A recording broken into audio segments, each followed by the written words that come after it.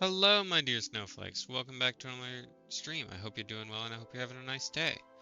So, today we're back with more Final Fantasy XIV. Um, Last time we finished the entire, well, we finished the last Gladiator quest, uh, meaning that the Gladiator arc is done, to my knowledge. Um, we also did a whole bunch of crafting and gathering, allowing us to get this armor, which still looks incredibly goofy, especially with our new like wooden bat. But um other than that, now that we have finished the gladiator quests, we can get Paladin um if we progress through the MSQ a bit more. So that's what we're going to be doing today. Apparently the server is very congested right now. There's 35 people in line. Um, but yeah, that's our main plan for today, is to unlock Gladiator and hopefully do some of its quests. Sorry for the later stream than usual. I had to do my taxes because it's tax season, so I got them done before stream.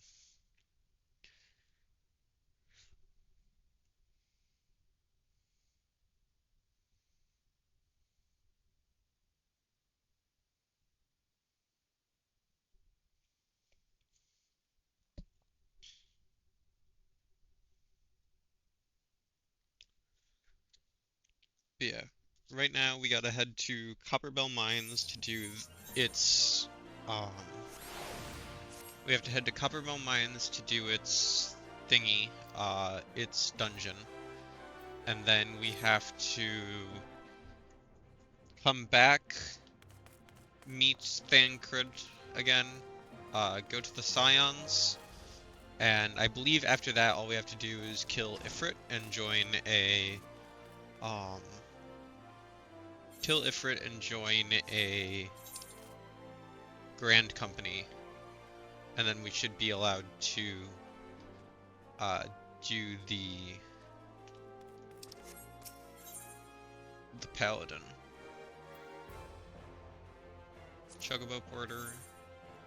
Chocobo Porter, Black Rush.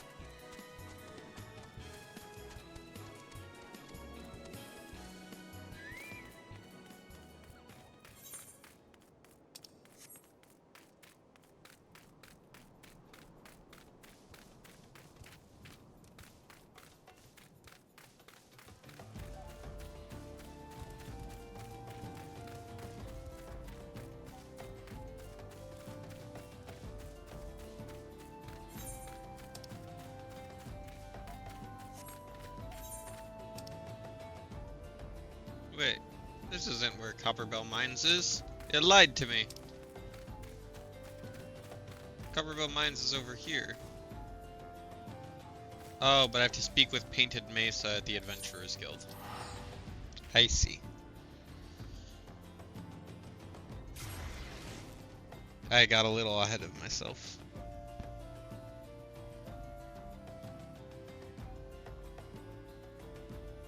I was accidentally going to Mutamix.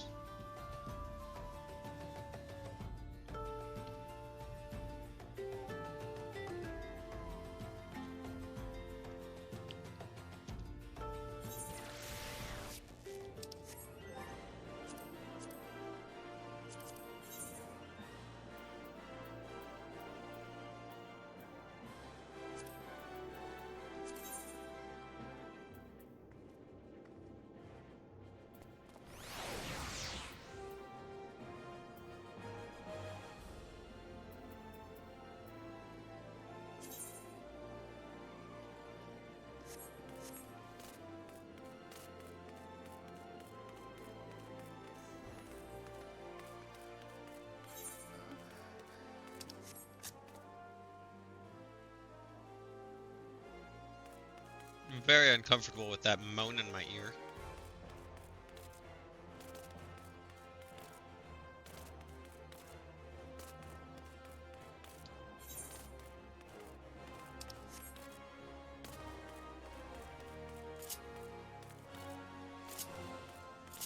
So, I was reading online that apparently there was like an update to the base game jobs.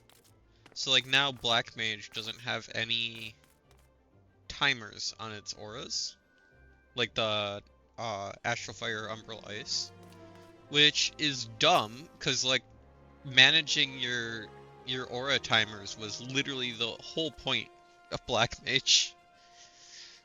Like, one of the skills, its only purpose is to make the Umbral Ice timer infinite. So that you feel like you earn it after having managed it for so long. So, like, that skill's still there. There's just no longer a timer for it to be used for. Looking for Painted Mesa? You found him. So you're the adventurer who's volunteered to deal with the mess down in Copperbell, are you? You've got guts, miss. I just hope you've got the skills to go with them, because things ain't pretty down there. The Heckanton Kyreses have left the place in a right state, and nary a week after mining resumed. I don't know if you know this, but Copperbell was old when the Second Ool Dynasty was still young, and it was abandoned centuries ago. If it hadn't been for the shortage of materials needed for the rebuilding effort, the concert would never have thought to reopen it. We knew full well about the giants beforehand, but the project went ahead anyway. I mean, nothing could possibly survive being buried under a mound's worth of rock for 3 centuries, right? Wrong. Our miners dug up more than they bargained for. One swing of the pickaxe too many, and they found themselves in the company of giants. Unless we can subdue them, the nation's glorious recovery will have to grind to a halt for want of aught to build with. The stone torches are keeping watch over the entrance in case the giants fancy some sunlight and fresh air. One of them will be able to show you the way in. The hope of the nations rested on you, friend. Best of luck. And now I have to go to Horizon.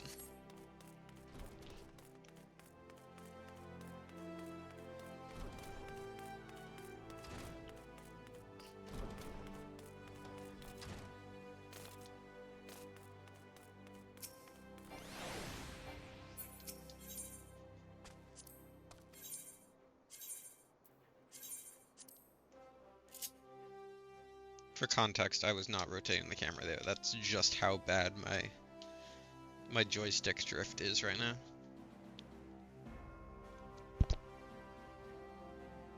Sorry, I keep bumping the mic with my hand.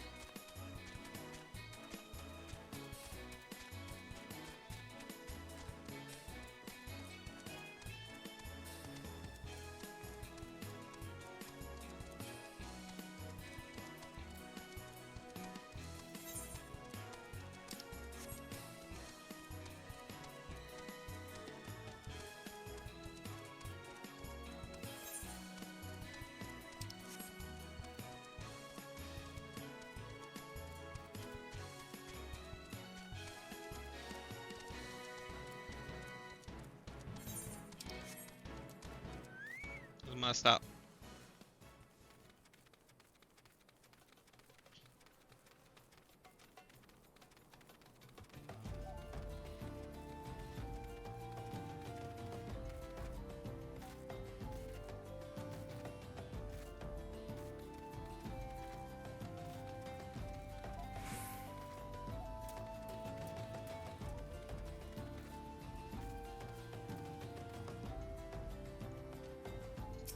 Stone torch. There's been an incident inside Copperbell Mines. We are here to ensure that its effects are contained, but for your safety, I suggest you stay well away from here. What? You're the adventurer who's volunteered to quell the Hecaton Kyries. I didn't think that Papashan would be able to find someone so quickly, if at all. The giants are content to wreak havoc inside the mines for now, but it's only a matter of time before they think to come outside. The sooner you see them, the better. The sooner you see to them, the better. Make ready as best you can and enter at will. I don't know why I can't read, ever.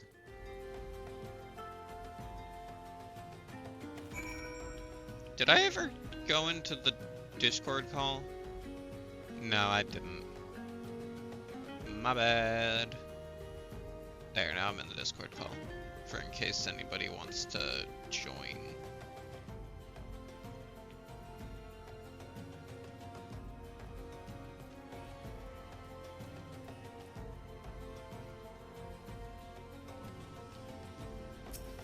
Let's do this. Enter Copperbell Mines with a party of NPCs.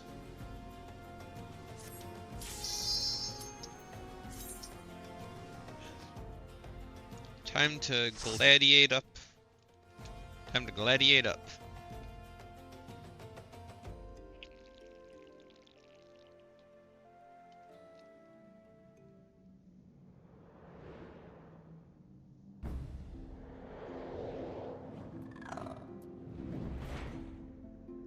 Some gladiating.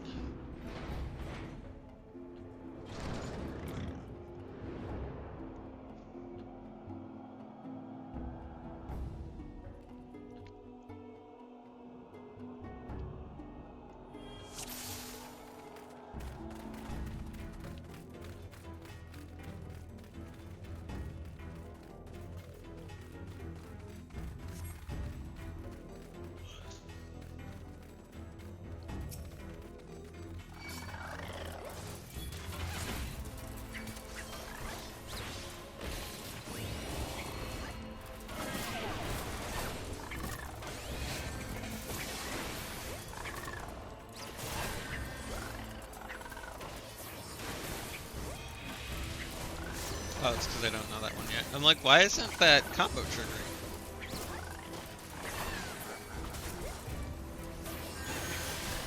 But that's why.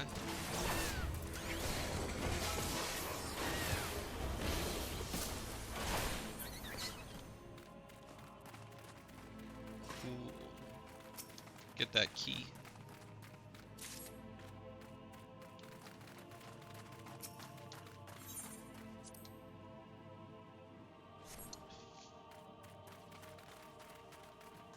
Made it to the first elevator.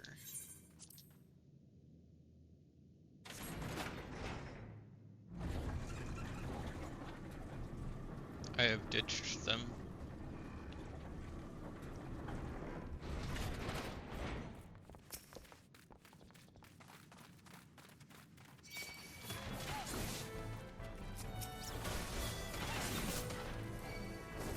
Regan, copper.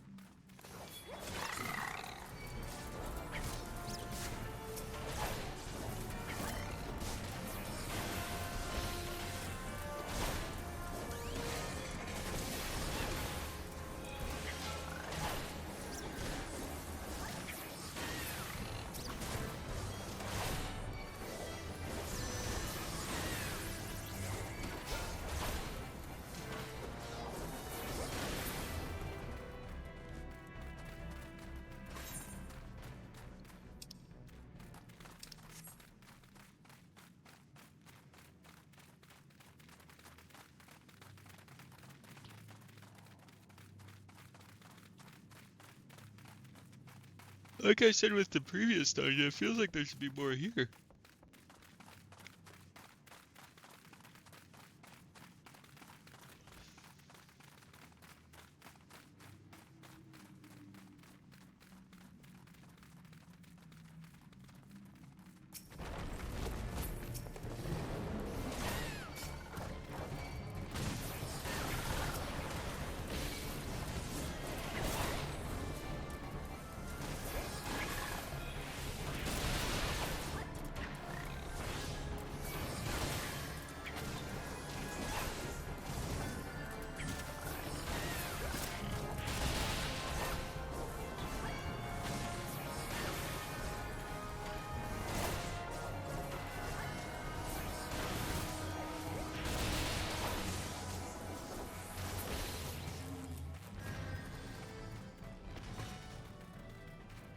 Did it drop anything? No, doesn't look like it.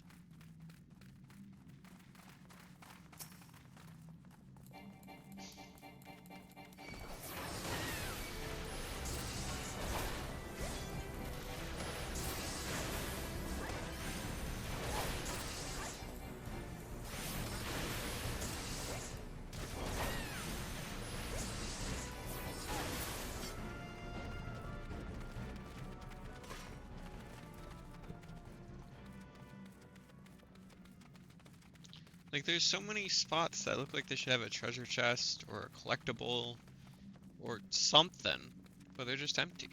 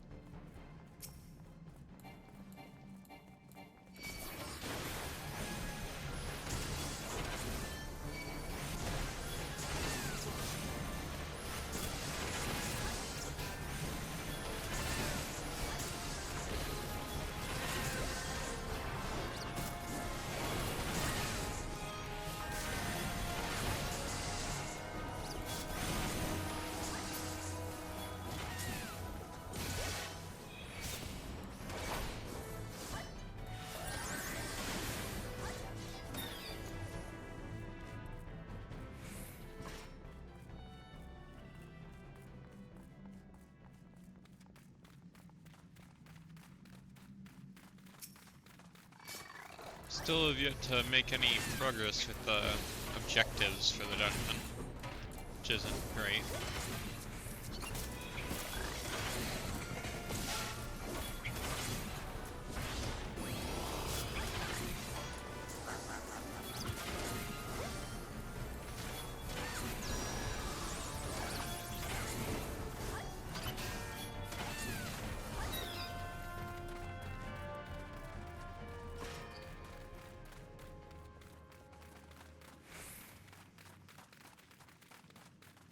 There we go.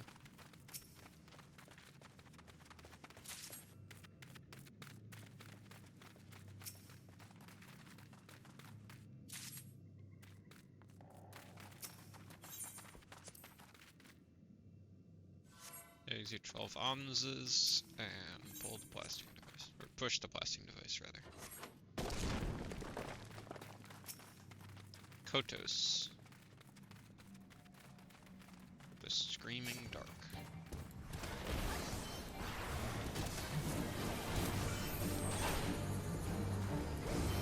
No.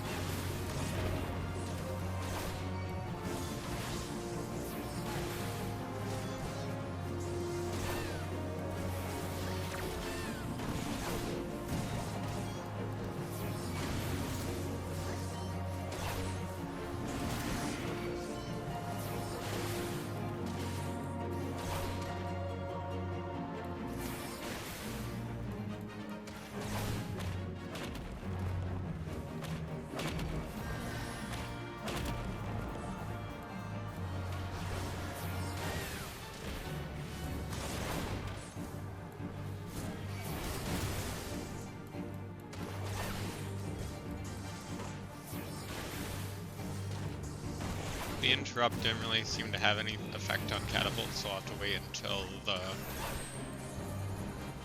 yeah, that works. Oh, okay, that doesn't seem to do anything. Maybe it's for lumbering leap that I had to do it on?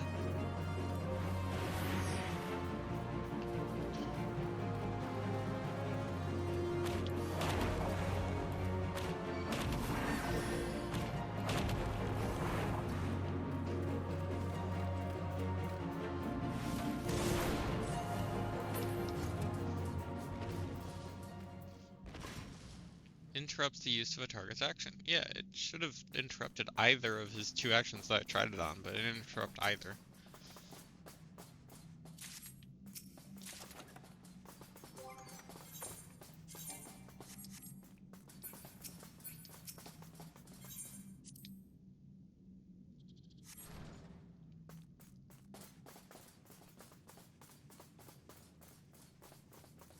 Oh, don't look down. Do not, under any circumstances, look down.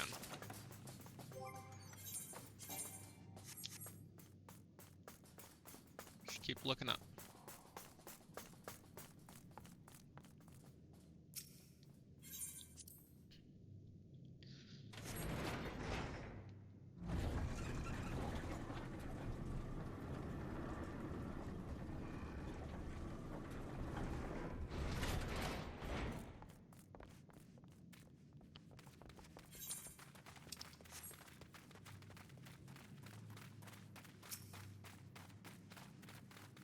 A bomb!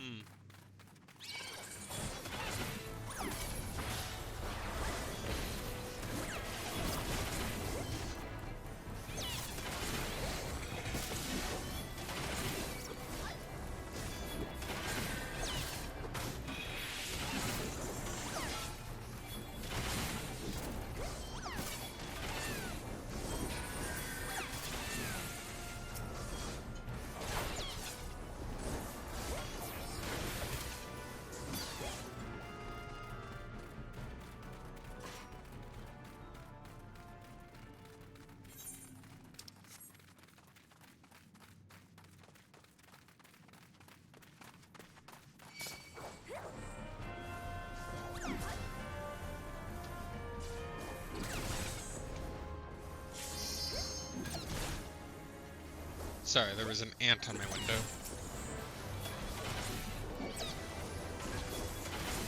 I think I got it. Either that or it's crawling around somewhere in my room now.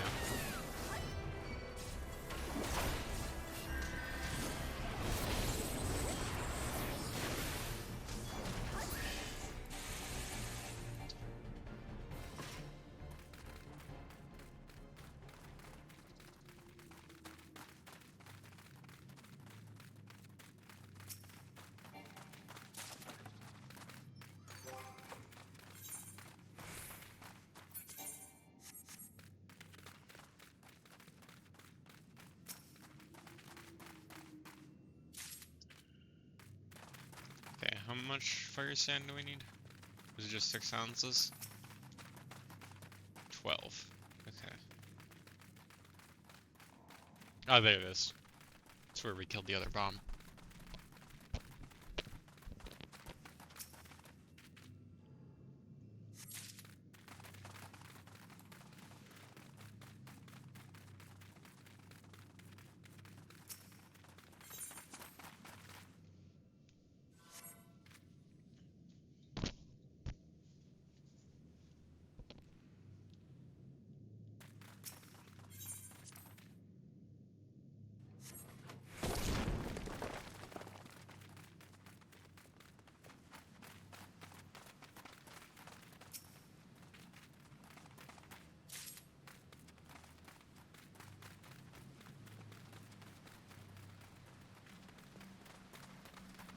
Icarus Ire. You're not a Hecaton Kairis.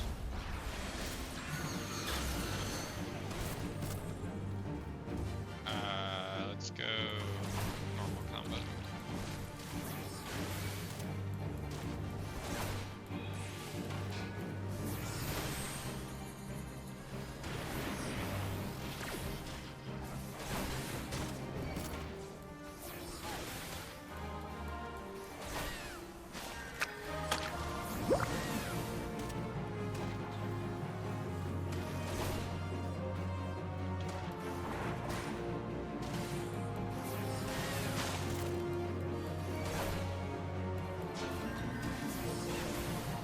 Trip the slime.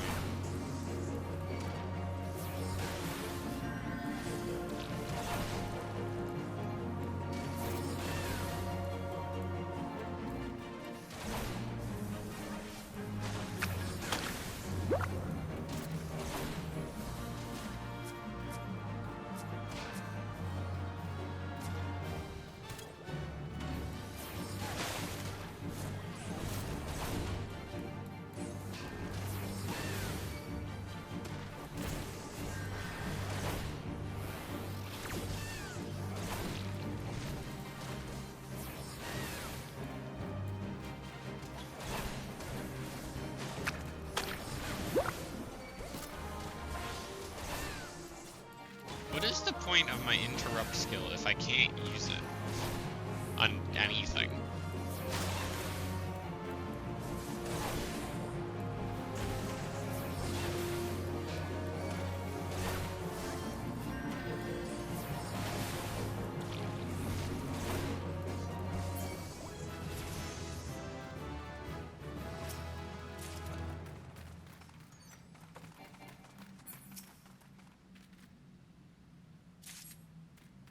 Six ounces.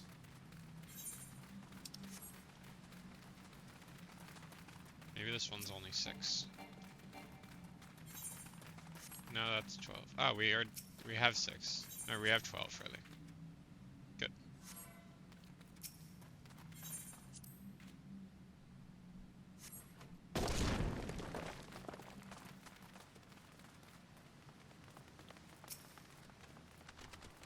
Fight me.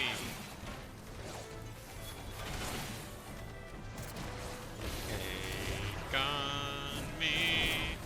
Bow, bow, bow. Take me on. Take on. I'm the tank. Banana, banana, banana.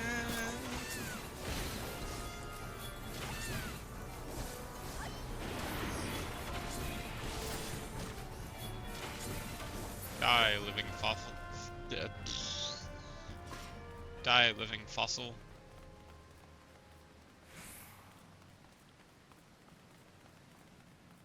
You did nothing wrong and were not in my way.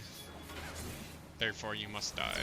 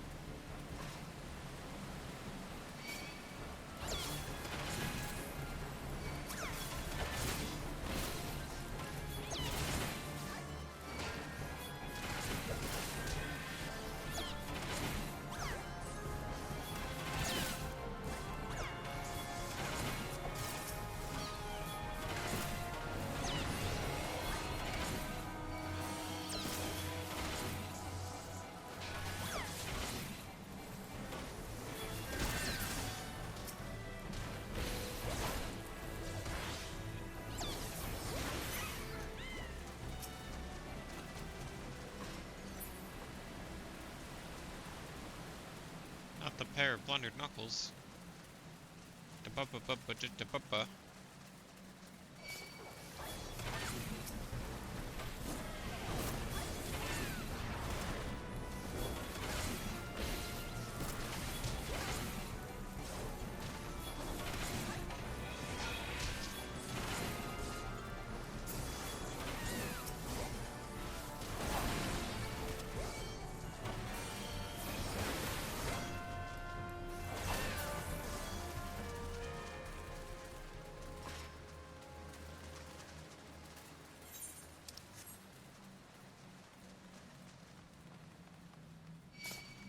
Opposite.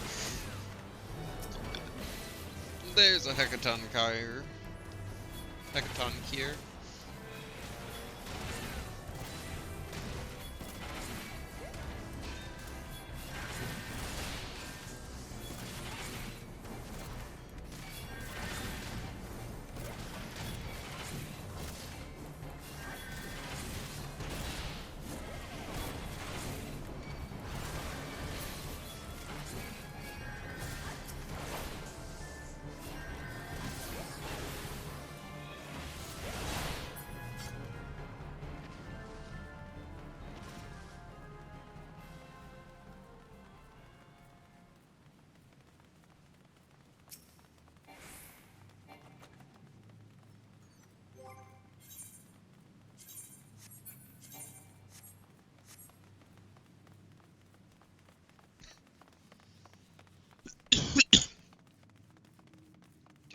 Gygus the Great.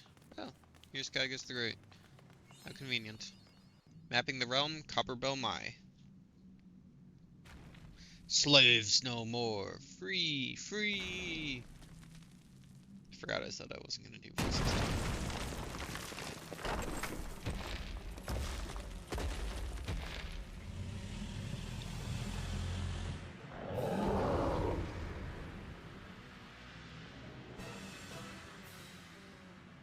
Masters must pay, masters must die.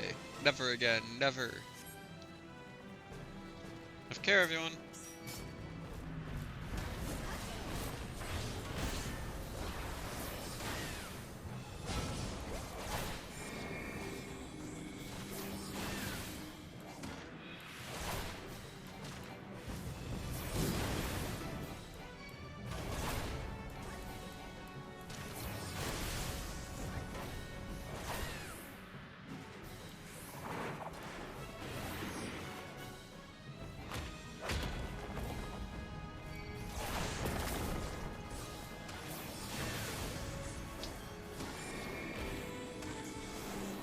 Interrupt.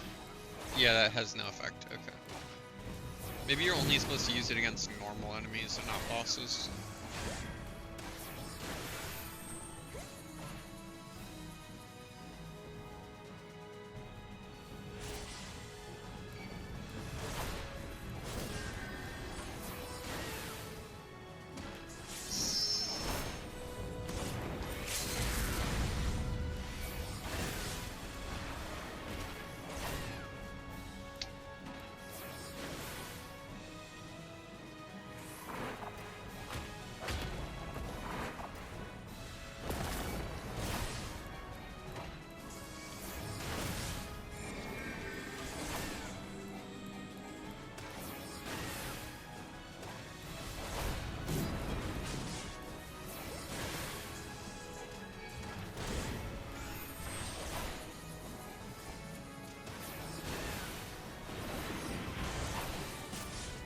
Almost there.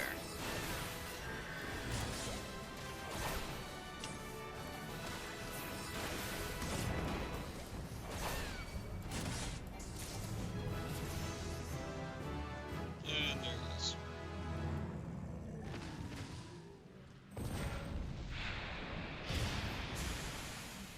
God.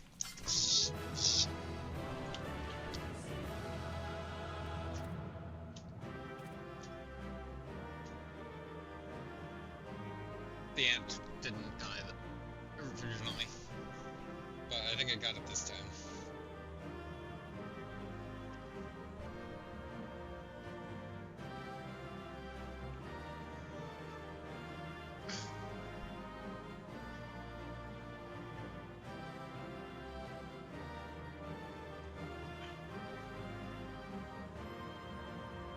I need to ban this person.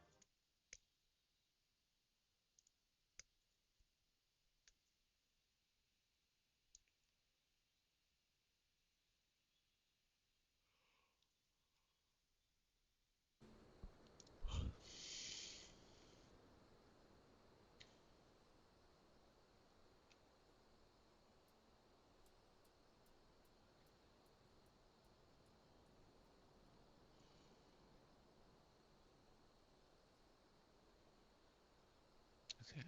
I'll have to add to the list of banned words to include remove the space, since that's how bots are currently getting around the no links ban.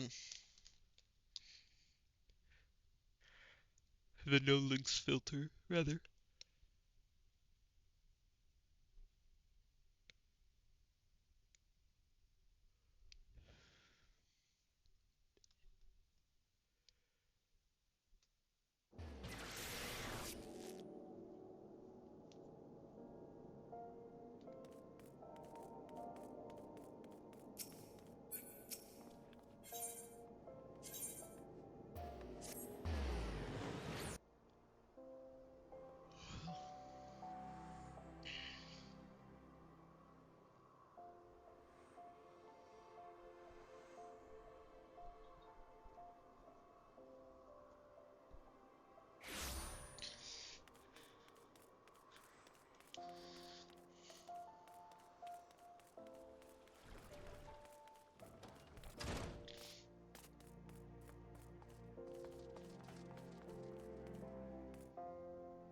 Okay, Painted Mesa. Let's do this.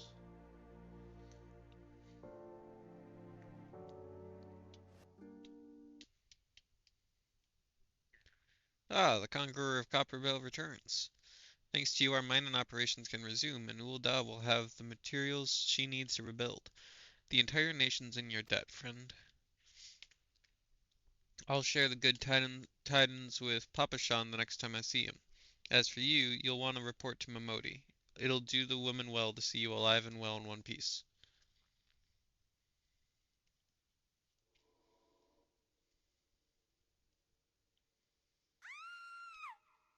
No!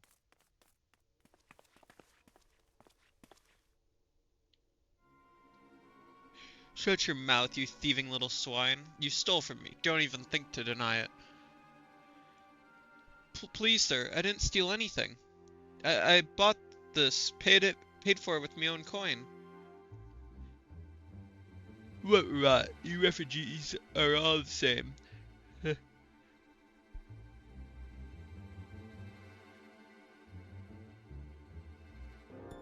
Refugees are all the same. Couldn't afford maggoty mold something something. I'm going to say it one more time. Give it back what you stole, or I'll make you wish you never set foot in this town. By rights, I should turn you over to the Brass Blades, you know. Help keep the streets safe for law-abiding citizens. But I'm a reasonable man. If you agree to serve me in whatever capacity I require, the authorities needn't hear of your crime.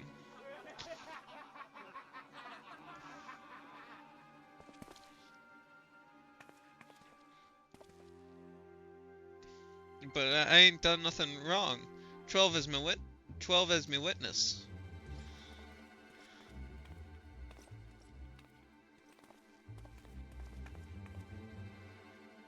Please, adventurer, help me, I beg of you. I swear on my mother's grave, I didn't steal nothing. I bought this with the coin I'd saved. I only wanted to treat me children to a decent meal.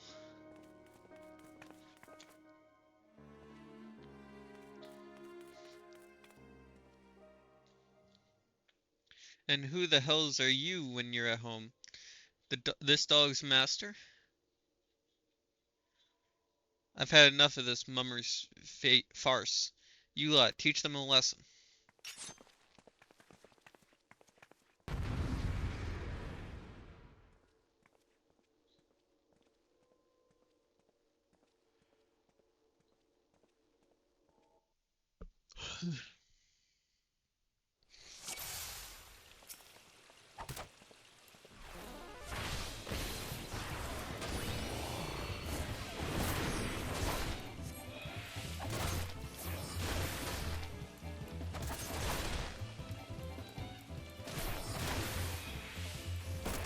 Not bad for an adventurer. Yeah, I should have stopped with the 7th ale. Stop bloody gobbing at me and give me a hand, will you? Bugger, bugger, bugger!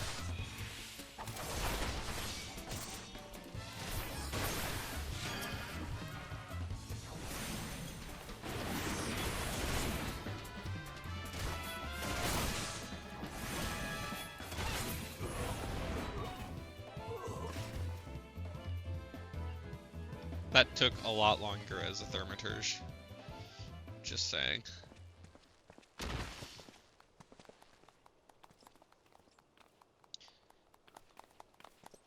I ain't getting paid enough for this.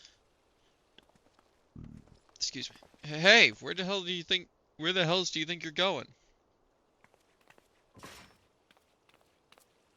Thank you, kind adventurer. Thank you thrice over.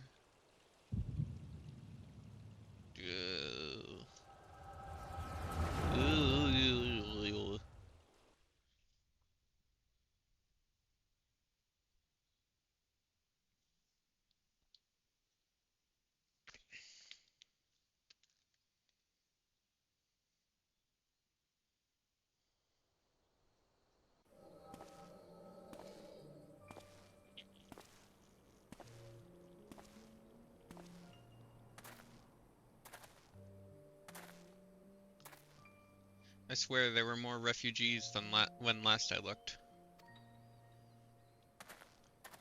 And you wouldn't be mistaken. But it's been 5 years since the calamity. Why are they only coming here now? It's simple, really. While a number of hamlets survived the immediate aftermath of the calamity, many were no longer able to support their communities. The residents found their lands had either been rendered barren or cut off from trade routes, and problems like those aren't easily solved. Though they tried to make the best of it, it was only a matter of time before they were forced to abandon their homes and seek a new life in the city. I see. But the calamity affected the whole realm, didn't it? It's the same thing happening in the Is the same thing happening in the other cities? If the talk is true, yes. Though perhaps our situation is more pronounced. Ul'dah has a reputation for being prosperous, so it's natural that the refugees would try their luck here first. My heart goes out to them, it truly does.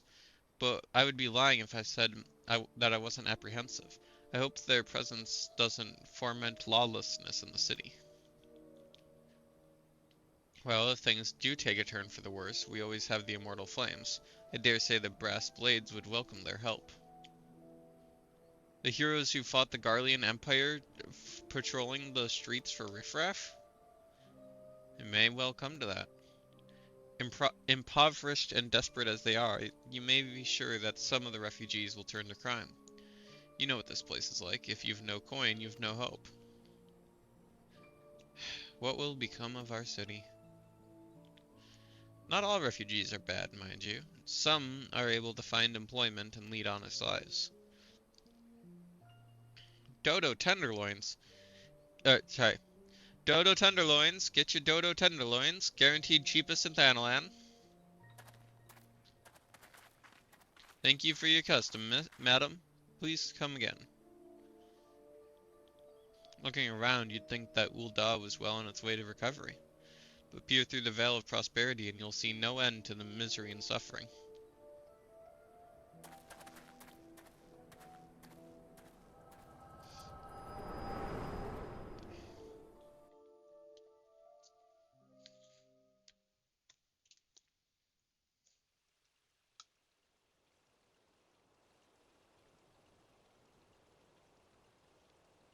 Madam? Are you alright?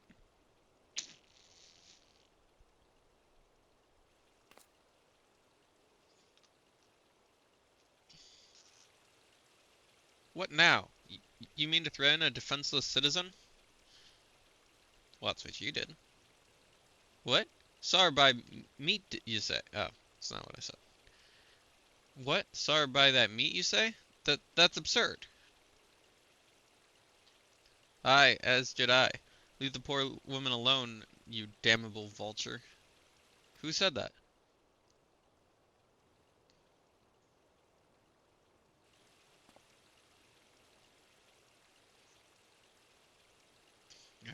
I'll overlook this, but just this once. God's bless you, adventurer. If you hadn't come along when you did, who knows what that monster might have done. I don't bear thinking about.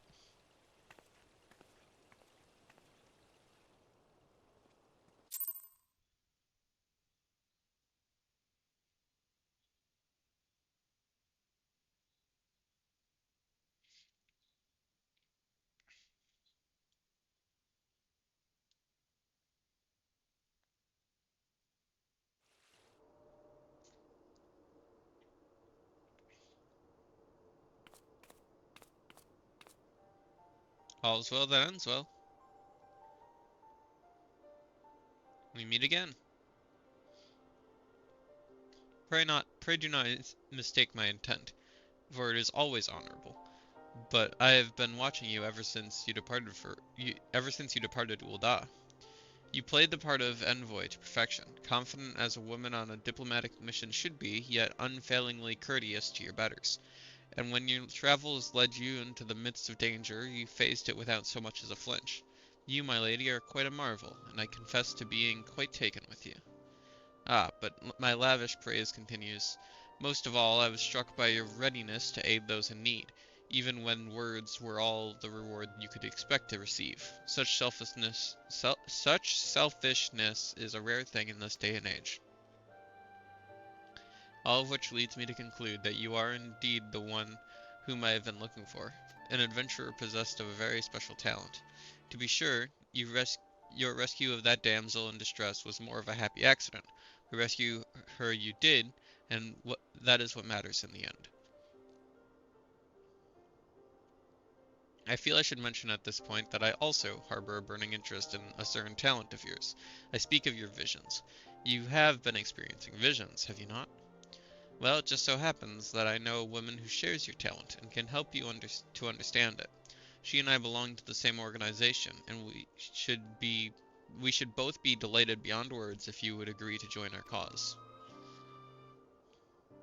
Naturally, there are benefits to being part of such a collective. For one, we should be glad to assist you in realizing your potential as an adventurer. You need not give me your answer now. Think upon it, and if you feel moved to help us, as I pray you shall, speak with Momodi, the ever lovely and youthful mistress of the quicksand.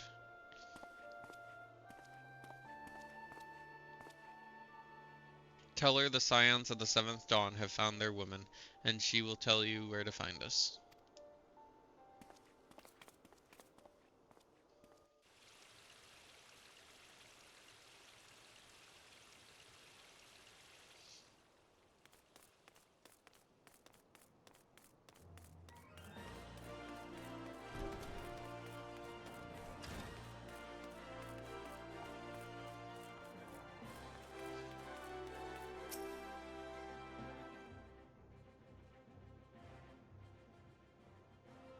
Hmm. Scenes like that are becoming ever more common, I'm afraid. Don't worry though. If you work hard, you'll probably be all right. Saying that, if you ever find yourself in a spot of bother, come and see me. Just don't go pestering me every time you graze your knee, eh? Of course, I do enjoy hearing of a gentleman's woes with the womenfolk from time to time. Ah, mining. Sorry to keep you waiting. I was just providing guidance to a fresh off the carriage adventurer. But gods, well, it's good to see you safe and well. To look at you, no one would ever guess you'd be you'd been hard at it with giants in the dark. I never doubted for a moment that you'd succeed, of course, and neither did Papashan, which ain't to say that he won't be overjoyed. Oh, before I forget, there's a lass here who wants a word with you. Didn't actually know your name, but hearing her description, I knew who she meant right away. So thank you for sparing the time. I realize you don't know me, but I've been longing to speak with you for a while now. My name is Etta. I'm an adventurer like you, though I'm not very good at being one, if truth be told. Anyway, I was adventuring with my friends in Gridania when, I'm sorry. We were in Gridania when the leader of our party was killed. His name was Aver, and he and I were to be wed in the spring. You may not remember him, but to say that he remembered you would be an understatement. He would sing your praises from dawn to dusk. He saw you for what you are, you see, an adventurer's adventurer, and swore that he would be like you one day. I believe that he would have succeeded had a fiend not robbed him of the chance. Since that day I have thought long and hard about giving up adventuring. But when I think of the woman you are, of all that you've achieved, I find that I am inspired just as Avir once was. And so I've decided to start again as an adventurer. I will go back to the village of my birth and begin my training anew. But I wanted to meet you first, to ask you your name. Mining Nature. I shan't forget. Thank you, Mining Nature. I pray that we will meet again. Fare you well. Adventuring can be a cruel, bleeding business. Time was I didn't know why anyone would bother.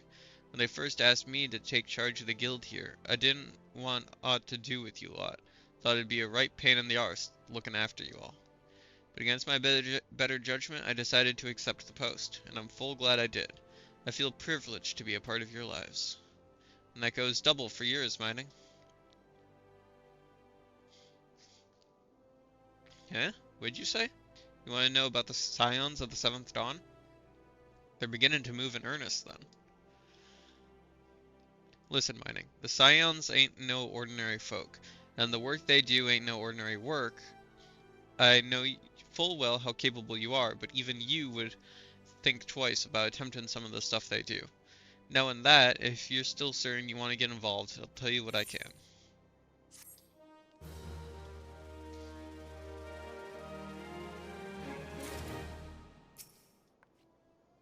Adventurers aspiring to greatness come through all the time, but it's rare to see one that actually achieves some measure of success. Keep at it, mining, and who knows what you'll accomplish.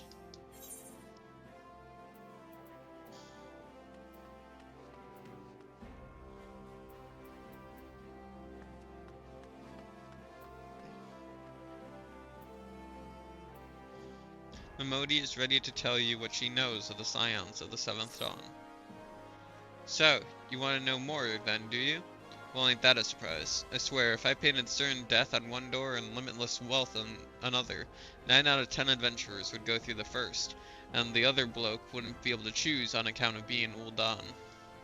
Anyway, don't say I didn't warn you.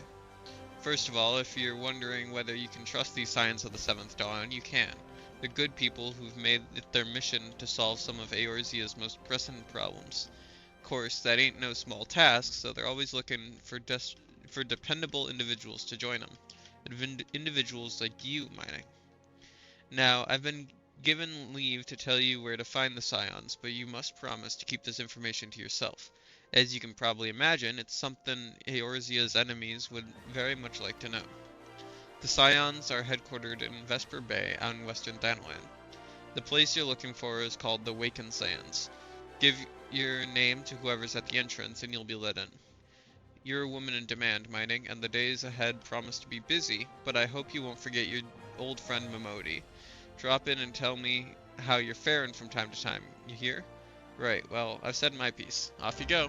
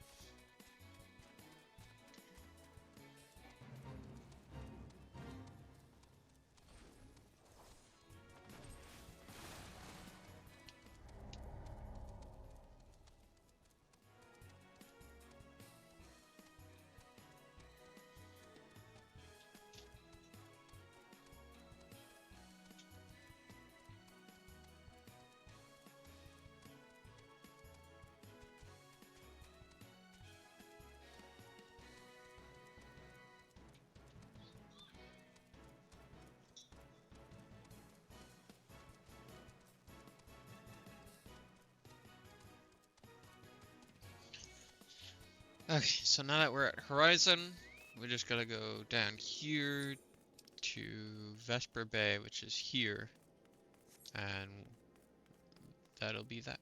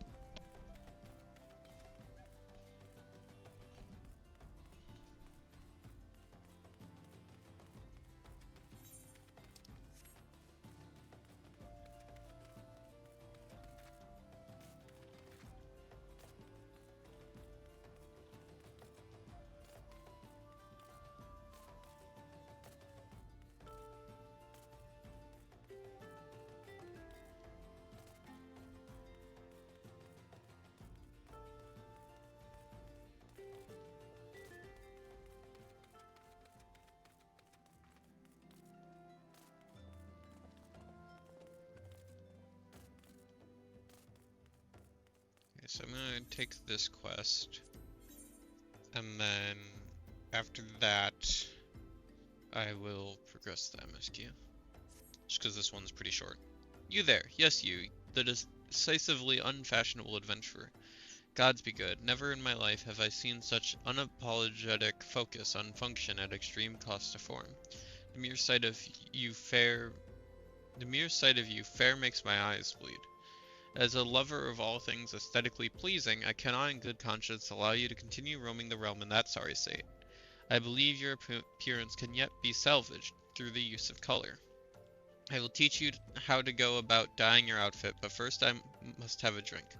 The heat has given me a vicious thirst, and I won't be able to talk for any length of time.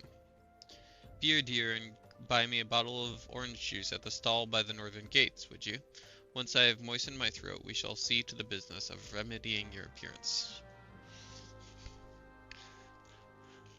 Before I do that, I'm going to set up a poll over on the Discord server as to which grand company we join, because I forgot to do that earlier. So it's going to be a short poll, so make sure to hop on over there and vote. But let's go ahead and do that.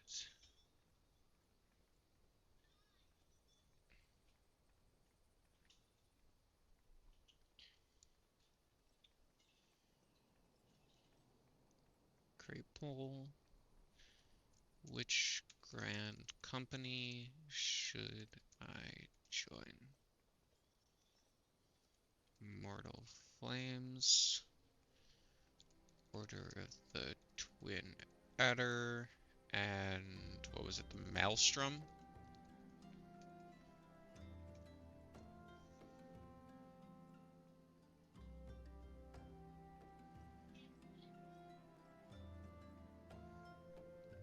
Flame. Sneck. And lightning.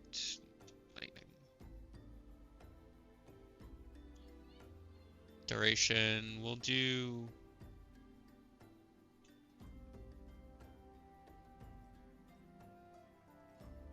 We'll do 4 hours. No, 1 hour. Just make sure you get everyone quick mid-stream poll.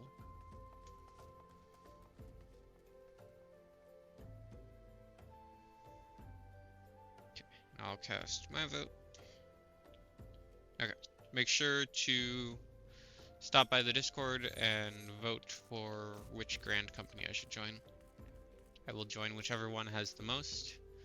And if it's a tie, if it's a two-way tie, I will do a coin flip. If it's a three-way tie, I will,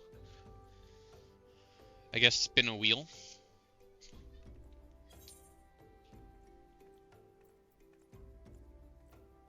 I need to purchase items and get some orange juice.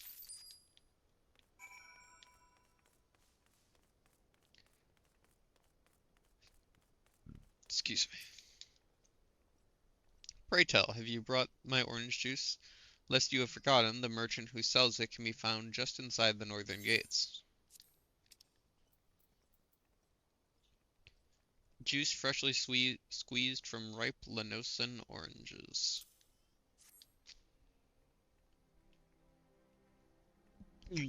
Phew, that's a relief. Finally, I can teach you how to bring color into your life. Listen well. There are handy items called colorants, which allow folk to dye their outfits a veritable rainbow of colors. These colorants are so simple to use, adventurers have no excuse to be fashion unconscious. Lest you worry that dyeing will affect your garment's precious properties, may rest assured that it will not. The practicality you adventurers love so much will not suffer for the change in appearance, a change for the better. It should also gladden you to know that garments can be dyed repeatedly, so there is no fear of getting locked into one color. The garish pink that seemed like such a wonderful idea after a dozen glasses of red can be undone. And that is all you need to know about dyeing gear. Now, what are you waiting for? Get out there and bring some color into your life. Dyeing. You are now able to dye items. To dye a piece of gear, you must first have the proper colorant. Colorant can be crafted or purchased in stores. Once you have the proper colorant, dyeing an item is as easy as selecting the dye icon from the Actions and Traits interface. There is no limit to how many times an item can be dyed. Dye can also be removed by using an item called Terebinth. It should be noted, however, that certain items require the completion of quests before they can be dyed. If you wish to paint a housing fixture or furnishing, you can do so by selecting furnishing color by accessing housing within the social menu. Alternatively, furnishings can also be painted when selected from the inventory.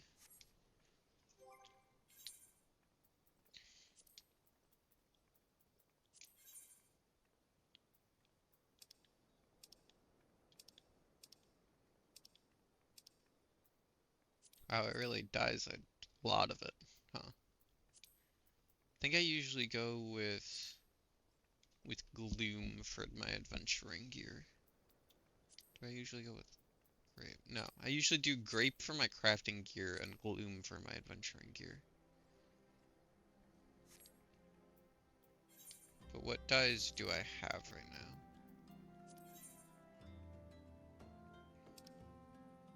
I have this one, which sucks.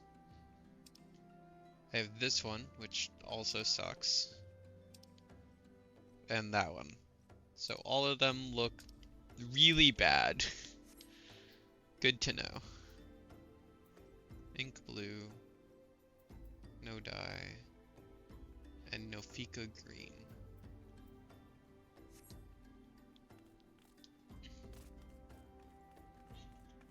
Okay, now that that's out of the way, we can go ahead and meet the Scions. Hey Tadaru, long time no see.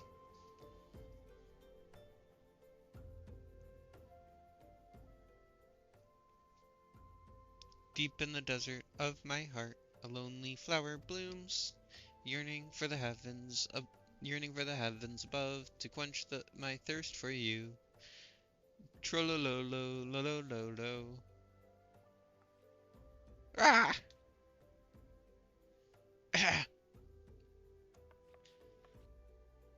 I would thank you to not sneak up on me like that. Now please be advised that this is private property. Unless you have pertinent business here, I must ask you to... I'm here for the Scions. Here at the behest of Thancred. My sincerest apologies. May I please have your name?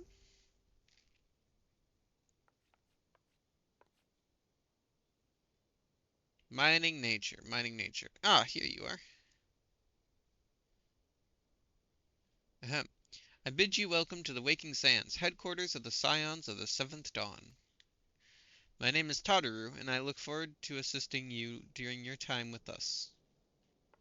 Yay! The antecedent is within the solar. I shall let her know how to expect you.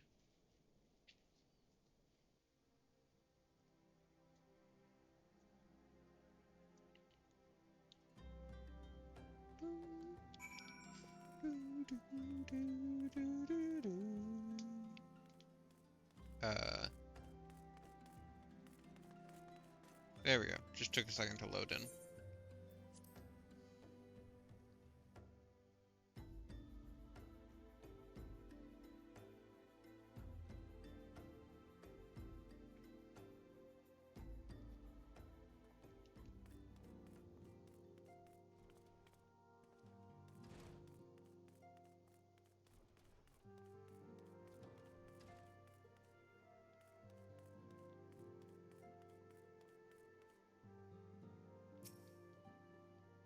I had a dream I had a dream unlike any other.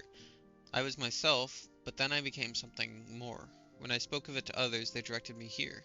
Did you have one too?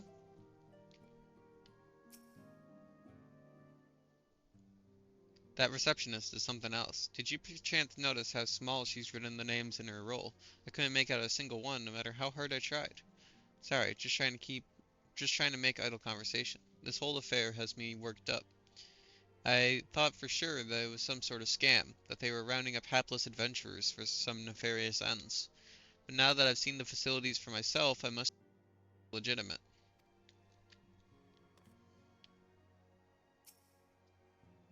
The Antecedent made me an offer I couldn't refuse, so that if I joined, I'd get to fight against the Primals and the Imperials both to my heart's content. I know I could get the same by enlisting in one of them grand companies, but I've never been partial to saloon, if you know what I mean.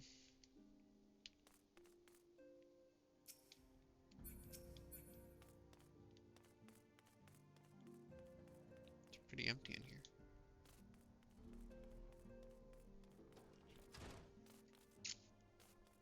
And the store is just always locked. Not even sure why there's a door there. Never opens. Scion of the Seventh Dawn. I take it you're mining nature. Tadaru sent word you had arrived. Lady Menphilia has eagerly awaited your coming. This way, if you please. Just take the money.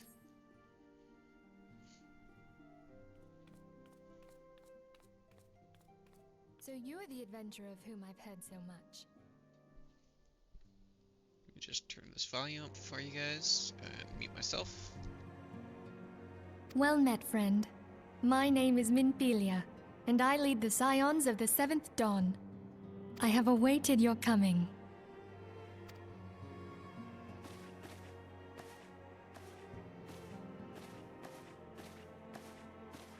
Please, be at ease. You are among friends here.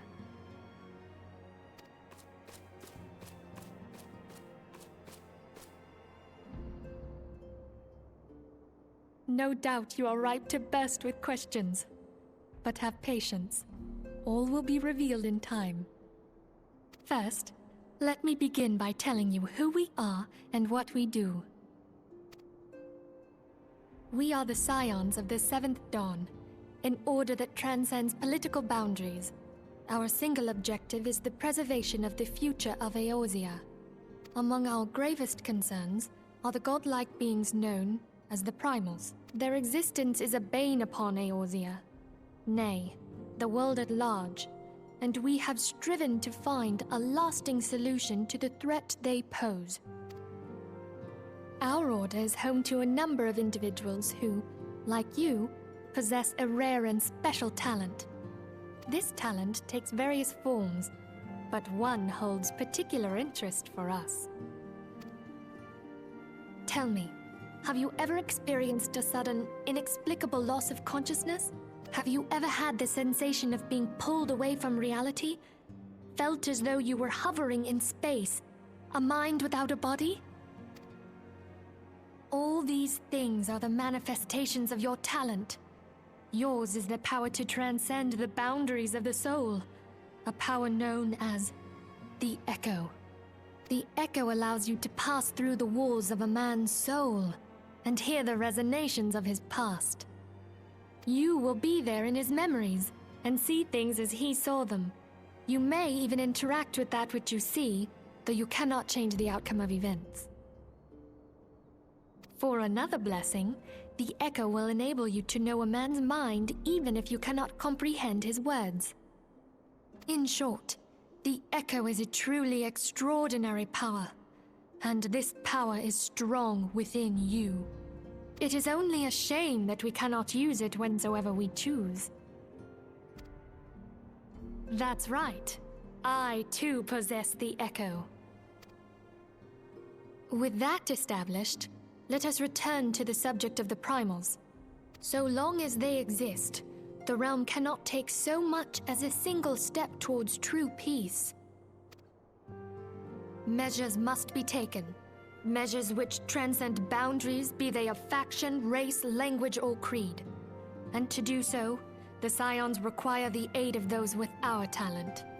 Make no mistake, the Echo will be instrumental in dealing with the primal threat.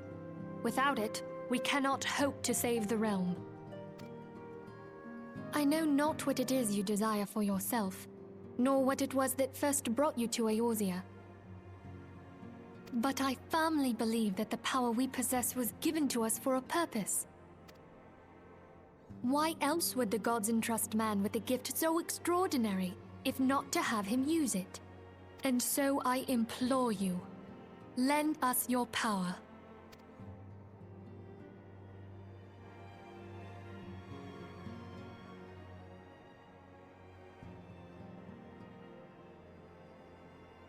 Naturally, your aid will not go unrewarded.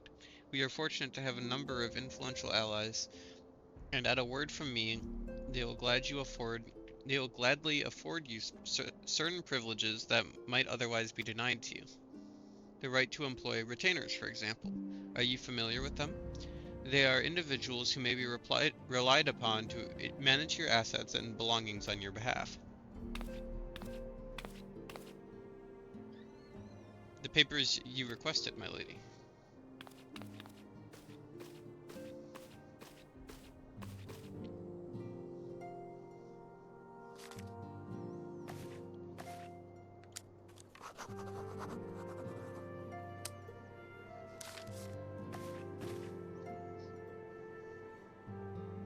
Thank you, Totterer. The pleasure is mine, my lady. By way of a welcoming gift, I have taken the liberty of adding your name to the retainer's registry. As of now, you are entitled to employ the services of a retainer. You will need to consult a retainer vocate regarding the particulars of this arrangement, but believe me when I say that retainers will prove invaluable to you in your adventuring endeavors. Let this gesture serve as evidence of our commitment to do all in our power to facilitate your personal objectives. In return, we ask that you aid us to the fullest extent of your talents. A mutually beneficial relationship, I am sure you will agree, and one which serves the greater good besides. Well, that was a veritable lecture, was it not? Forgive me, but it is important that all concerned are aware of what is expected of them. Now you know our purpose and what we can do for you. I invite you to consider joining us. When you have come to a decision, you may tell me without fear of censure. Censure? In good faith, it is Wild Rose. Keep it safe. Something about it being their secret password thing. Retainers now available. Hiring retainer. Retainers are helpful NPCs who can be hired by players to carry out such tasks as storing excess skill and gear, or selling unwanted items on the markets. They may also be sent to field on ventures. A contract of service can be drafted by Ferdwib in Limsa Lominsa, Parnell in Gridania, and Chachabi in Ul'dah, Prunilla in Ishgard, or Kazashi in Kugain. We do not have access to retainers because we're on the free trial.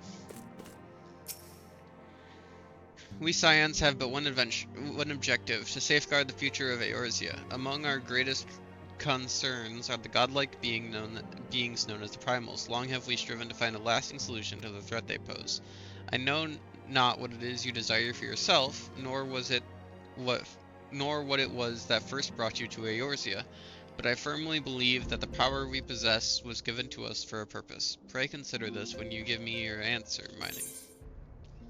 What will you say?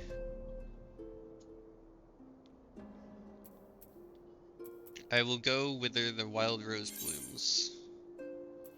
Wild rose by any other name. Glamour Dispeller. Minfilia is waiting to hear whether or not you will pledge your support to the Scions of the Seventh Dawn.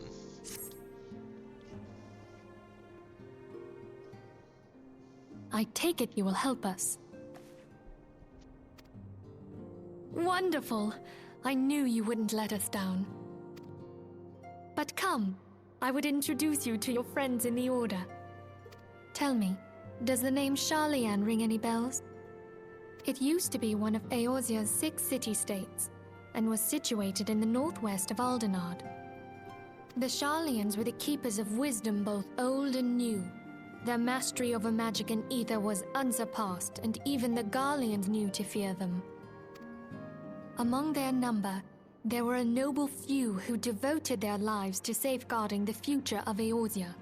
When the realm began its descent into chaos, and their countrymen fled for the motherland, they alone chose to remain here. These noble men and women were called the Archons. Those same brave souls stand before you now.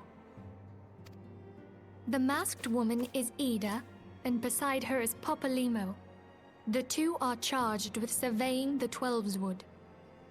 Hello there. Welcome. Okay, my turn to introduce someone. That there is Thancred. He is our man here in Ul'dah, Jewel of the Desert. Welcome to the team. I never doubted that you'd come. If I may, the lovely maiden beside me is named Y'shtola. Limsa Lominsa has the pleasure of being under her care. Greetings. Last but not least is Urianger, who presides over all affairs within these halls. Pray seek him out whenever you have questions. Dawn may banish even the darkest night. The words of a dear friend. I am glad of our meeting. At the Battle of Carteneau, our leader was taken from us. But we did not stray from our purpose. We sought out Minfilia and others with her talent, and together established the Scions of the Seventh Dawn. Along with the Archons, those blessed with the Echo play a pivotal role in our endeavor to forge a brighter tomorrow for the realm. Oh, I should also introduce you to Tataru, our clerk. She ensures that everything runs smoothly. Pleased to make your acquaintance. In time, I hope you will come to think of us as family. But without further ado, I would assign you your first task. Urianger, have the documents arrived from the students of Baldessian? Aye, my lady. They arrived but recently.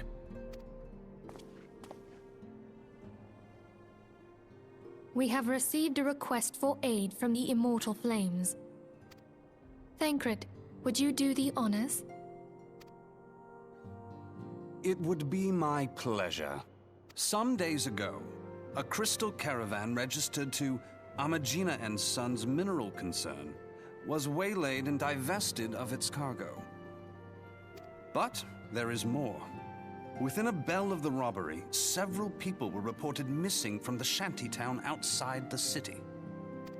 At a glance, one would assume the involvement of bandits, kidnappers, and coincidence.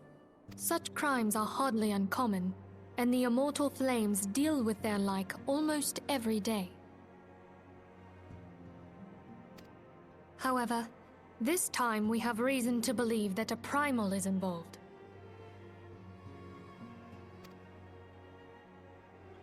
Aye, the evidence left behind implicates the Emoja, who are known worshippers of Ifrit.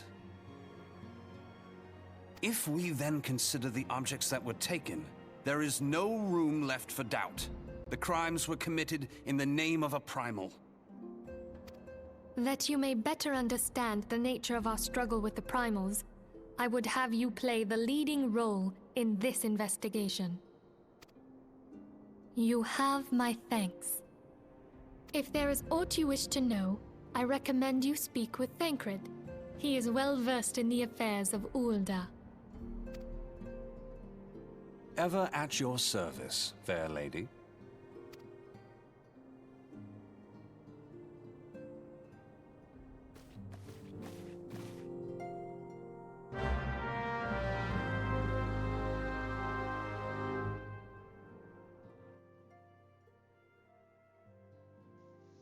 So, we joined the Scions of the Seventh Dawn. Ready to begin then, are we? That's the spirit. So then, your mission is to investigate a crystal robbery and a spate of abductions. Crimes which we believe to be connected. Assuming we are correct, it is like that any discoveries we make in relation to one will further our understanding of the other. Now, since the attack on the cavern, our friends at Amagina and Sons Mineral Concern have doubled security over all their shipments. In light of this, it is my judgment that the abductions should be our priority. According to our preliminary findings, a majority of the missing were last seen in the vicinity of Camp Drybone, so that would seem like a fine place to begin. A fellow by the name of Isambard serves as the camp's de facto leader. Pay him a visit and see that he gives us his full cooperation.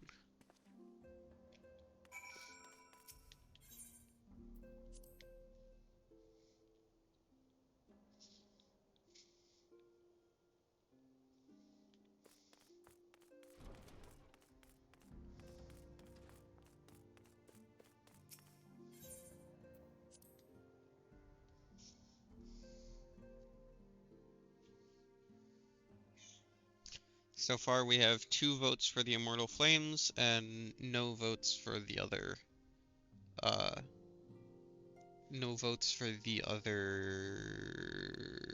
grand companies.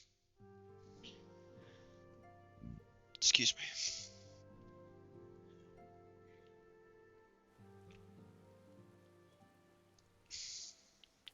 But there are still 36 minutes left, so you have plenty of time to make it over to the Discord.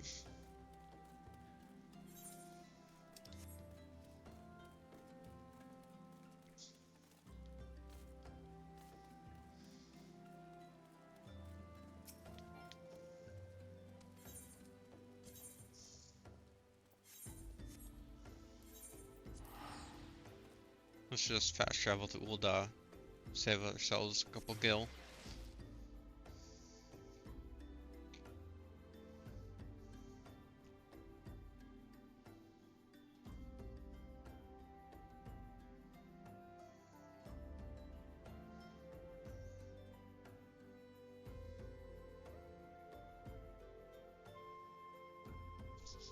I wonder, do I still have the...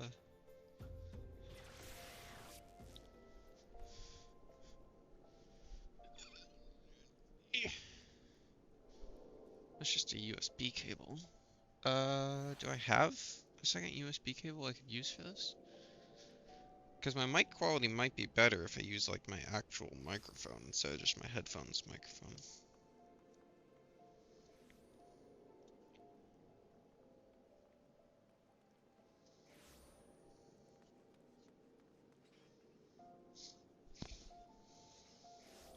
Let me see if I have a USB cable I can plug in.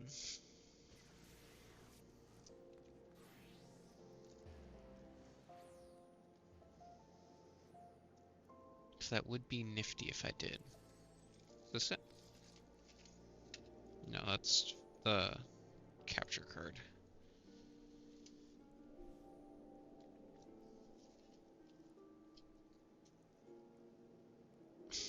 It's my switch cable.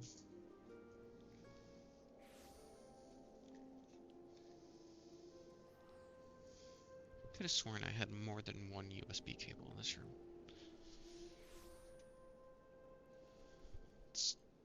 Okay, well, when I said USB cable, I didn't mean a double-ended normal USB. I meant to say USB-C.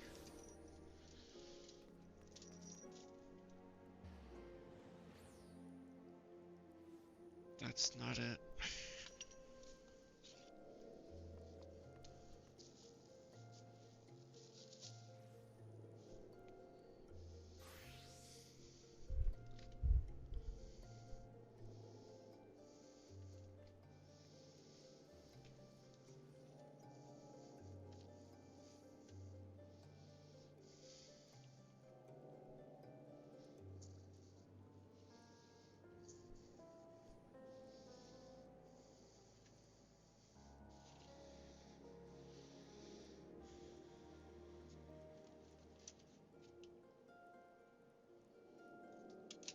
Okay. Well, I'll have to look for it off stream.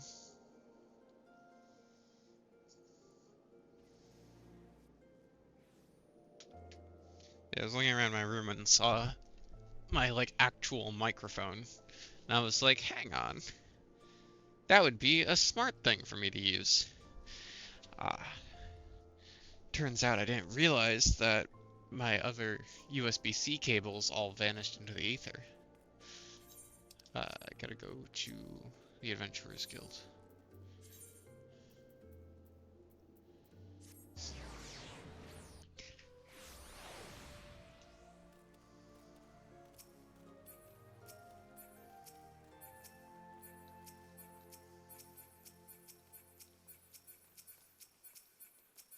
See the chocobo, but where's the keep? There we go. To Camp Drybone.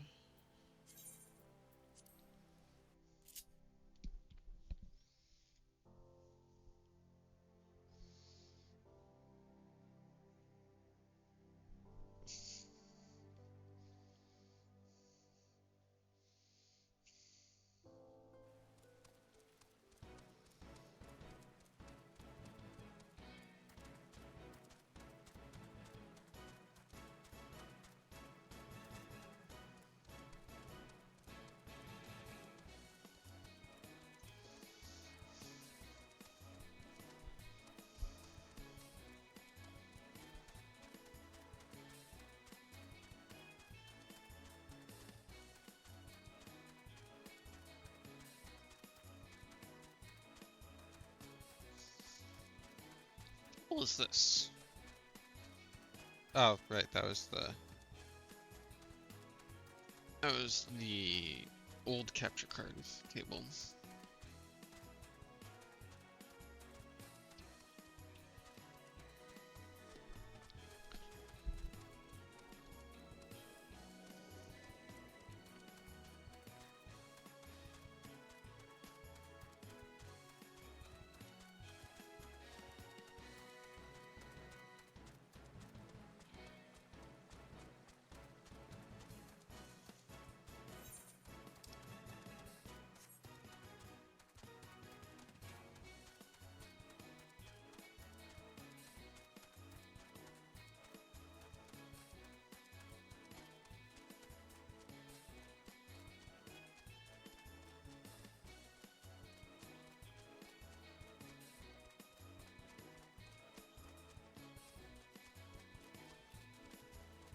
Hang on, I'll be right back.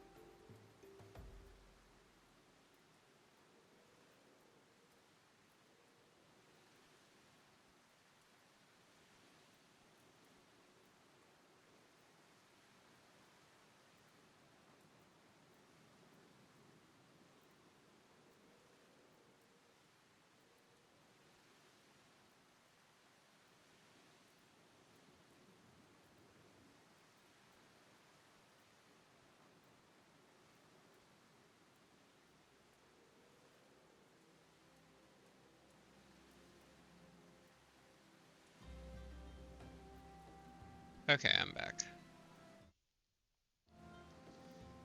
Keep clicking on the wrong scene. Excuse me.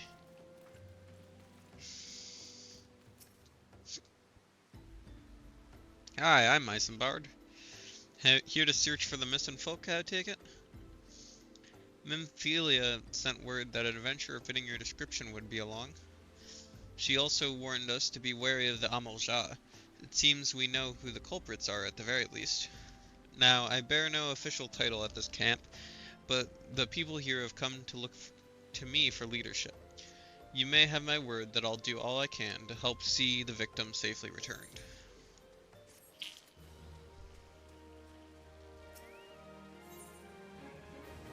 Unsolved Mystery.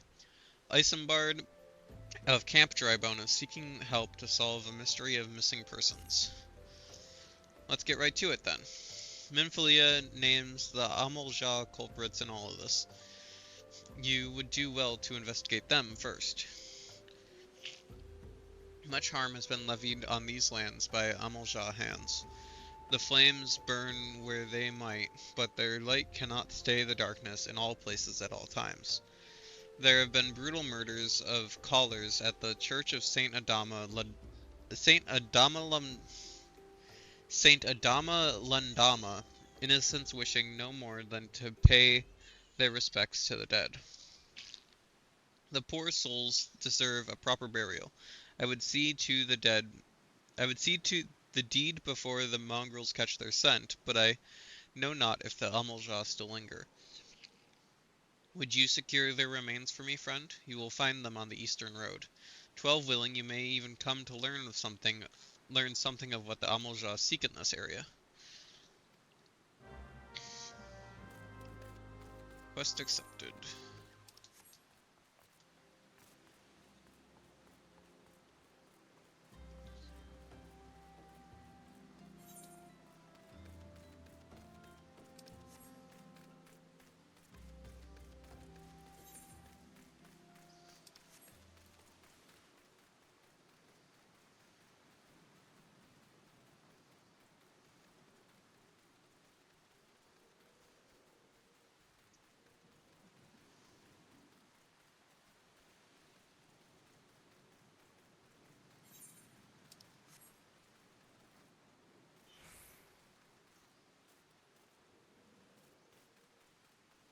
The corpses are still ripe.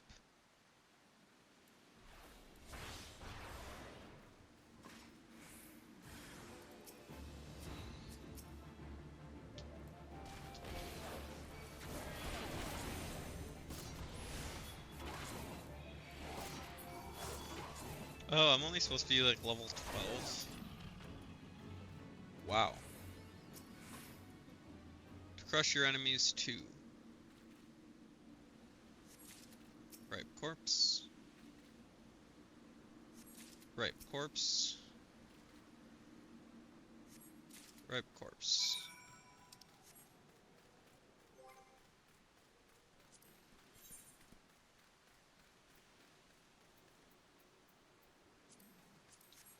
Okay, so it's a level 17 quest. Amalja are just supposed to be pretty weak.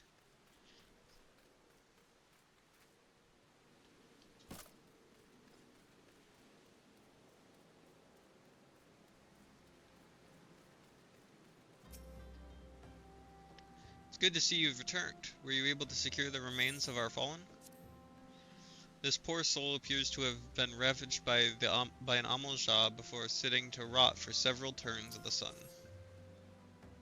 With the bodies given back proper to the earth, the souls will find their way across to the other side.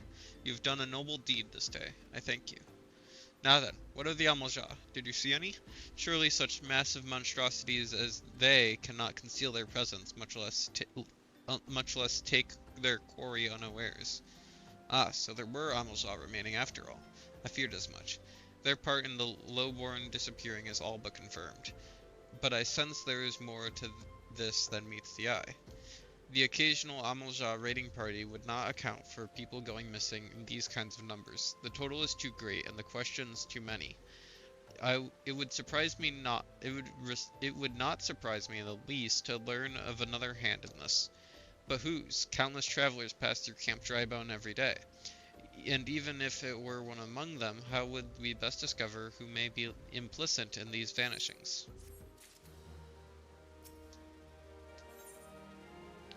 What poor people think. Isambard aims to turn his investigations to the common folk. What say we turn an eye to the common folk themselves? It may be among them that we find the reasons for these vanishings. 12 forbid it be so. There is a merchant by the name of Ungust who was born here in Drybone and grew up in the Golden Bazaar. A rough character, but he knows the people here better than anyone else.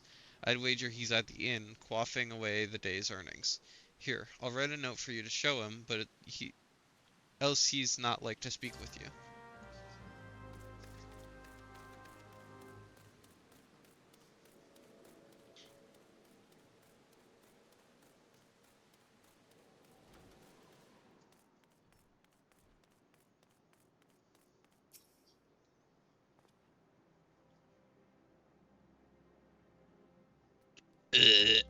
Well, gods be damned. You're that bloody adventurer who threatened me back in Ul'dah.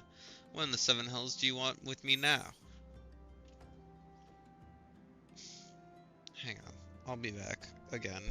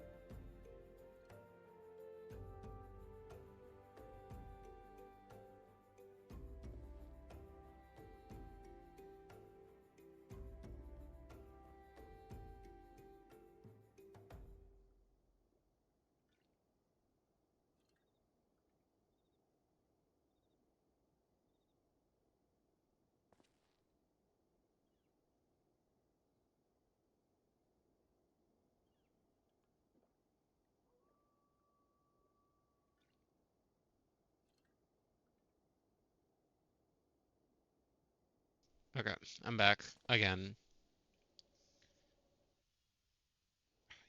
I keep going to that scene instead of to the capture card. Okay, Isambard's note. A few words scrawled in code by Isambard of Drybone.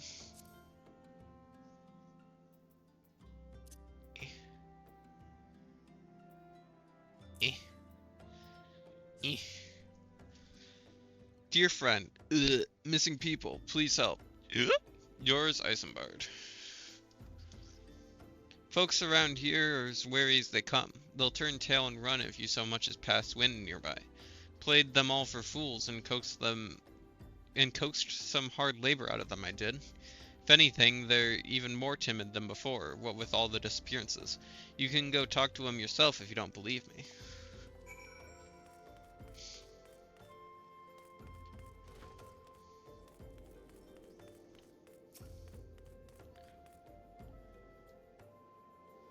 Please, miss, just leave me be.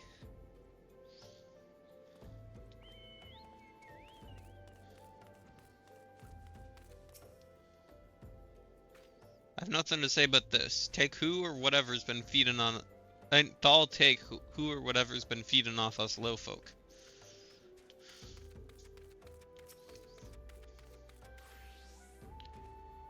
What do you want from me? I just don't know anything, I swear. Please don't kill me.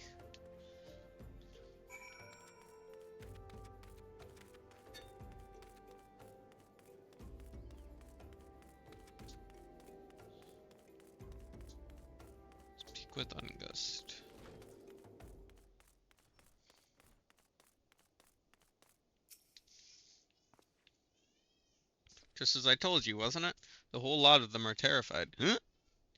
There's been talk of folk getting abducted, but if you ask me, they simply up and moved on to a better place.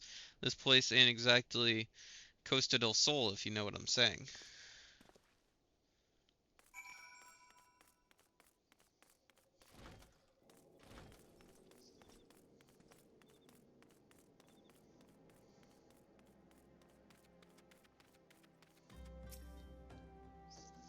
Welcome back, mining. Have you learned aught of import? I see. I suppose I should have expected as much from Ungust. Well, another thought occurred to me in your absence. The common folk are nothing if not fervent in their religious beliefs. Perhaps if they speak freely to their gods, then the clergy may know of something of use.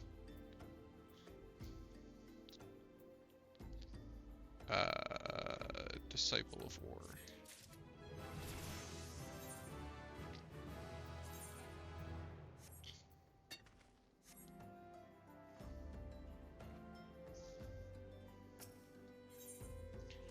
A proper burial. Isambard would like you to learn what you can from the clergy. If we would know what the common folk speak of to their gods, we've no better place to ask than the Church of Saint Adama Landama. It's a small and humble church found to the northwest of here. And so long as you are headed there, might I ask you to deliver this embalmed corpse? A morbid request, I grant you, but it must be borne to burial, and I trust none more than you to see it done. Seek out a man named Marquez. He tends to the graves of the Lich Yard. She will tell you where the body is to be interred.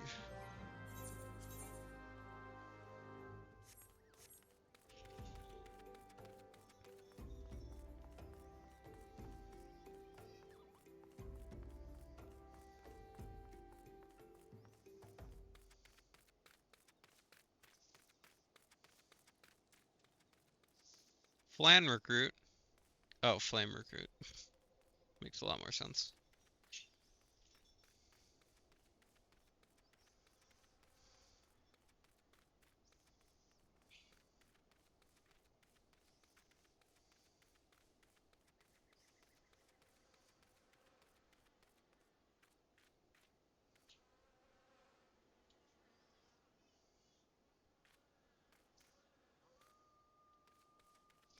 Yeah, there's something I want to check. Hey, Eloid is here.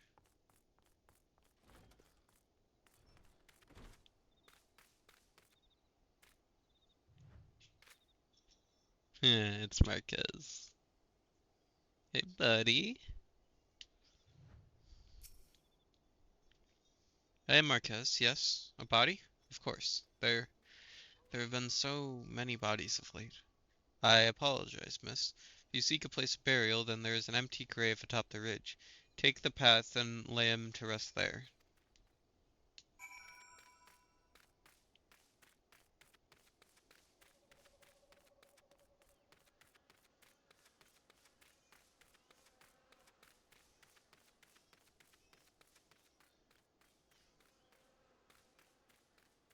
Trying to remember how to get there.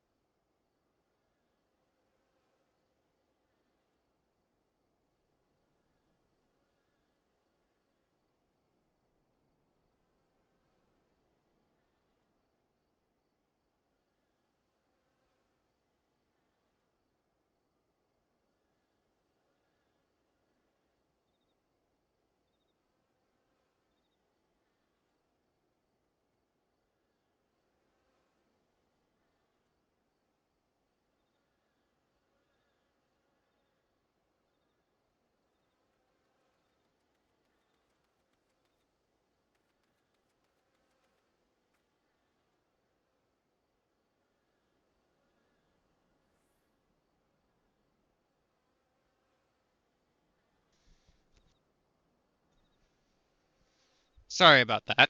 Again. Apparently I'm not allowed to stream. At least not allowed to stream without interruptions.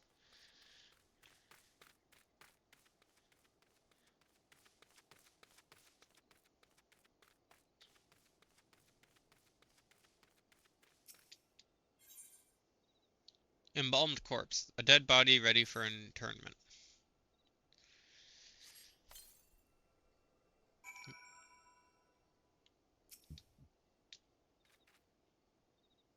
Bury the embalmed corpse.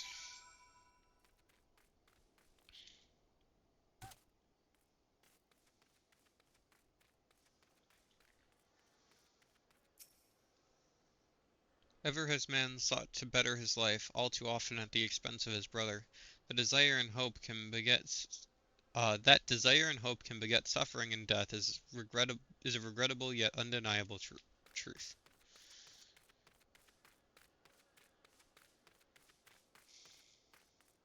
Anybody else I have to talk to on here? For later. No. I believe I have to talk to Iliud. Iliud, that's what it is. So many tragedies have befallen us in recent years. The calamity, the primals. Alas, it is only within our power to shepherd the souls of the fallen and pray that they find peace in Thal's realm.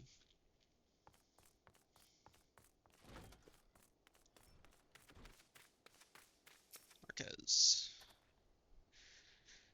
May they all walk in Thal's realm. What? Missing people? I'm afraid I cannot help you.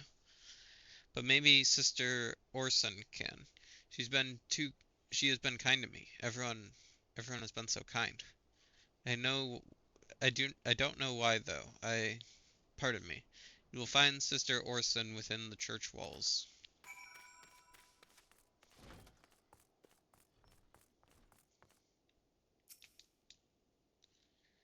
I hear you have done us the service of burying a fallen soul. Please accept our gratitude and extend it to Isambard when next you see him. Hmm? You seek knowledge of missing drybone inhabitants. It is true I am closer to the people than any other of the order. I confide in them, and they in me. When they wish to speak to their keeper, Thal, I am the medium through which they do. Should I learn anything pertinent, I will be sure to share the information with you. I only wish Marquez would be more helpful in the matter.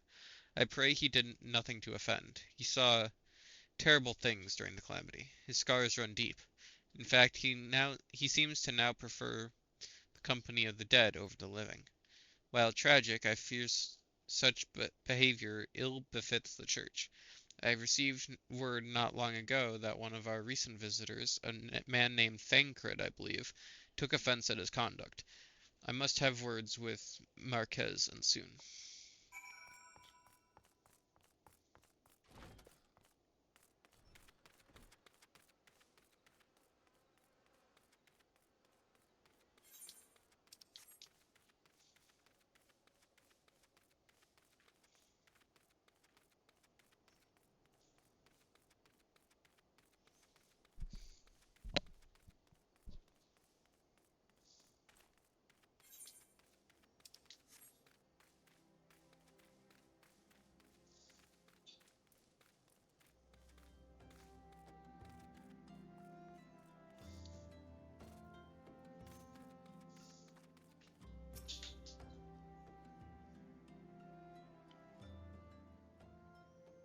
Thank you, Mining.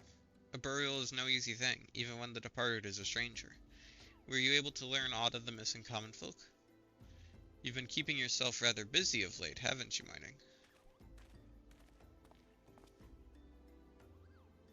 A pleasure, my dear Isambard. The name is Thancred, and I share a passion with you and our mutual friend here for learning what has become of these missing persons and why. I too spoke with Ungust, more times than I care to count. There seems to be some truth to this notion of the common folk speaking their secrets only to those in service of the gods. Prostration, prayer, penance, abject deeds done behind closed doors away from prying eyes. Who better to take the pious unaware than she who takes confession? The good sister Orson herself. Orson, she couldn't. She wouldn't. Or she wouldn't. She couldn't. Even the most beautiful roses have thorns, my friend, and you would be wise to keep an eye to this rose. Still, the Lich Keeper Marquez. I'd swear to the 12 I've seen that face elsewhere before.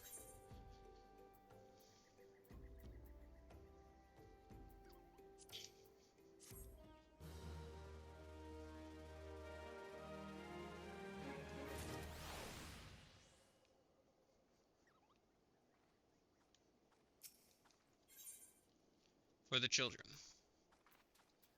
Isambard is concerned about the questions surrounding Sister Orson's integrity. Sister Orson? It cannot be. Though she is wont to travel to the Golden Bazaar on her own, and it is not uncommon to see her speaking to the children. But no. It could not be she. Could it? I grow weary of these suspicions. I know there is one child in particular that she is fond of. Pray seek out the boy, Mining, and see if you cannot glean something from him about Orson's activities.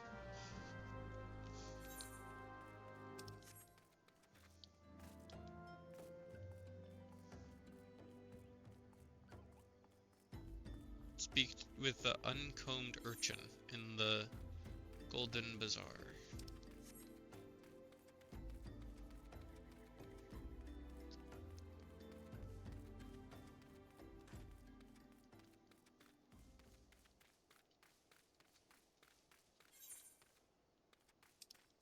Golden Bazaar, not this place. Very different.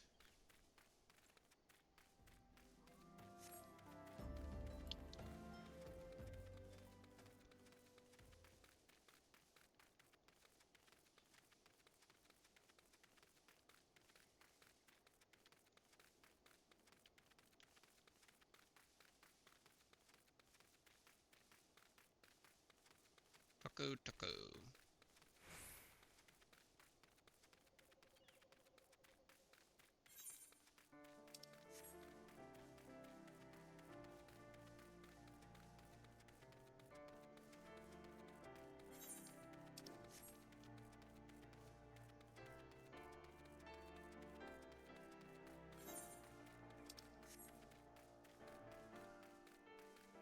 What's that? That's not a Taco, I know that much. It's also not an Earth Sprite.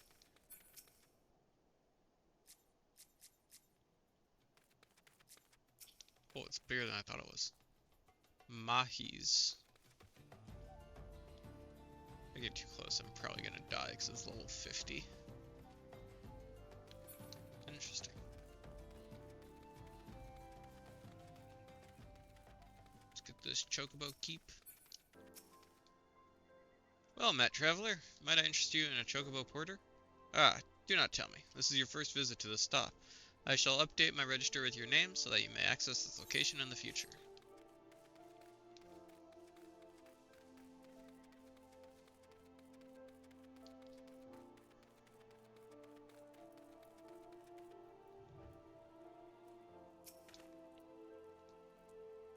Please help. Sister Orson went out all on her own and hasn't come back. She always reads to me right here about Thal and the Order and the other side. I told her I lost my shiny thing and she went looking for it. But what if the monsters outside heard her? Please find her. Speak with the uncombed merchant at the Golden Bazaar.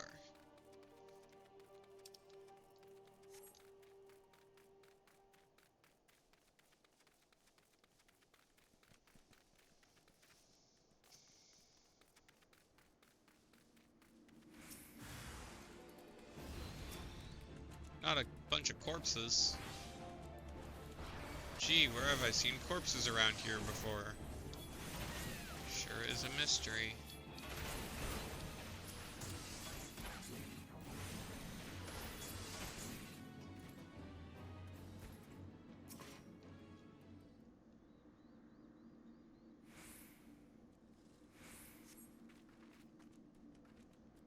You're the one from the church.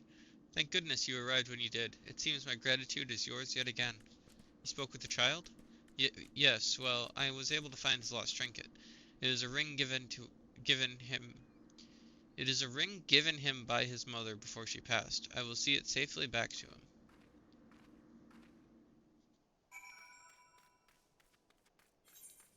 Port back to Isambard. I want to do this fate while we're here.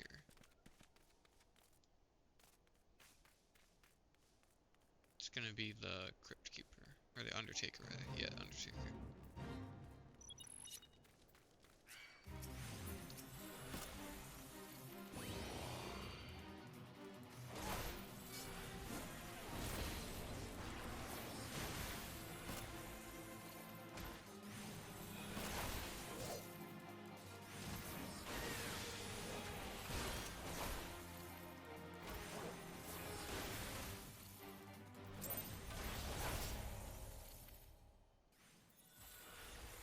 Yeah, we still got a good amount of XP from that. And a handful of cash.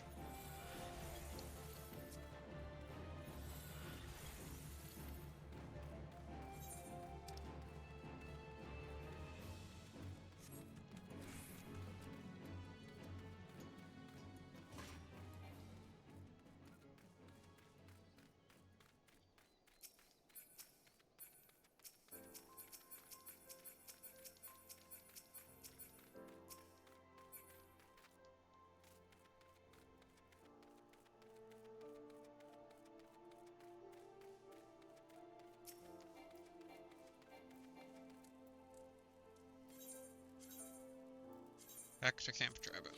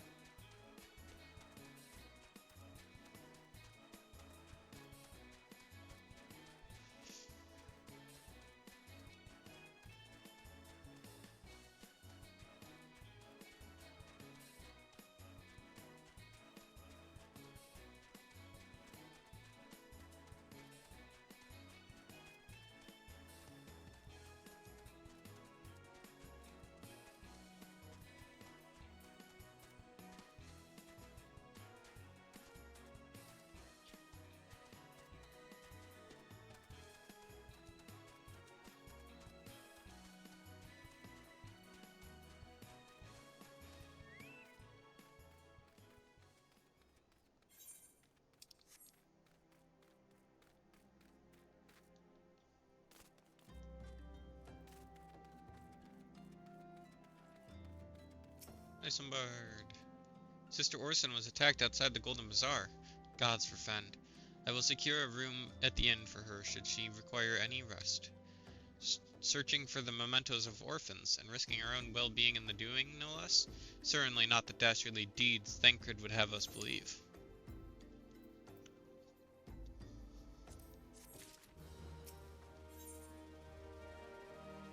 Amal's the wrong places. Isambard seems to have a message for you from Thancred.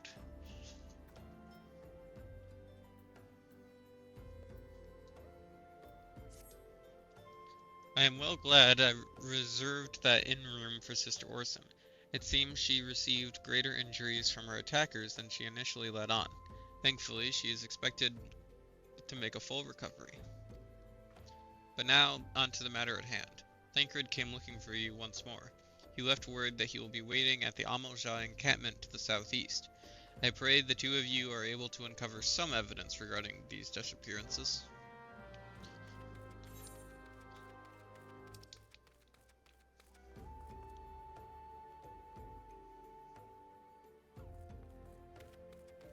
This way.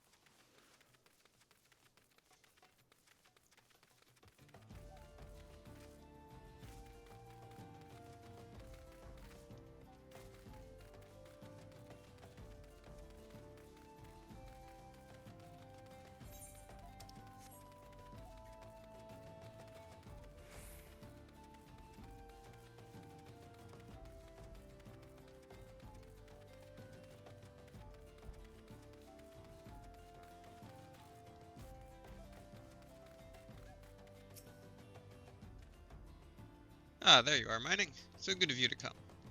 Indeed, I've heard about good Sister Orson. Isambard said her wounds are serious. It would seem my suspicions about the poor Rose were misplaced. But false though they were, perhaps my suspicions were not entirely without merit. Whilst following Sister Orson near the Golden Bazaar, a band of Amilja caught my eye.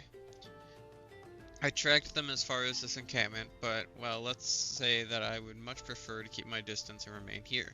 This, of course, brings me to why I requested you, dear Mining. Would you be so kind as to take a look inside?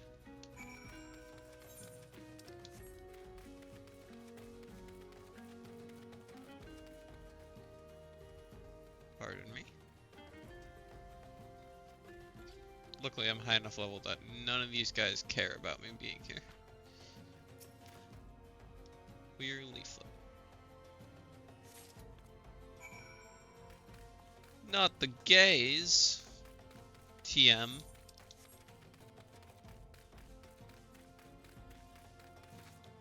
Gasp. Should have known it was the queers all along.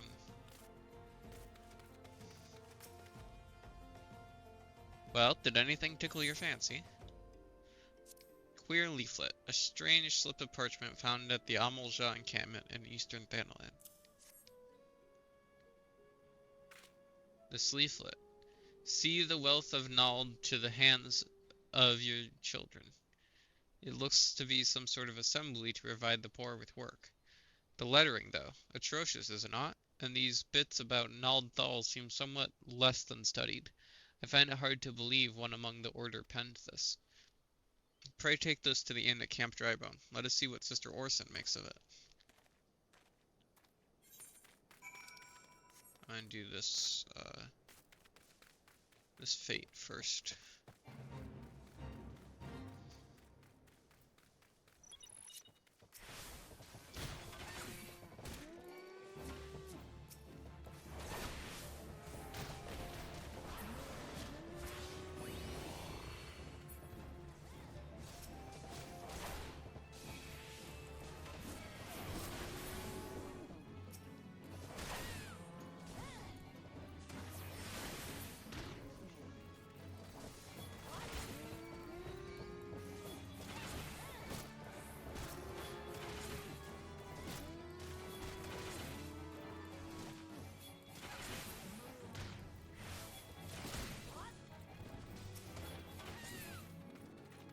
.13 minutes to kill, like, a handful of goats. Gee, I wonder if I can do it in time.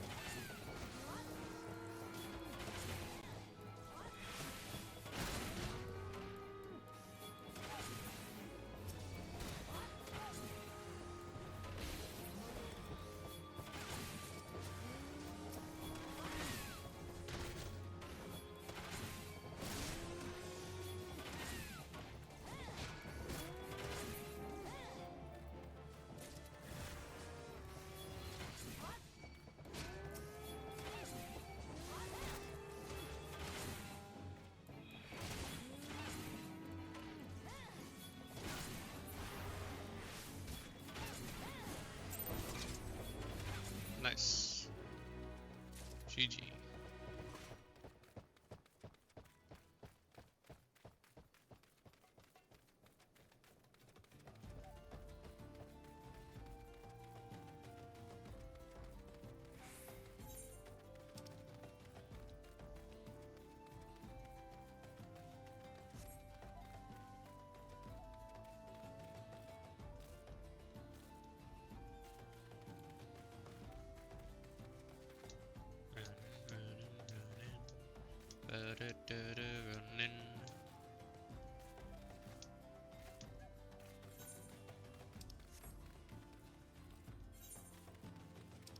Running.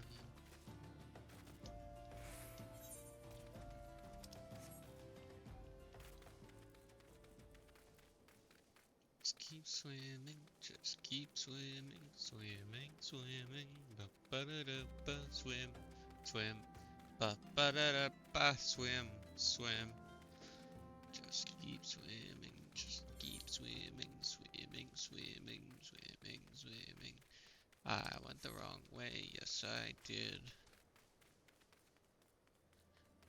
Da, da, da, da, da, da. Jump. And jump. And going over here. Think. Yes. No.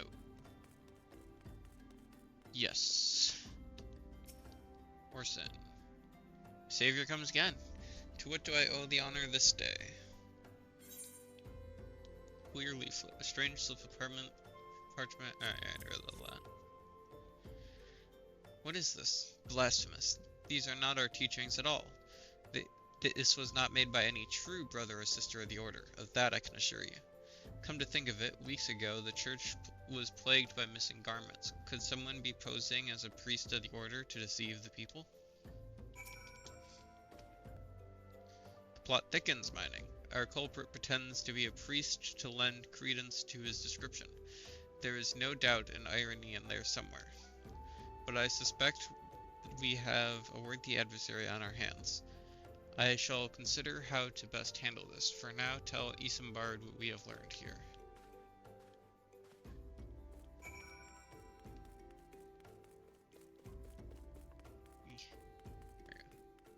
Wrong way. Where? This way.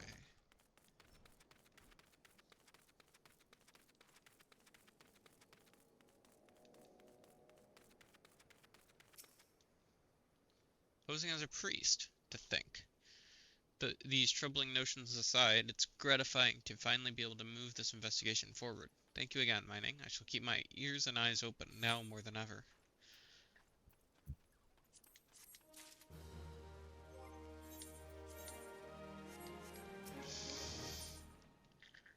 Dress to deceive.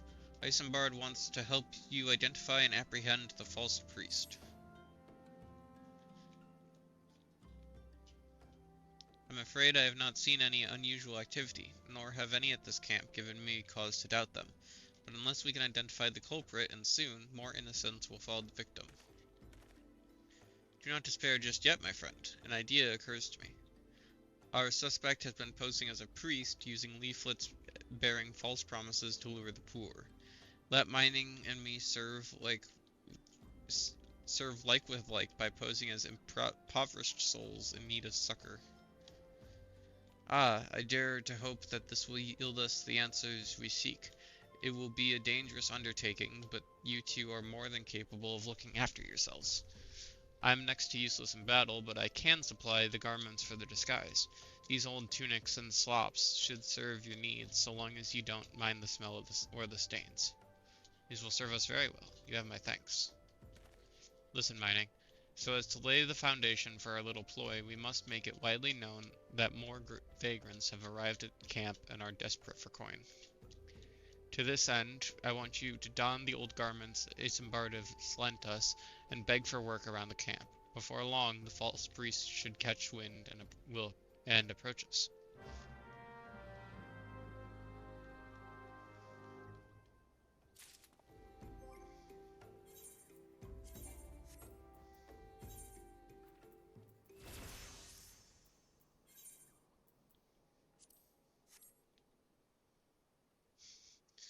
Nothing is off about me still having my gauntlets on. Surely. Do you want to put a hat on, just to make it even funnier?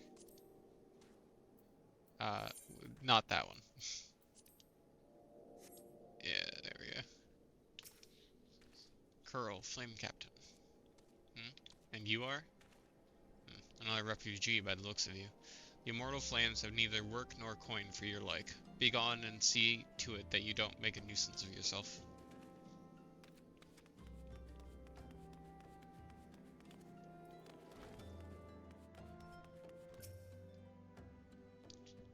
And I was about to get to the good part. Looking for work, you say? Sorry, but we don't have any openings. Now get out of here so I can finish my story.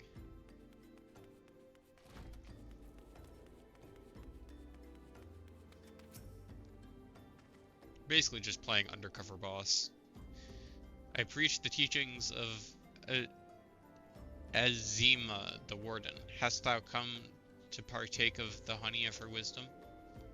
Azima is the keeper of the sun and goddess of inquiry. All is laid bare beneath the light of her divine countenance. Open thy heart to this light, needy child, and thou shalt not want for naught till the end of days. Suspicious, but okay.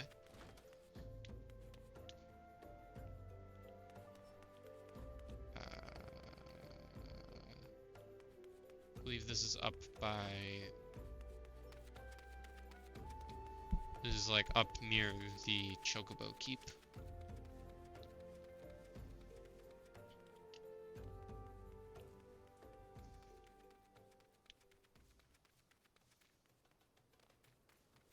I went the wrong way.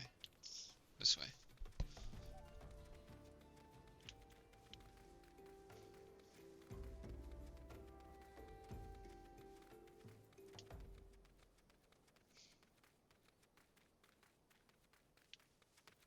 No, it's under here. Oh, yeah, it's right here. Okay.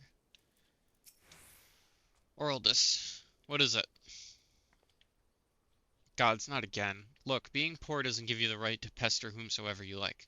Why don't you keep with your own kind out by that muddy pond of yours at Drybone?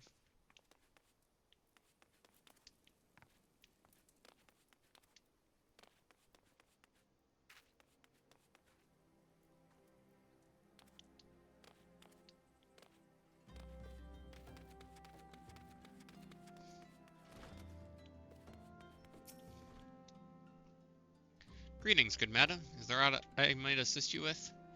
Oh, I don't believe there is. I'm afraid our wares are very expensive. Mayhap you should rejoin your fellows at the pond north of Sandgate.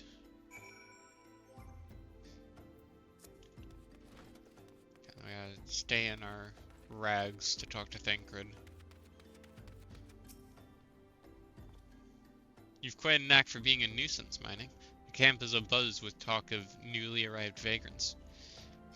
And though we were unable to attract our wayward transgressor, we were able to learn that the poor have a commune by the pond north of Sandgate, to the east of here.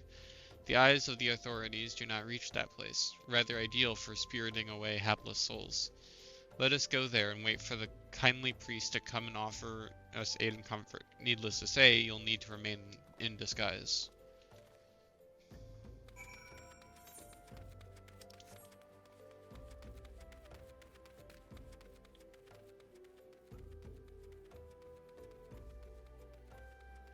This is near where we found the corpses earlier.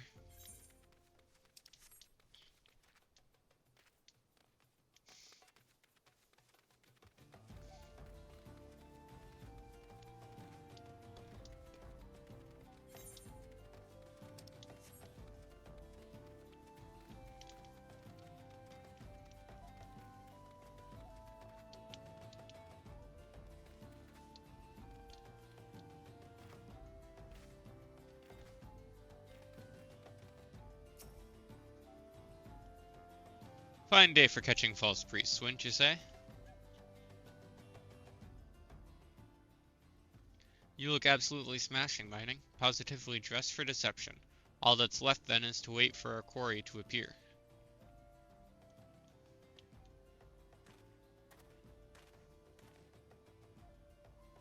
Oh, you poor unfortunate souls. Or sorry.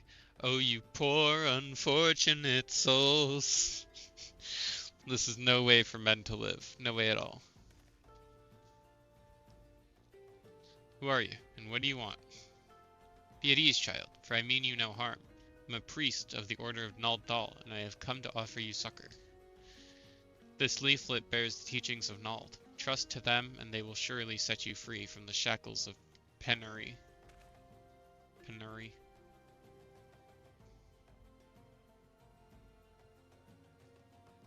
A tempting offer, but I'm afraid I must decline. On account of that atrocious performance, you would have made a god's awful mummer, Ungust. What? How did you know? You bastards tricked me! Please don't hurt me. I was only doing it to protect my people. Is that so? Do continue. Very well. I'm a man of the Golden Bazaar, raised there if not born. Some moons ago, the Amalja raids began. They would appear as sudden as a sandstorm and plunder and pillage at will. Our defenders couldn't stand against them, as few as they were. Everyone lived in fear. I wanted to save my people, but being a merchant was all I knew, and so I did the only thing a merchant could. I approached the Amalja in hopes of brokering a deal. In return for sparing the Golden Bazaar, they made demands, outrageous ones. Demands? What kind, pray tell? First of all, they wanted the schedule of crystal shipments from the Nanawa mines. For this, I bribed one of the workers to leak me the information. Next, they wanted me to bring them people, so I posed as a priest to lure in the vulnerable and give them over to the Amalja. I didn't have a choice. Protecting one's home is a noble thing, but at the cost of innocence, you could have sought the aid of the immortal flames, yet you did not. I suspect you are not telling me the full story. What made you sell out your own people? Speak. The was good. What did you say? The coin was good, I said. I could sell mole meat for a score of lifetimes and not see even a fraction of what the Amalja pay me. You sacrificed innocence so that you could line your own pockets. Words fail to express the contempt I feel for you. Spare me in your contempt.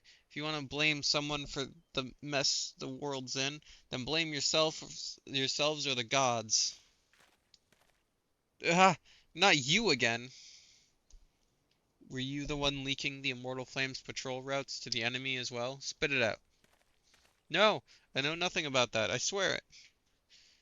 At this stage, I'm rather disinclined to believe that aught that leaves your mouth. But no matter. There will be enough time to learn the truth. Mining. Be a dear and take word of these developments to Minfilia, would you? I shall prize everything I can out of this filth. The abductees are still somewhere out there. Our foremost priority is to rescue them.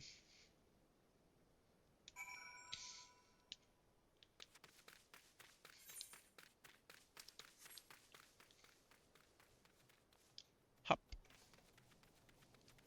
Hop.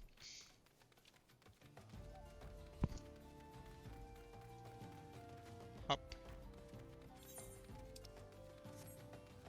Hop. Hop.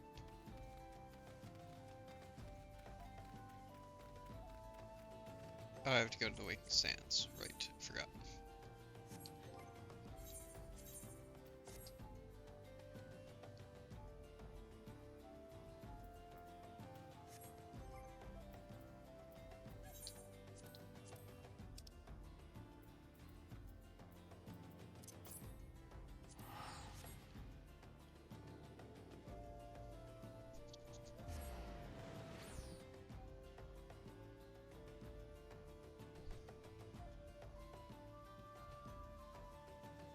Okay, so the Immortal Flames won the poll, so we will be joining the Immortal Flames.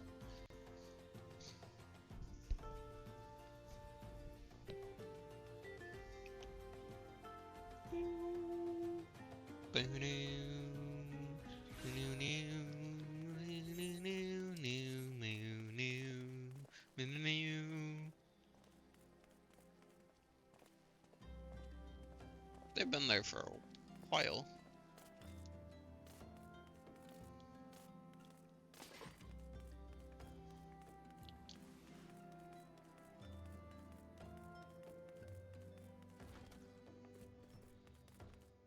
Hang on, I'll be back.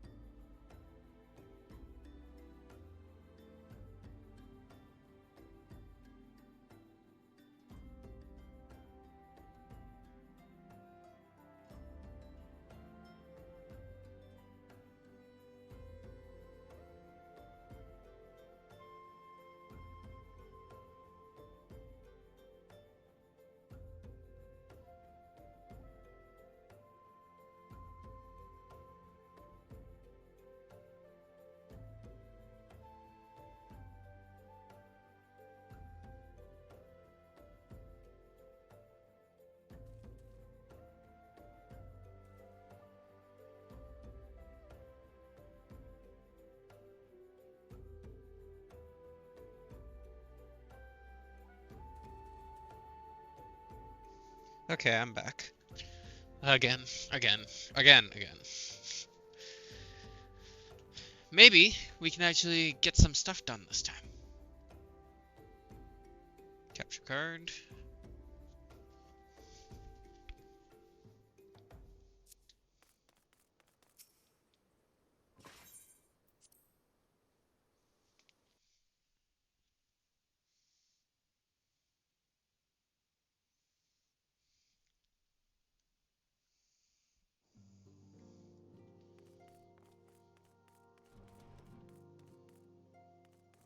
Actually, I want to make a habit of checking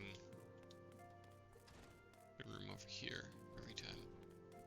So it does change with almost every quest. Hey, it's Brent! Well, if it ain't the last from the carriage. Fancy meeting you here of all places. Me? I'm just here to deliver a shipment. Now, where shall I tell him to put it?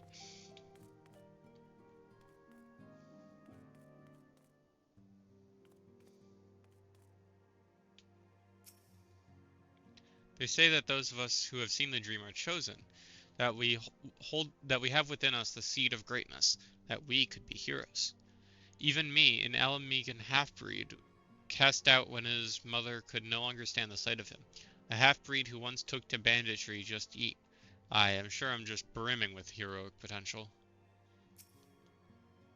The robberies and disappearances?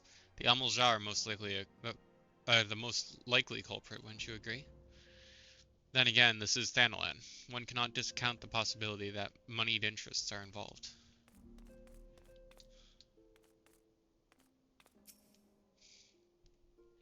Heh, so this boy has Garlean blood in him. Can't say I'm surprised. Everyone knows what happens when a city is sacked, even if the bards choose to omit that part. But Arnavald shouldn't be pitied. Boys like him have a clean slate, an opportunity to write their own story, free of the ties that bind the common man.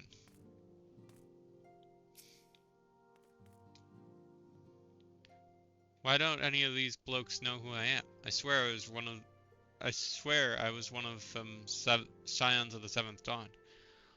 Only we didn't have such a fancy name back then, and the headquarters was in a far more convenient location. At least I think it was. Or is my mind playing tricks on me? Gods, what's wrong with me? Why can't I remember it more clearly?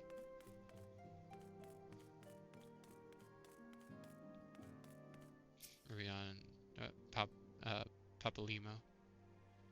While there are others who possess the echo, none are near as strong as you with the power.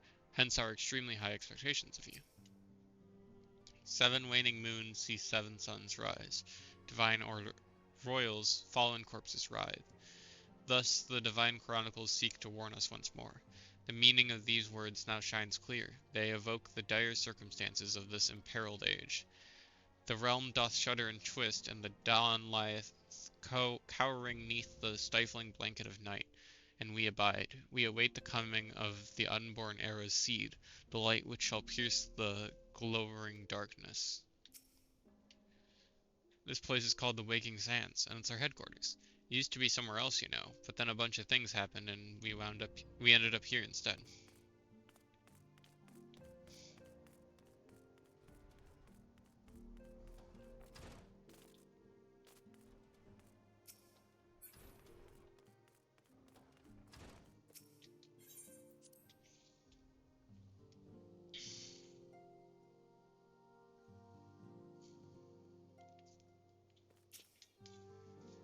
Welcome back, Mining. I'm pleased that you and Thancred have been getting along. I see. You have done well to uncover the truth. My thanks for the report. As Thancred said, we must ascertain where the abducted were taken, and none but the Amalja know the answer. Suffice it to say, they will not willingly part with this information. I fear blood will be spilled before all is said and done. Life, materia, and everything. Minfilia would like you to meet a distinguished individual. Though we seek a peaceful solution to the primal problem, we must needs be ready to fight for our cause. That you might take to the field suitably prepared, I would have you meet with a goblin acquaintance of mine. His name is Mutamix Bubblypots, and he is a scholar of no small repute. Mutamix is renowned for having introduced a revolutionary method of enhancing equipment to Eorzea. The knowledge of this method was once a closely guarded secret, but thanks to Mutamix and his students, it now has been disseminated to the great benefit of all the realm. It would serve you well to acquire an understanding of the process. For this purpose, I shall lend you a blade. Take it to Mutamix and bid him use it to demonstrate his craft to you. Mutamix is ever to be found at his camp in central Thanalan, a place known as the Bonfire. Look for a pillar of smoke, and the way will become clear. I'm not stopping stream already. We just resumed. I don't care if people are trying to scream over me.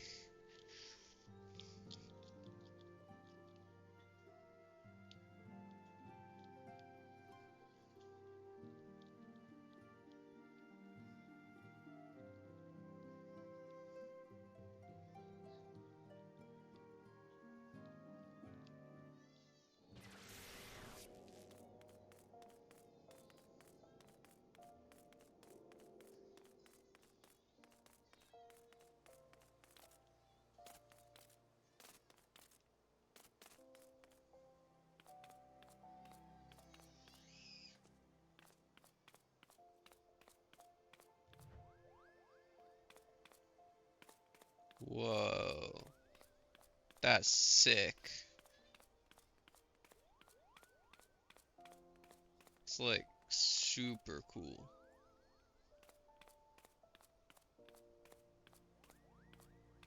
Both the wings and the scythe are really, really cool.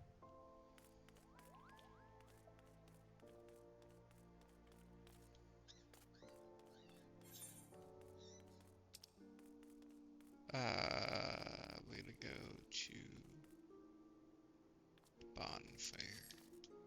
So that's gonna be Blackbush. Blackbrush. That one.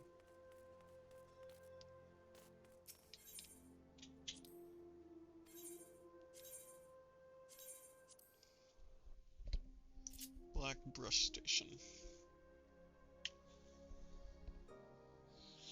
We're almost there. We just gotta get this enhanced by Mutamix, bring it back to Minfilia, go back to Thancred, kill Ifrit, then go to Gridania.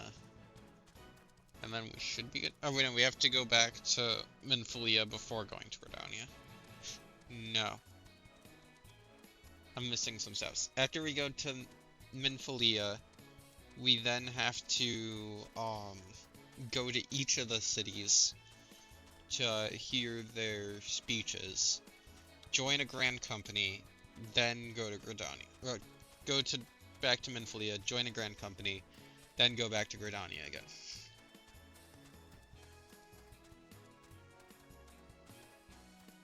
So we are almost there, because those are all really short bursts, but it just sounds like a lot of steps.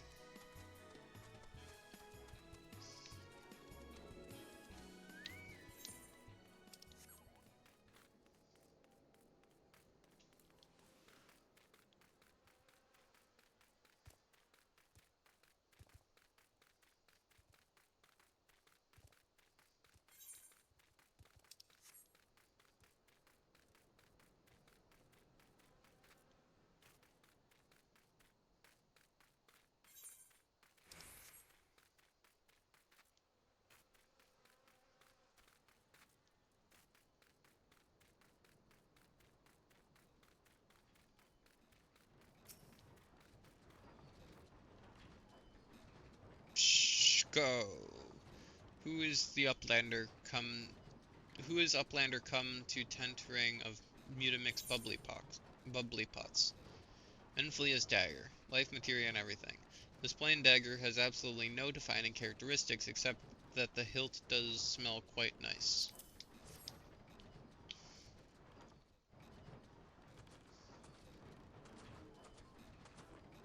Fighty tool drinks an airy self. When full of airy self, Fighty Tool changes to Stony Shine, name of materia. If materia join with other Fighty Tool, then Big Eyes. Fighty Tool gains the power of airy self. Pshko. Mutamix is reckoning that Uplander is friend of Minfilia.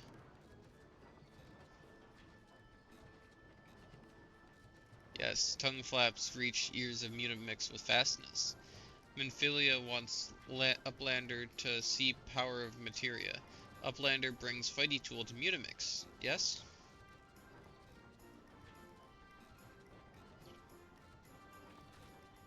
Go! Fighty Tool is unstrong as Eating Tool. Make good teachy show of the power of materia.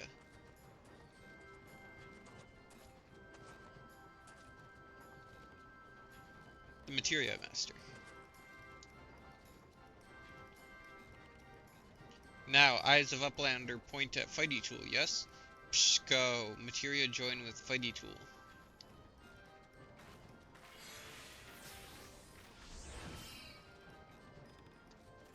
Fighty Tool gains power of materia.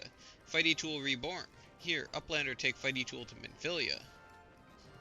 Materia, strictly speaking, is a kind of crystal. It is created when drawing out the etheric constituents from a piece of equipment and then crystallizing them. Not just any old equipment will serve, mind you. It must have sufficient spirit bond, that being a measure of how fully an item has been imbued with its owner's spirit. When you attach a piece of materia to gear, you imbue the host item with its power. That's how Master Mutamix turned that dagger of yours from some that would have struggled to cut steak into a weapon worth wielding. Pushko.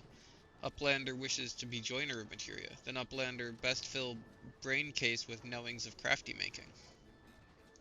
With knowings of crafty making, Uplander can become joiner of materia. If Uplander wants brain case to rattle with knowings of materia, Uplander best trade tongue flaps with learny ones of Mutamix.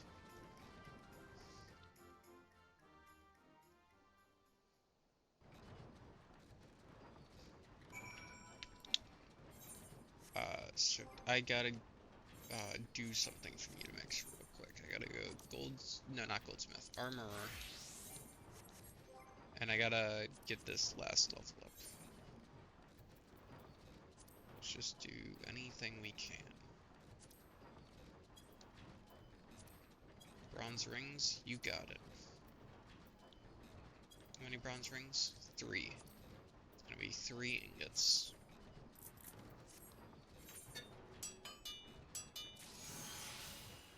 So if we get to level 25 armor, we can fuse materia to our combat armor. And that will allow us to make what we need. Or not make what we need. That will enhance our armor.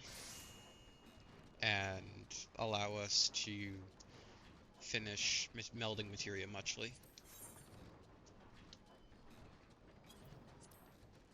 Okay, so I need 2 more bronze rings.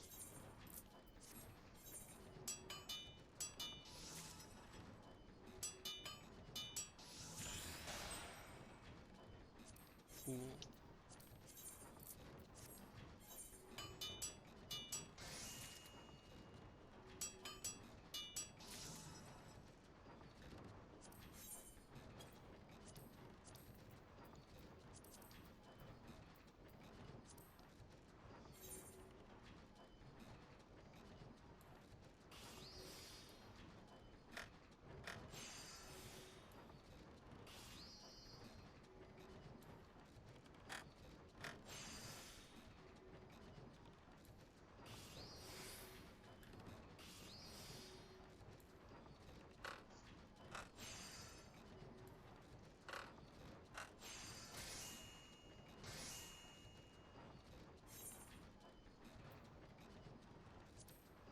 Need 1 bronze plate.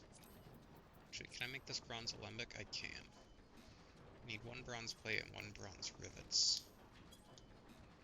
Rivet. So I need 3 more bronze ingots.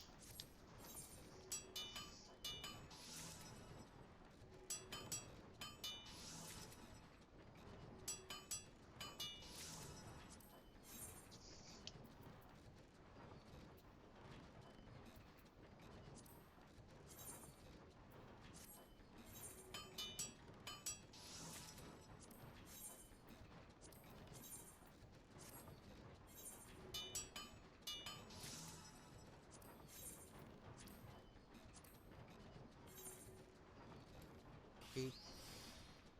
Boop. Boop. Boop. Boop. Nice. Bronze skillet, which we can't do because we need maple lumber.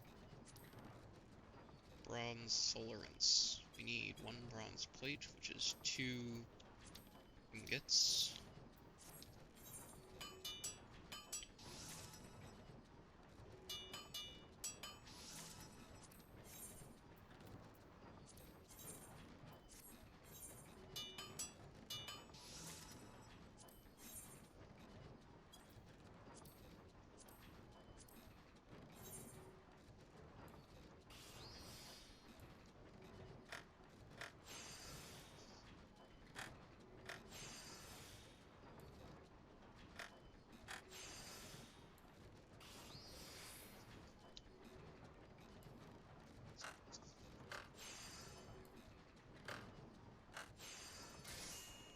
Nice. Bronze chain coif is 3 more ingots.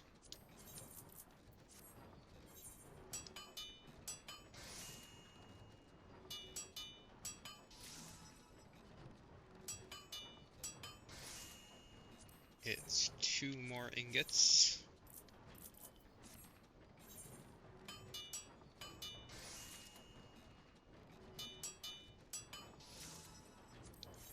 It's another ingot.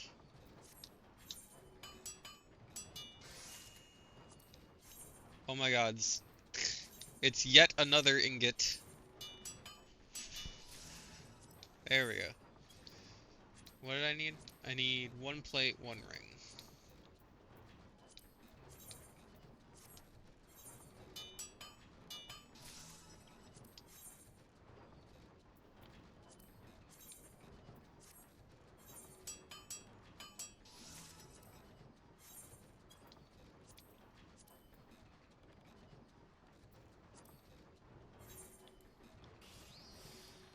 In case you're wondering why I'm doing such low-level recipes, it's because when you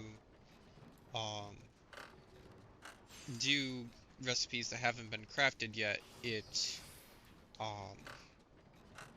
gets you more XP, and so I'm just working my way up through the cheapest items to make so that I can make sure I'm getting the most XP.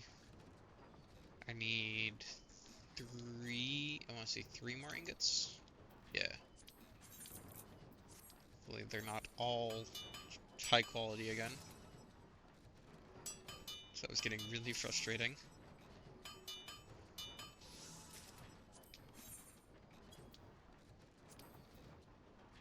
Okay, so 1 plate, 1 rivet.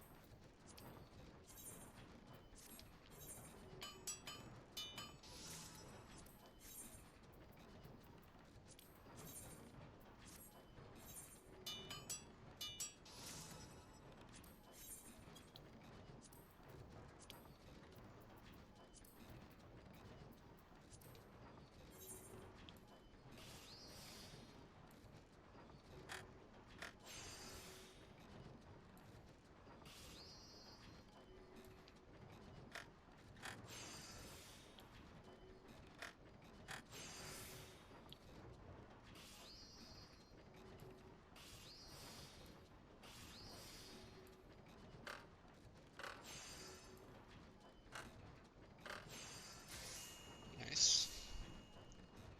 Almost there. Amateur's alembic requires us to make a copper ingot. And so we will do that.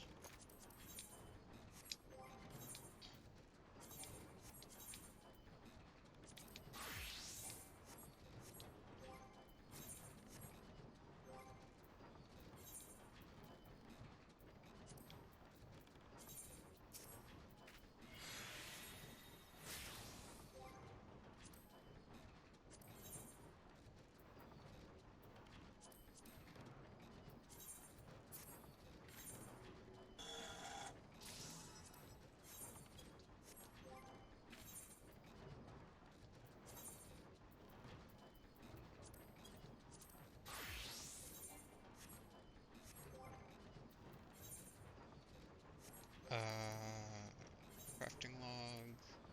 Need 3 more ingots.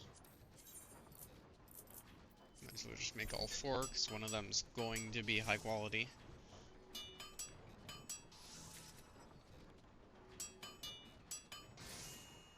Told you.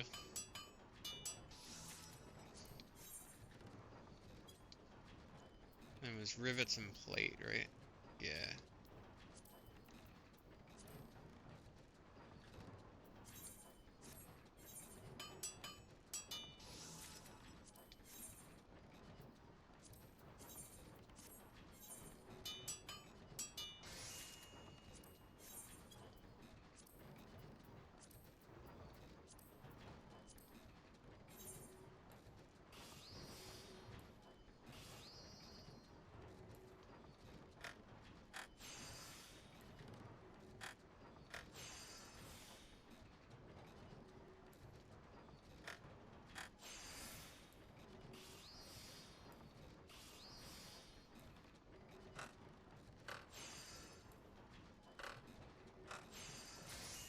Okay.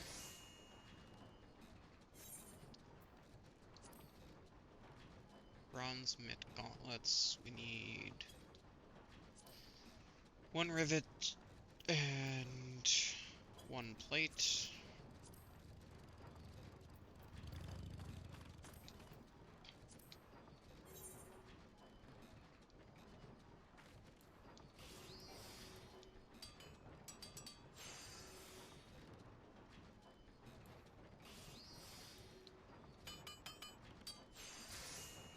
Okay, there's the rivets.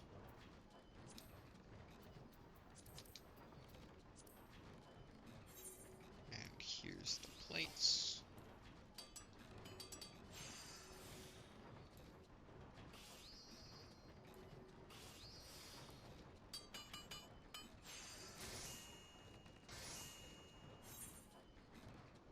Which means we can make the bronze mid gauntlets.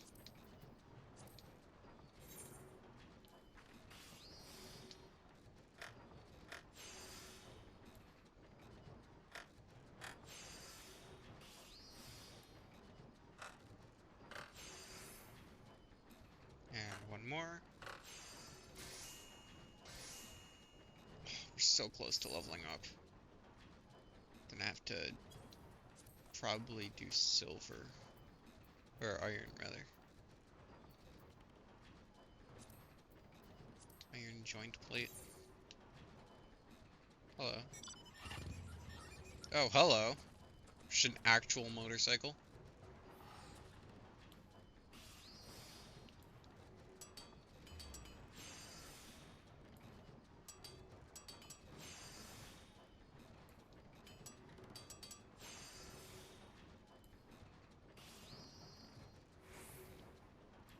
Another waste knot.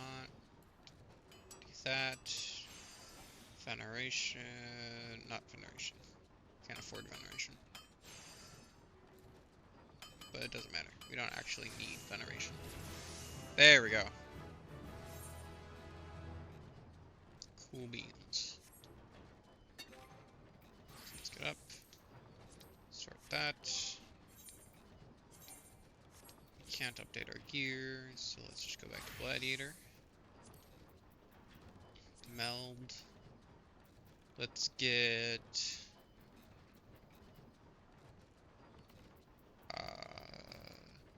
what exactly does skill speed do? Affects both the casting and recast timers, as well as the damage over time potency for weapon skills and auto attacks. The higher the value, the shorter the timers, higher the potency. Okay, cool.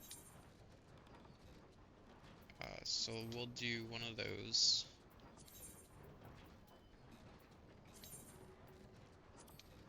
Yes. We don't get to watch, apparently. We'll do a determination to increase our damage output.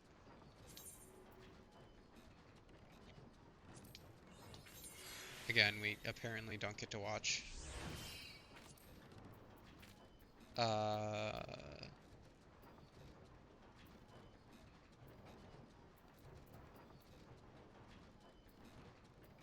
Let's get...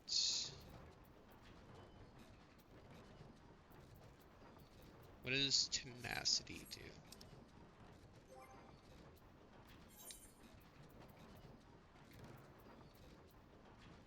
Affects the amount of physical and magic damage dealt and received, as well as HP restored. The higher the value, the more damage dealt, the more HP restored, and the less damage taken.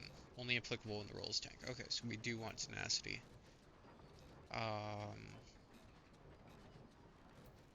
Okay. So we'll put some tenacity on.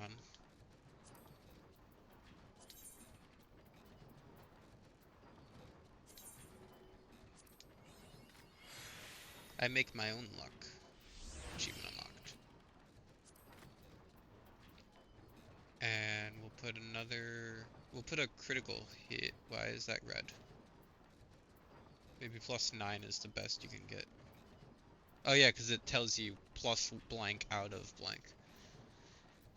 So let's get another skill speed.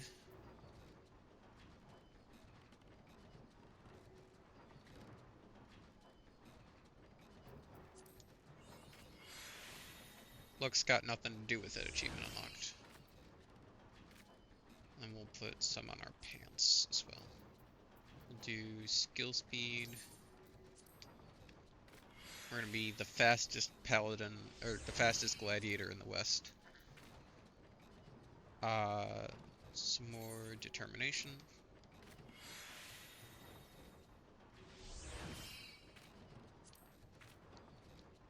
Critical hit.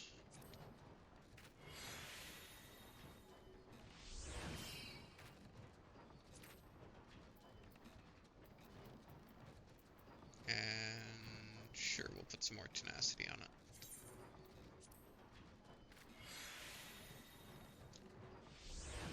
There we go. That's all the materia we needed to meld.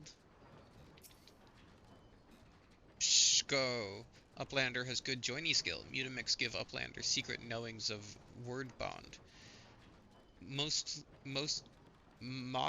part, one fighty tool bears only little materia. But if Uplander uses secret joining skill, one fighty tool bears many materia, maybe.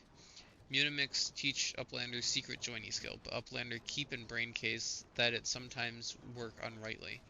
Will fighty tool of Uplander bear many materia, or will materia turn to bitty bits?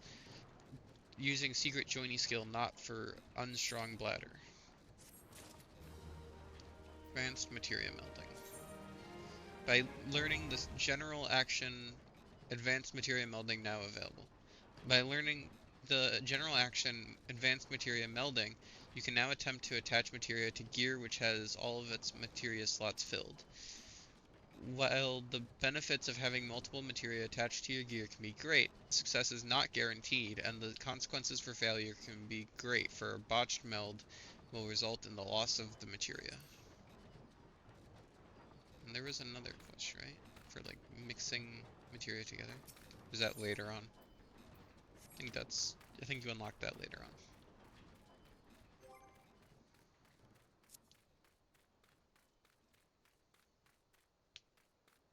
Or is that like a thing where you have to just ask Mutamix to do it?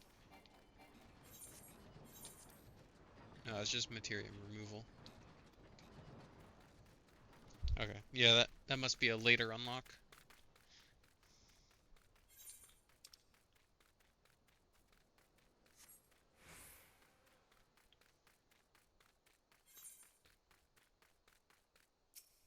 Okay, so now we've got that done, sort our inventory and use the 8th rate ticket.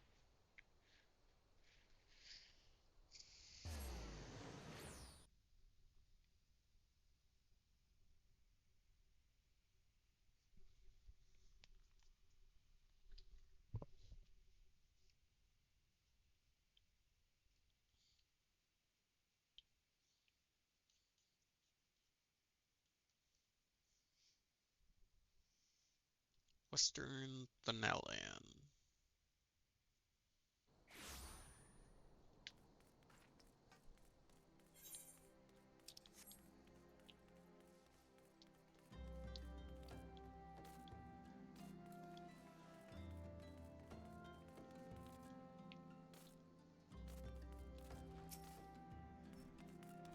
Hey, Totterer. Bye, Totterer.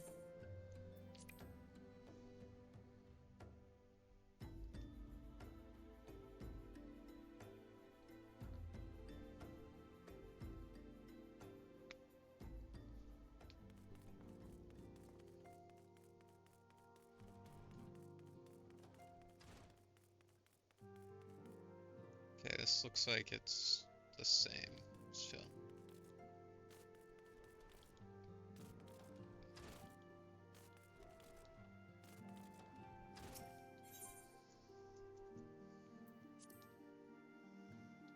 Enter the solar.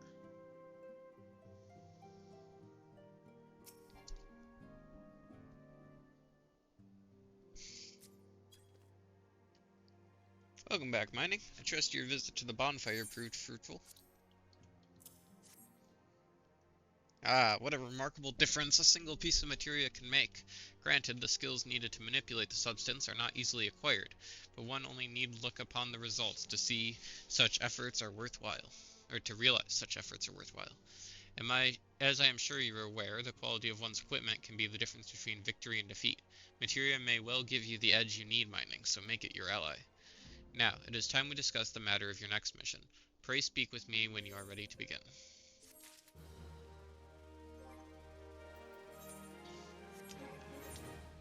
Do you want to check my spirit bond with these? 26, 69, nice.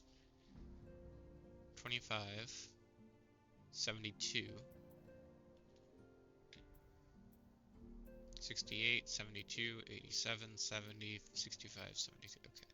So it looks like you just gain spirit bond a lot slower as an offensive class.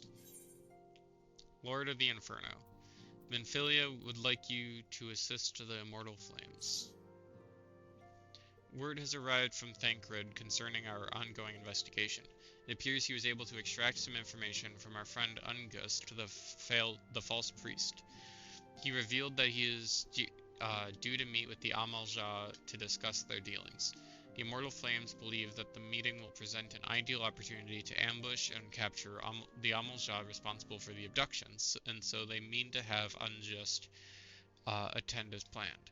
As the Amalja are anticipated to offer fierce resistance, the Immortal Flames have requested our support. I would have you provide it to them, mining. Thancred is presently attending to another matter, but will join you as soon as he is able. Until such time as he does, you will be the Scion's sole representative on the ground. Before he left, he bade me tell you to save some for him. Such is his confidence in you, a confidence I share. When you have made ready, pray take yourself to Camp Drybone and report to the Flame Sergeant leading the mission. May you walk in the light of the crystal. I'm not even gonna bother teleporting to Ul'dah and then teleporting to teleporting to Ul'dah and taking a chocobo to Camp Drybone. I'm just gonna teleport to Camp Drybone. Excuse me. We wasted too much time getting a little bit of materia on our equipment.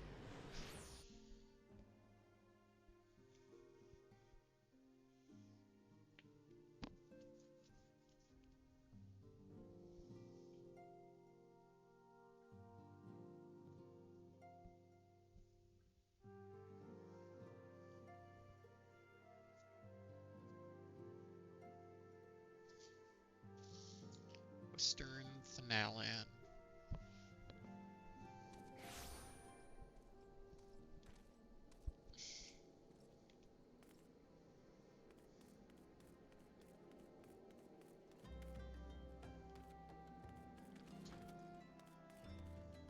Flame Sergeant. I see someone. You. I remember you. Sergeant? Ah, your mining nature of the Scions. My thanks for coming, friend. We're stronger for your assistance. Allow me to brief you on our mission. Our objective is to capture the Amalja and prize from them the whereabouts of the abductees. The Lizardmen aren't aware of that their man Ungust has been exposed. When they come to the rendezvous point to meet the traitor, we'll spring the trap. Owing to the clandestine nature of the mission, we can deploy only a small contingent. Every member must count, so we requested the aid of Scions. The rendezvous will take place at the Invisible City. Please make your way there and lie in wait. We stand to learn much and more from the Amal-Jah plot if the mission succeeds, mining. Let's make sure it does.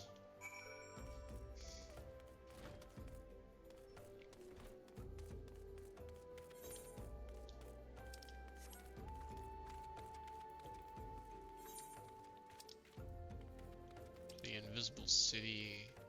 We gotta go this way. Ooh. Never mind. Ooh.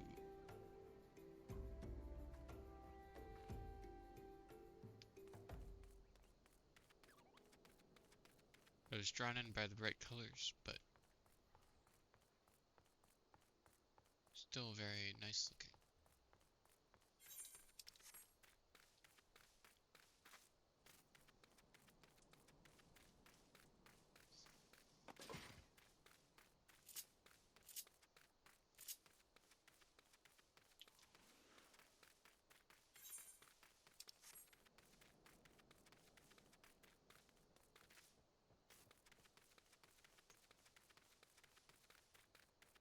Not the taco tacos.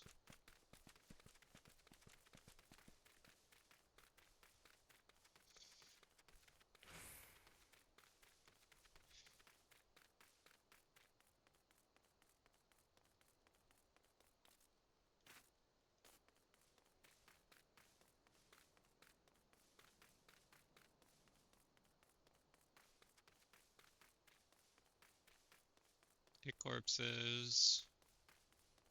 The Invisible City.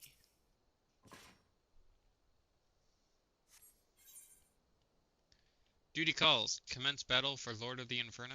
Level sync is in effect. If you are above the maximum allowed level, it will be synced as follows. Level 24. We're only going down 11 levels. It's fine. It's only like 2 whole thingies. It's unjust. Ungust. Is debate in place? Our man is in position, sir. Good. We make our move as soon as the Amal-Jah appear. Yes, sir.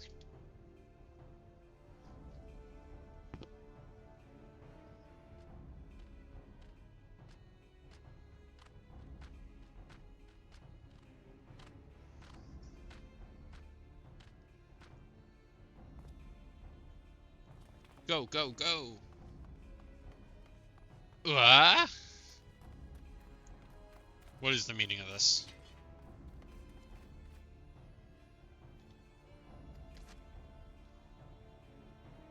Wait, something's amiss.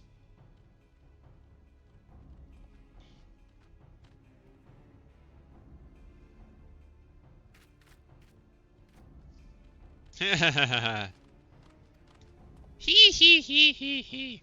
Ah ha ha ha ha ha ha. I'm afraid your little ambush ends here. I eluded the immortal flames for clutches for moons before finally being caught. Did you not wonder how I managed it? It was almost as if someone was feeding him information from the inside. Gahaha. Aye, your every movement was known to me ahead of time. Hee hee hee. Now, as much as I'd love to chat a while, I have appointments to keep. They're all yours. Bye.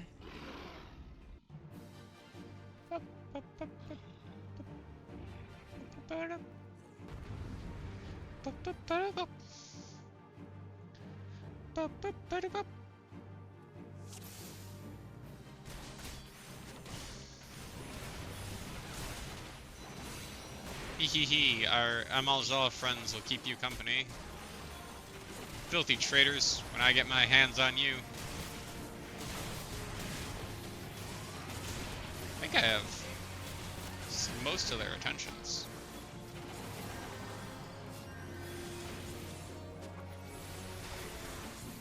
Well, that was easy.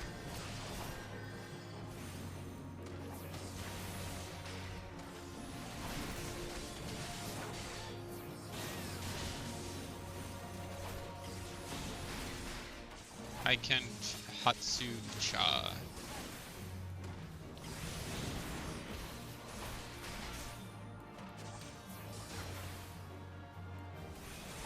Hee hee, how long will you last, I wonder? Don't worry, I have a secret advantage. I'm really, really high level. Another wave, stay sharp, men.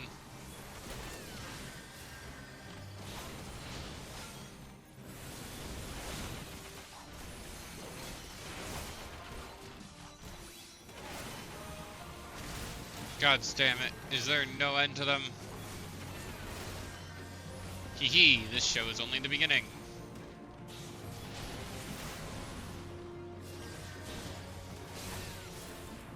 It better be, because they died really fast.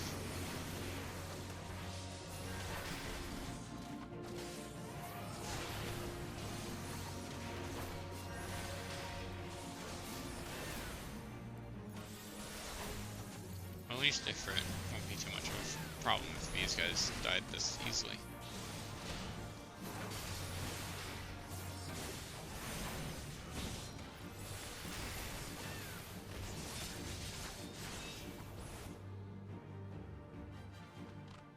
Where did all those guys come from?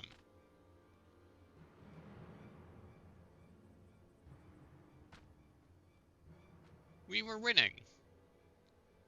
Put up your weapon or your comrade's a dead man.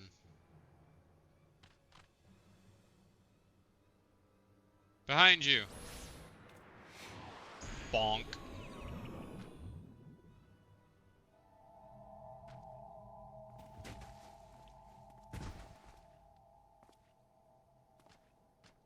Bring her. The rest of you, march. Traitorous scum.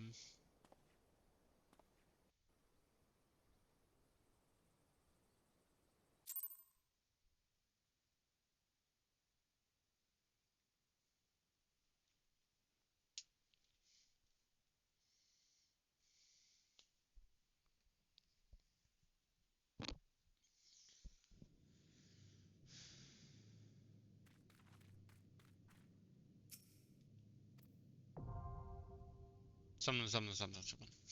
Bull of Embers now accessible.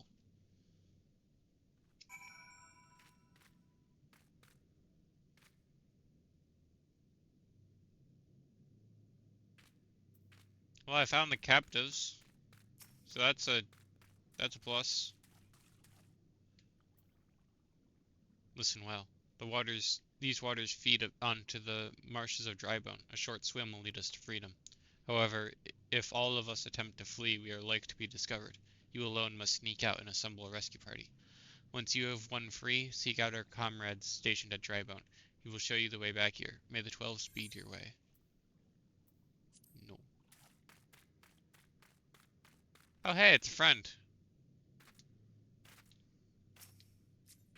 Oh, there are multiple friends. Wave.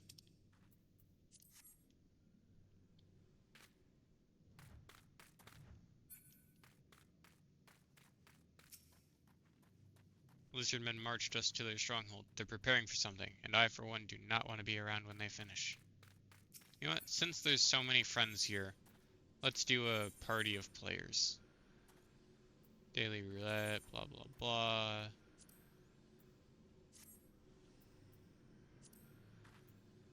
Join.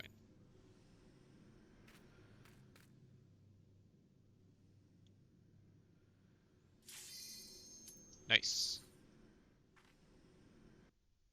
Woot woot. Light party.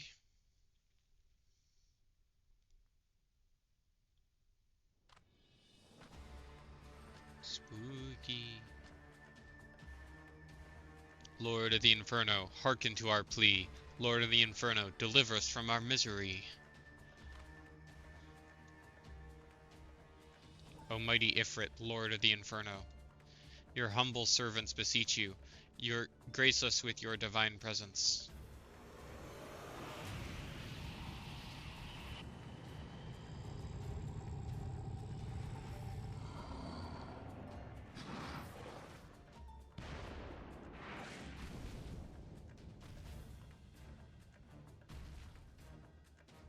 O mighty Ifrit, we bring before you ignorant savages who know not your godhead.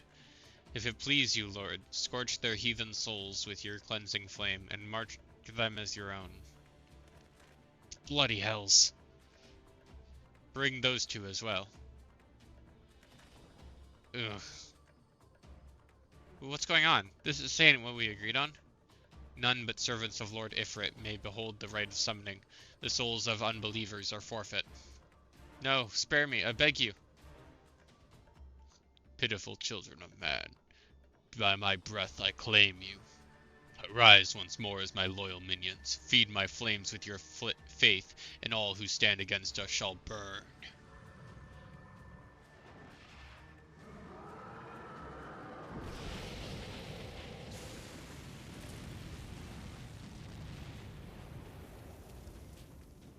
O mighty Ifrit, my one true God.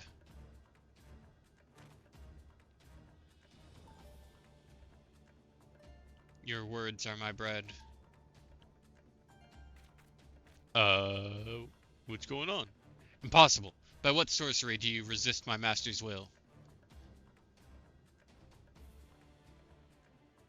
Could it be? Your soul already belongs to another. Yes, that is the only explanation.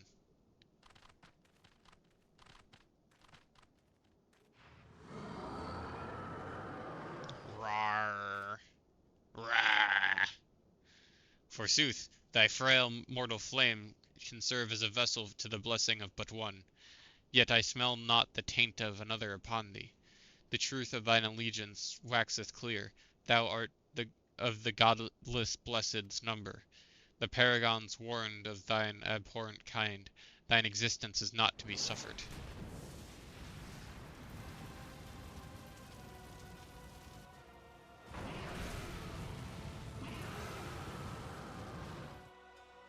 I started doing a voice for Ifrit, but then I stopped.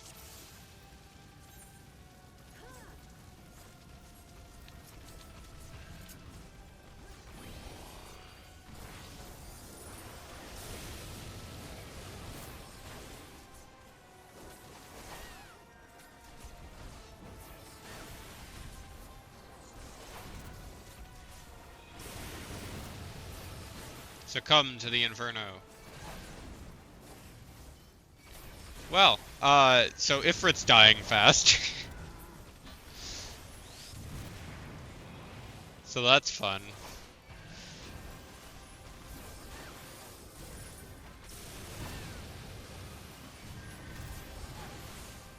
Surrender thyself to the fires of judgment.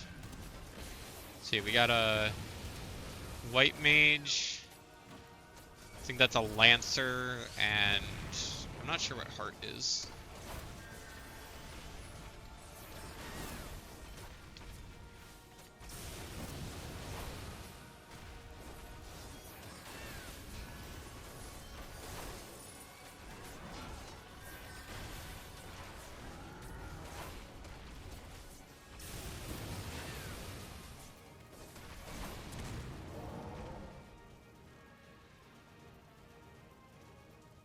Oh, okay, so you don't have to kill the spike.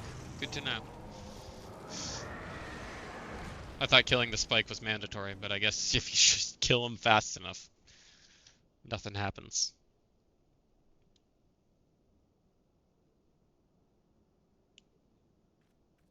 Waddle, waddle, waddle, waddle, waddle, waddle, waddle.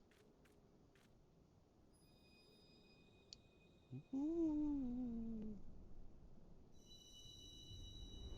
Hold the gem.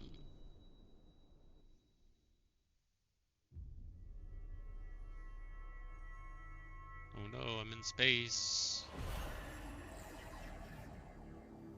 Magical space. With gems. Add beacons.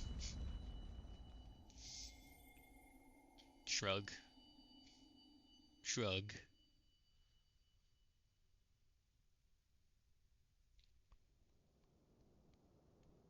Shrug. I think that's supposed to be me panting. Pray forgive my lateness.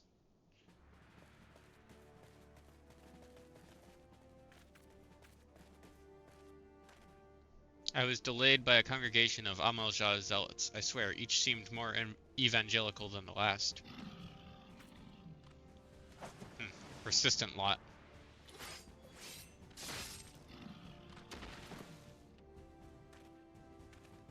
Phew.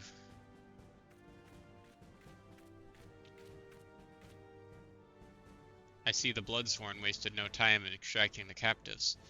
No less than I'd expect from the Flame General's hand-picked men.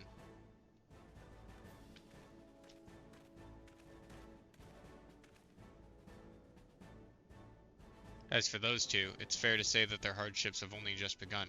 They have much to answer for. I feel I owe you an apology, Mining. Had I known this mission would prove so dangerous, I would never have left you to face it alone. You have been given a veritable baptism of fire. But let us continue this conversation in more agreeable surrounds. Camp Drybone, shall we say? This way, sir.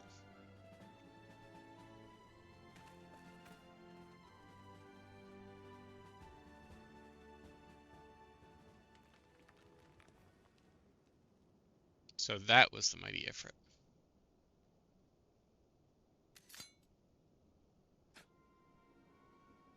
What a disappointment he was. The readings are nowhere near what I had anticipated, even taking Ul'dan interference into account. You should know better than to rely upon 5-year-old data left by the 7th Legion. Nor can we expect any form of support from the motherland, given the troubles at court. We have only ourselves to rely upon. Ever the pessimist, my dear Livia. Perhaps promise me you'll never change. We've wasted enough time here. That meter of yours is too old to give any reading worth a damn. Not that there was aught worth a damn for it to read, but I take your point. I suppose we must content ourselves with the knowledge that we've achieved our primary objective.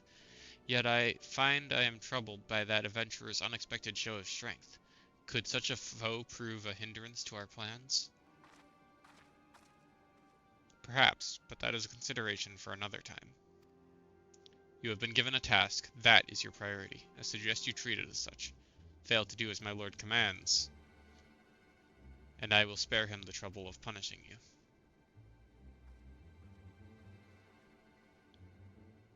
With allies like that, beware a woman in love. I shall need to be on my best behavior.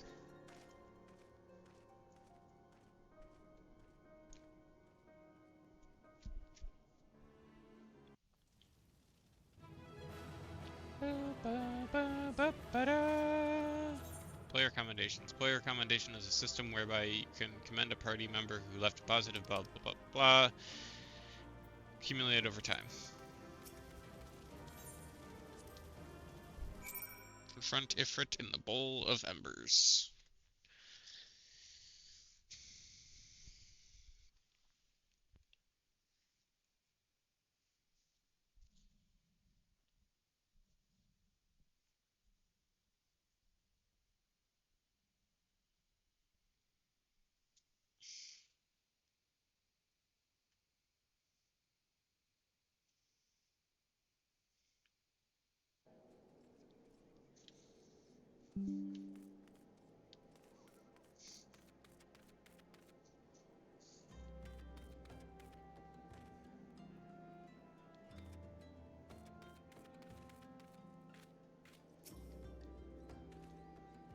Ah, there you are, Mining. Come, rest a while. You will have no better opportunity. After witnessing their god's ignominious death, the Amalja will be less inclined to risk our wrath, for a time at least. Now, where were we? Ah, yes, I was in the process of apologizing. I do hope you can forgive me. I arrived too late to be of any use, to you or the abductees. They may be of whole of body, but the same cannot be said of their minds. For once a man is tempered... Ah, but it ill suits me to dwell on the negatives. Amidst all our misfortunes, there is still reason to rejoice. Ifrit is slain, and by your hand, no less. That is the deed of no ordinary individual, Mining. Not that I ever thought you were ordinary. On the contrary, I have long suspected that you have the potential to shape the fate of this realm. What can I say? My fine eye for talent remains undimmed. Minfilia will be proud beyond all reckoning when she hears of your deeds. I trust you shan't object to my bearing the tidings to her.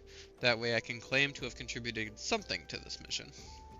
You, meanwhile, have earned yourself a rest.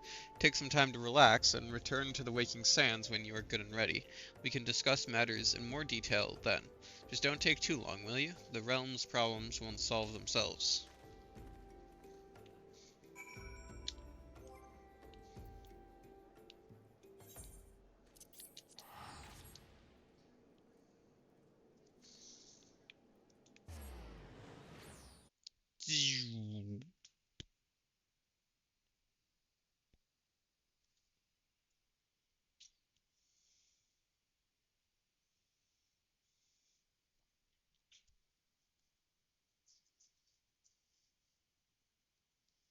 Wow, streaming for 3.5 hours and not a single dropped frame. Now that's impressive for me.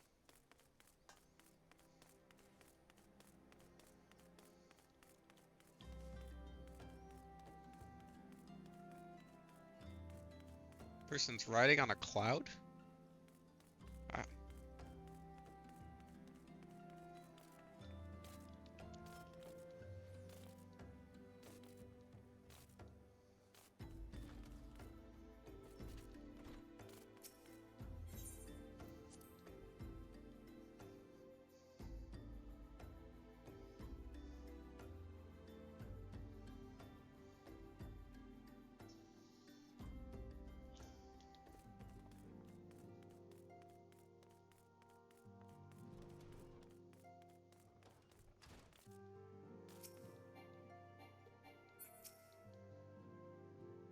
Right, yeah, the dialogue's all still the same. We might have to turn in the quest before stuff changes in here. Ah, the triumphant hero returns. Thancred told us the news upon his arrival. He is presently at in the Solar, given a full report to Lady Minfilia. You should join them at once. Lady Minfilia is most eager to see you. Dawn wrist guards. Very mediocre. Excuse me. My late arrival nearly cost Mining her life. I wasn't there when the Amal-Ja took her prisoner. And I wasn't there when they served her to Ifrit. Yes, by some miracle she survived, but that does not excuse the fact that she should never have had to face such dangers alone. I failed her utterly, just as I'm failing you all. What's done is done, Thancred. You can't blame yourself for every...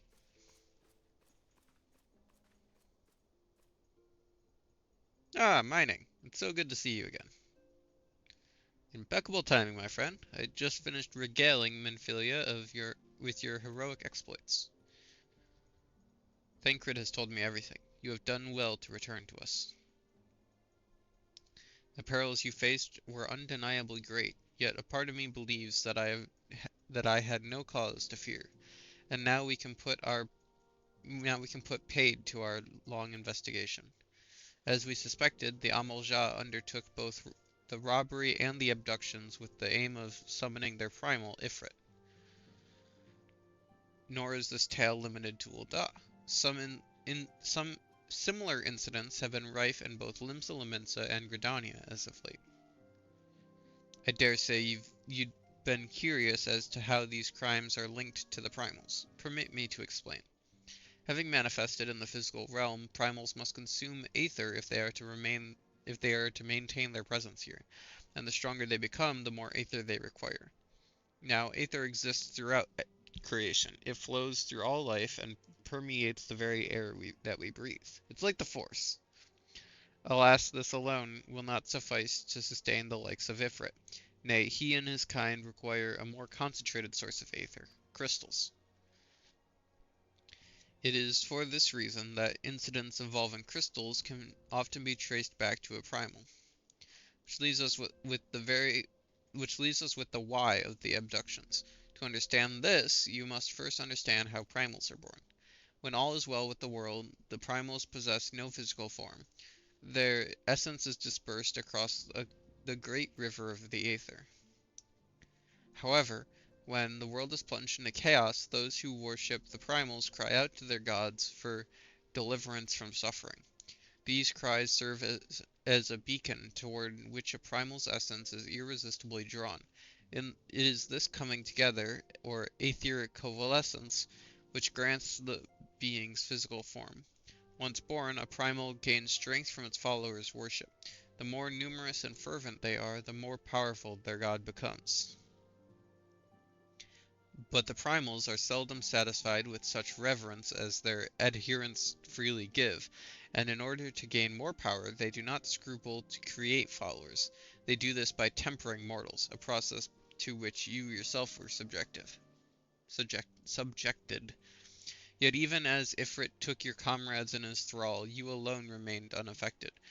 This is thanks to the power that you possess, the Echo. We know not the why of it, but those blessed with the Echo are immune to primal influence. It is as though a greater power protects us. When you first came to us, I told you the Echo would be instrumental in dealing with the primal threat. I trust you now begin to see why. The recent incidents all share a common trait: meticulous planning. Such elaborate designs are a new development, and one which fills me with an unshakable sense of foreboding. While I share your concern, my presiding feeling is one of relief at your safe return. Ah, the immortal flames assured me that they will deal with the aftermath, so you need not concern yourself with that. We may rest easy for a time. I suggest you take full advantage of the respite mining. You may be sure it won't last long. Once people learn the identity of the hero who felled Ifrit, I fear you will have nary a moment to yourself.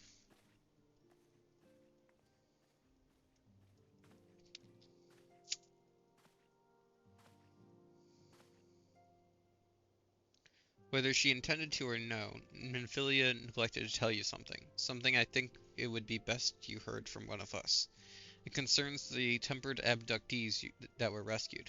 I'm sorry to report that all are to be put to death, the flames with whom you were imprisoned included.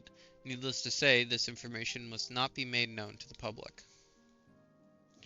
I swear to you that we would not do this if there were any other recourse, but once a man is tempered, he is tempered for life. His very essence lends strength to the primal whom he cannot choose but worship.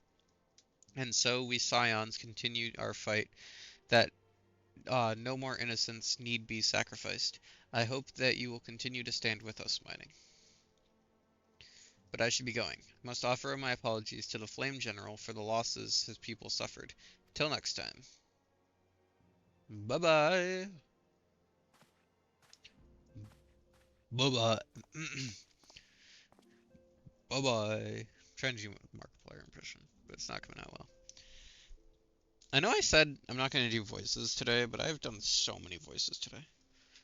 Gods forgive me. How many more lives? Louis Soir would never have allowed this to happen. I have to do better. I have to be stronger.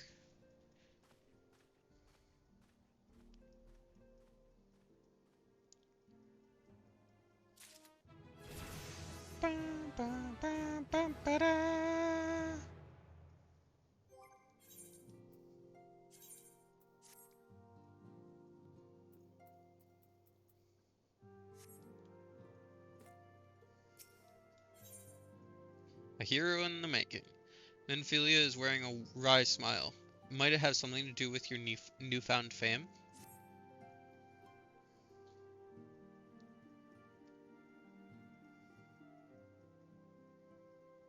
Until not so very long ago, you were but one of the many adventurers seeking to make their way in Eorzea. But for your character and courage, you were raised to the esteemed post of envoy. Thereafter, you traveled the realm, aiding those in need without thought of reward, confirming to Thancred and the Scions, confirming to Thancred that the Scions would benefit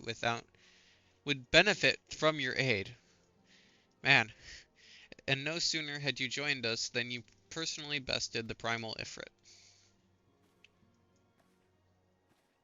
You have achieved a great deal in a short time, and won fame in so doing. Alas, fame does not come without a price, and as you will soon discover.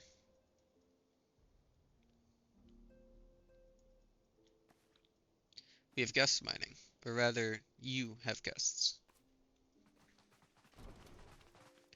Beg pardons.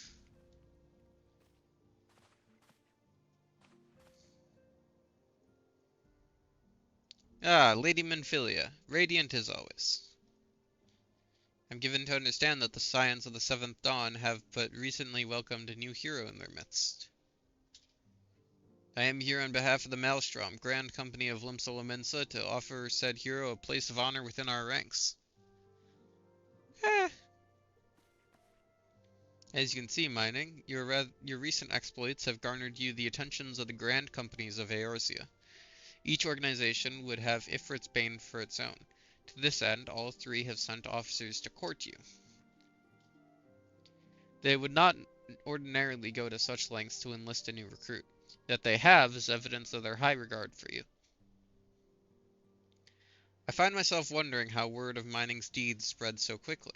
That the immortal flame should know of her triumph is to be expected, but what of the other grand companies? Eep! Your reputation precedes you, Mistress Nature. 'Tis no ordinary woman who can face a primal and emerge the victor.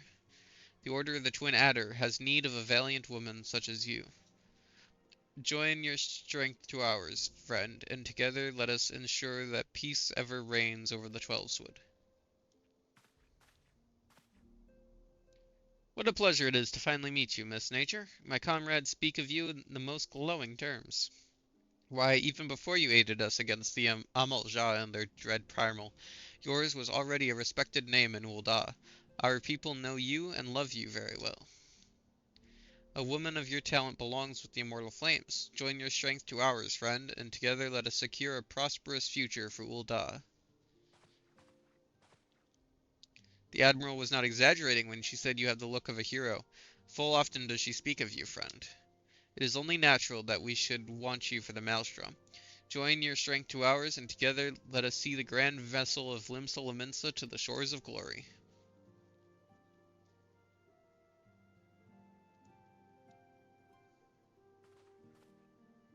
Lady Minfilia. Very well. Though I am quite sure you need no reminding, mayhap a brief summary of the situation would help clarify your thoughts on the matter. As you know, the Grand Companies are all-encompassing organizations empowered to call upon the martial, economic, and technological resources of their respective city-states in times of strife. There are presently 3 such organizations in Eorzea: the Maelstrom of Limsa, the Order of the Twin Adder of Gridania, and the Immortal Flames of Ul'dah. Serving a Grand Company means serving the nation to which it belongs. You will be charged with its defense and tasked with advancing its cause. In return for your faithful service, you will be furnished with various rewards, some of which may well prove useful to you in your other endeavors. If you are agonizing over which of the Grand Companies best deserves your loyalty, be at ease. The commitment you make this day need not be permanent. Should you wish to shift your allegiance at a later date, you are entitled to do so. And yet, I concede that it is no small choice you face. Ah, a thought occurs to me. You will, of course, recall that the 3 city-states are planning to hold remembrance services. Well, as part of the proceedings, I am given to understand that the leader of each Grand Company will deliver an address.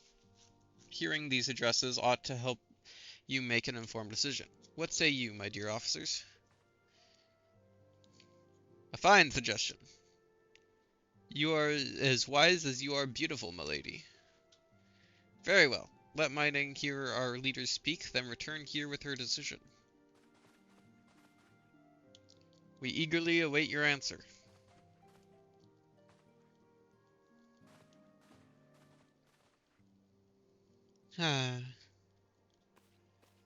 Waddle, waddle, waddle, waddle.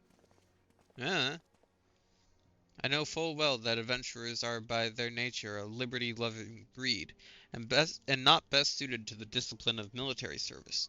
But I strongly urge you to join a Grand Company nonetheless. While the promise of reward is enticing in itself, it is not the only benefit. You are possessed of great power, Mining, and with it you are capable of doing untold good. Yet know that great power is wont to attract attention, not all of it friendly. There will be those who wish you ill, and you must needs be on the lookout for them. However vigilant you are but one woman. In the midst of a grand company, however, you will be one woman amongst many, a friend among friends. Your achievements will be shared, and so will the danger. I can think of no better arrangement. Of course, joining one organization need not mean leaving another. I hope that we can continue to rely upon your aid. The 12 know that we will have need of it in the days ahead. Grand companies seek to protect their own nations. We Scions, on the other hand, seek to preserve the future of Eorzea as a whole. Similar, yet not quite the same. Now then, I expect you will be afield more often in the future. As such, I would have you carry this link pearl with you at all times. It will allow us to stay in touch regardless of location. Eorzea is changing mining, and you have the power to help shape it anew. None can say what the morrow will bring, but so long as we believe in ourselves, there is naught we cannot achieve. Now, it is time you made ready for your journey. Before you depart, be sure to speak with Tataru. She will apprise you as to where and when the remembrance services are due to take place.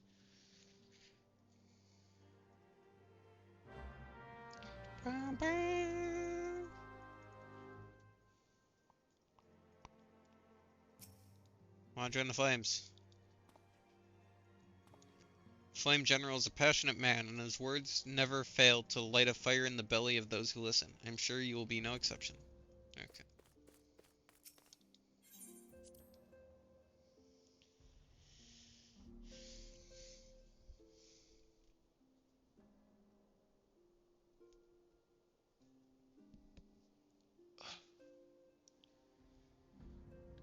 Speak with Tataru.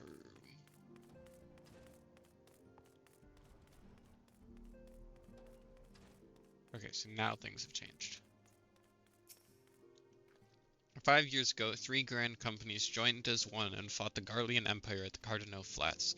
And now, for the first time, the people will gather to remember those who fell in the battle. That being said, no one has any clear memory of what transpired that fateful day, not even the leaders of each nation. Speeches. Oh yes, I love them.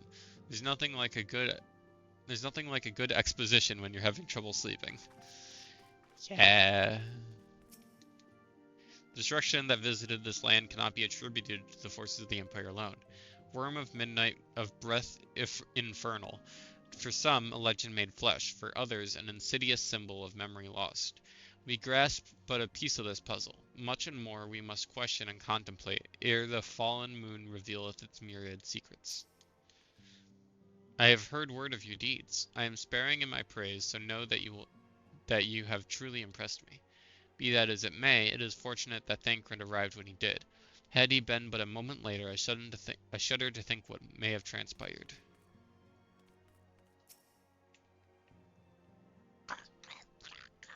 Oh, hello again, Les. Meet, Persevanes. We was as thick as thieves in the old days. At least I think we was. Or it might have been that he was a right creepy bastard and I did my best to avoid him. Still, we was both members of the old order, so either way we're in this together, eh? You've put us all to shame with your recent performance in the field. If I'm to keep up, I dare say I'll need bigger knives.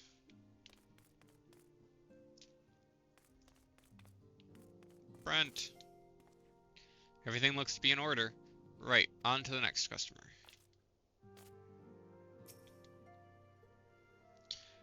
An experienced warrior like Abo won't die so easily. He's strong, fast, cunning. Aye, he'll come back safe.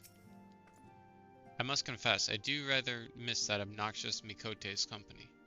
Abba is taking part in the joint operation with the Immortal Flames. I imagine he's having the time of his life right now.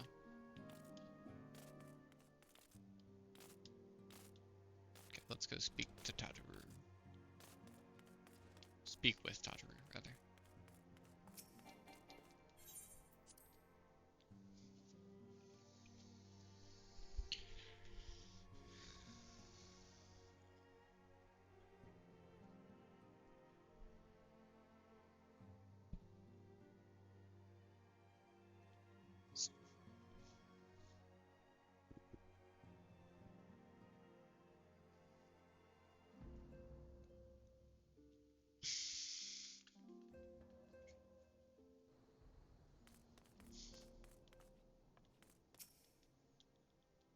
I'm sorry about all the attention you're getting, mining. I might have sung your praises a little too loudly and often to a few too many people. Ahem. Next time, I'll be sure to hold my tongue, literally if necessary. Anyway, I expect you want to know where and when the Remembrance services are taking place. If all goes to plan, Gridania's Grand Company, the Order of the Twin Adder, will hold the first of 3 services, and Elder Seedseer Connie Senna will deliver her address at Miketo's amphitheater. I should probably mention at this point, due to organizational challenges involved in assembling all the involved parties, it's possible that the order of the services might change. Still, there's not much we can do about that, so make Redania your first port of call. Next, you'll need to go to Ul'dah, where the Flame General Roban Alden will be addressing the masses at the Royal Promenade. Oh, and it's rumored there's to be a special guest. How exciting. Last but not least, you must make your way to the stateroom in Limsa Lominsa, where Maelstrom Chief Admiral Meridia will be giving her address. The room is accessible via the Admiral's lift. Identify yourself to the sentry, Xanthale, and he will meet you. Got all that? Well, off you go then. Hope you find the Remembrance services suitably educational. Suggest visiting the city's... Hello. The city-states in my prescribed order, though with your record of impeccable timing and luck, the schedule may well change in favor of your preferred travel plans. Farewell. Okay, so Gridania, Ul'dah, Limsa Lominsa.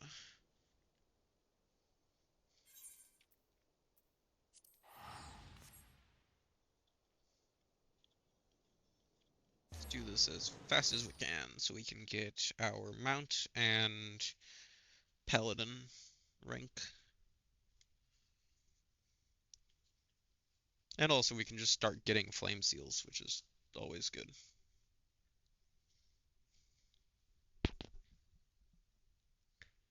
Because you earn them every time you do a fate, as well as you get a separate hunting log for them.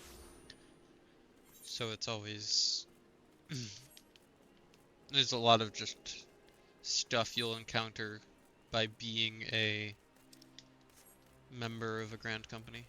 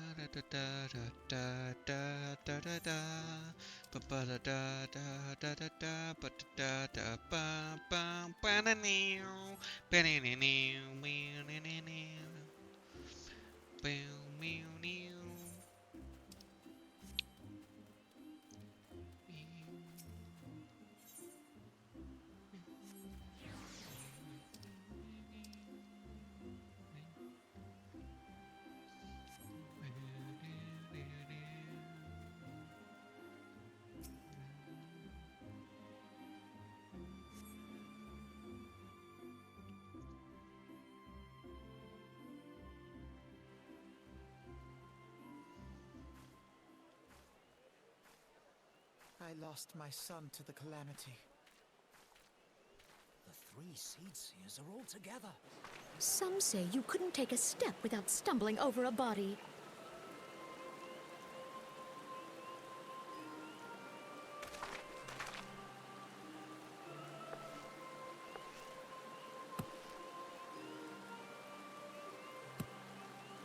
Our forebears were once strangers in the Twelveswood. Fearful of the Green Wrath, they hid themselves in the dark recesses of the earth. Yet they dreamed of basking in the dappled sunlight of the forest. Through great effort, they proved their worth to the elementals. and were granted a place beneath the boughs. So it was that Gridania was born, some 5 centuries ago. Working hand in hand, the Hyur and the Elysian settlers sowed the seeds of our civilization, and soon they were joined by folk of all races.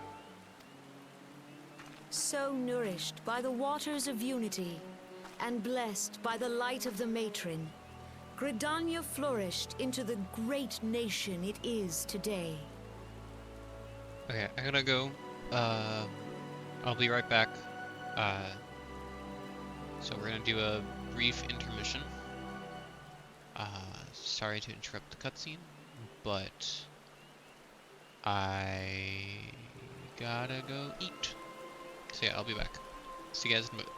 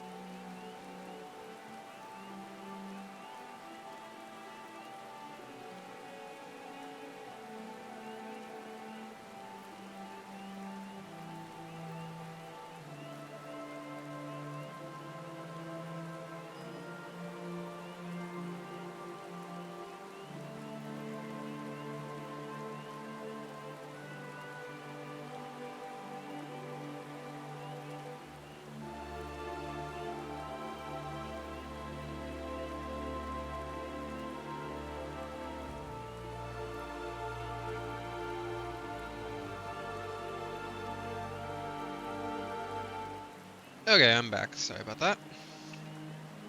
Gonna do a self-hydrate real quick. Excuse me.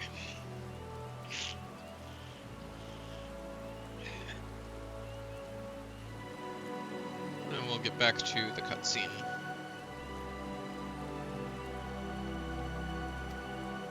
Do you see the Gridanian standard? There, hanging behind the Elder Seedseer. The entwined serpents represent the unity between Hyur and Elysin. An elegant symbol, do you not agree? In accordance with the will of the elementals, we have embraced a life of peace. Alas, our neighbors have not always sought the same for themselves, nor for us.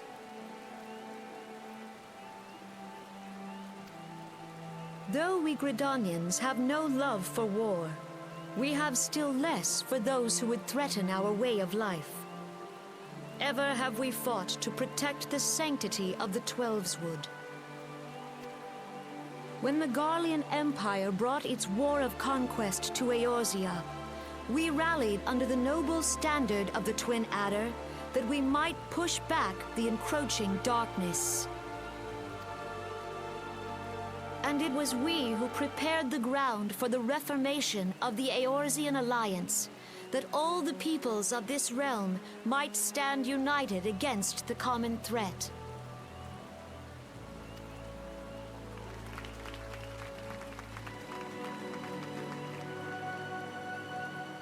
"5 years ago, the Alliance met the armies of the Empire upon the fields of Carteneau. It would prove the bloodiest battle in recent memory. Countless Gridanian lives were lost. As Supreme Commander of the Order of the Twin Adder, ever shall I bear the weight of our people's sacrifice. Alas, their loss was not the only tragedy to befall us that day, for soon came the calamity.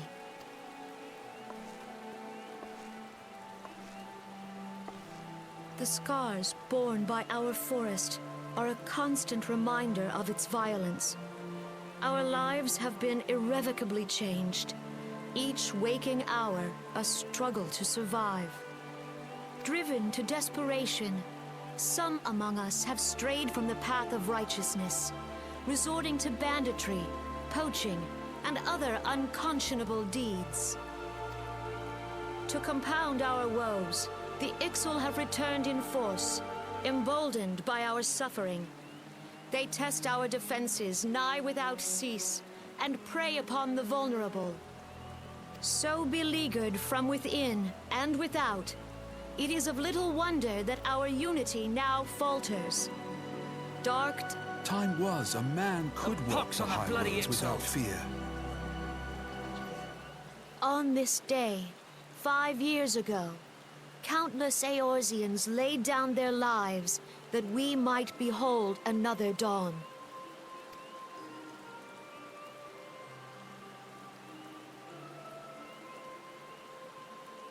And how do you propose to honor the memory of those you cannot remember, pray tell?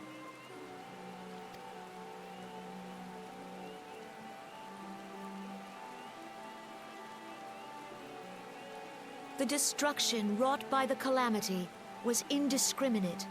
It dealt death to Eorzean and Garlean alike. Yet while we have labored to rebuild our homes, to rebuild our lives, the Empire has set about raising steel fortresses here in the Twelveswood. Let none be mistaken. The Garleans remain the greatest threat to our survival.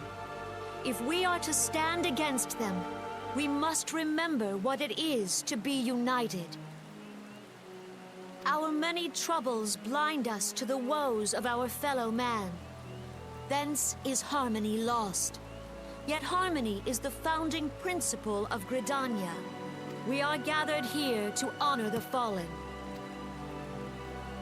Let them be honored not only in word and thought, but through concerted action. I bid you, join hands with me once more beneath the Twin Adder standard. And together, let us heal the forest's wounds, that our progeny might live in harmony beneath these ancient boughs. For serenity, purity, and sanctity. We must think of the children! Woods will be done! It's up to us to protect the Follow forest! the elementals!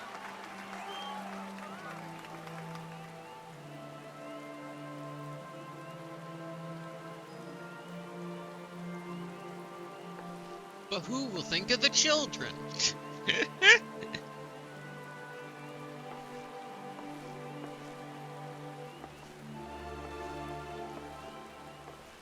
Will no one think of the children?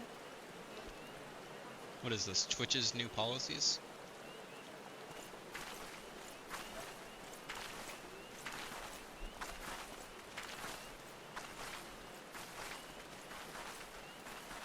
If you'll permit me, Alfie, no.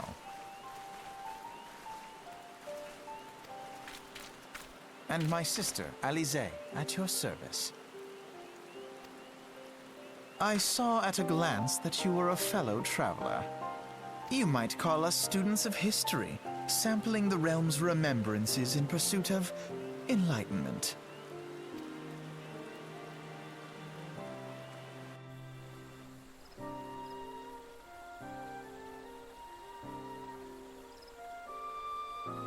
The Redanians are unfortunate enough to have to contend with two beast dreads.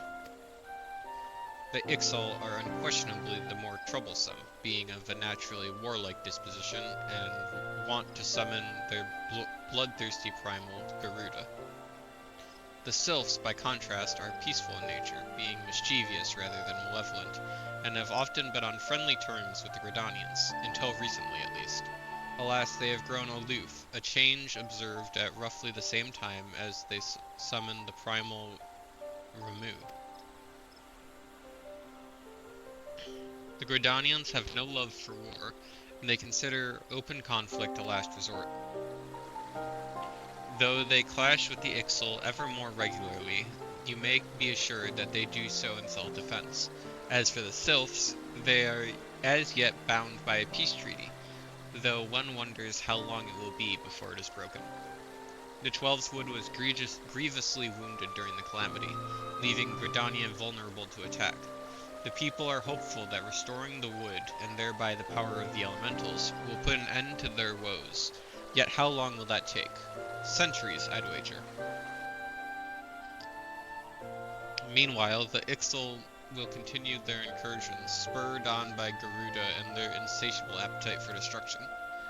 Whether the Gridanians like it or not, sooner or later it will come to all-out war, and when it does, the Order of the Twin Adder will need all the help it can muster.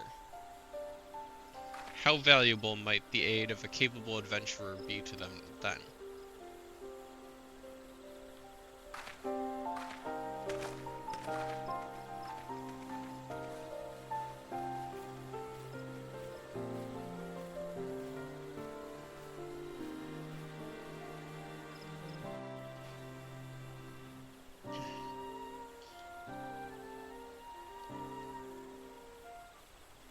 Okay, on to Ulda.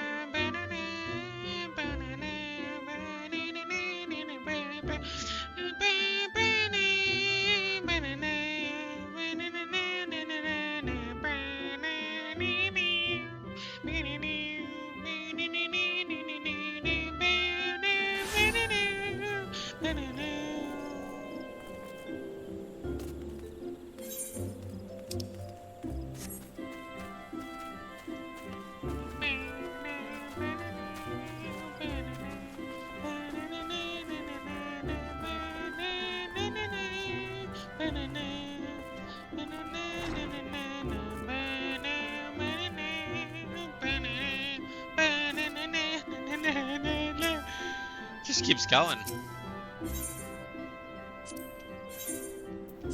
very short background theme.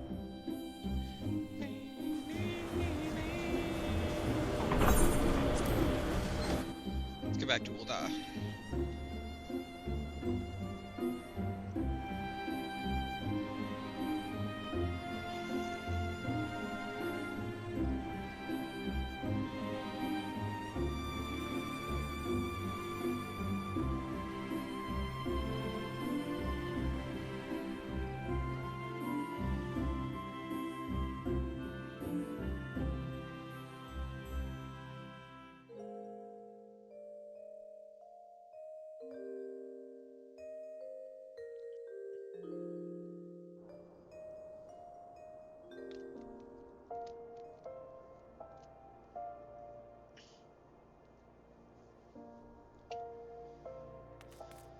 Okay.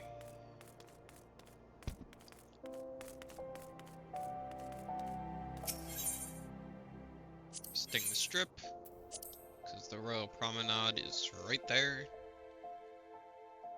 Well, technically the Chamber of Rule is right there, and then the Royal Promenade is like right next to the Chamber of Rule.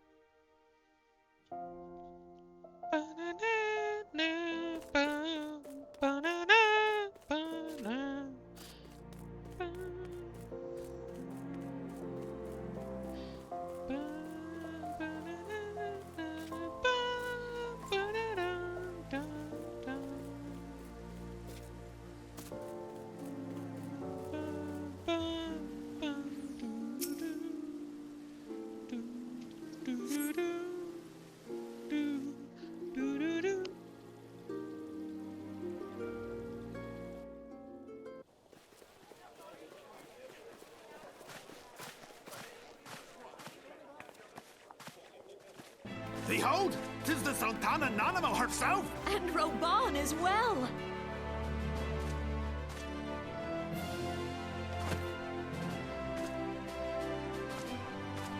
Hark you, souls of flame, drawn to the bosom of the desert, where the fire burns brightest and shall rage forevermore!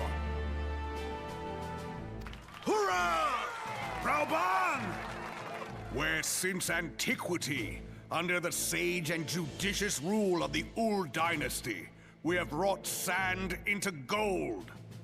Where by the grace and glory of Nalthal have our brave sons and daughters flourished and prospered. I speak of Ul'dah!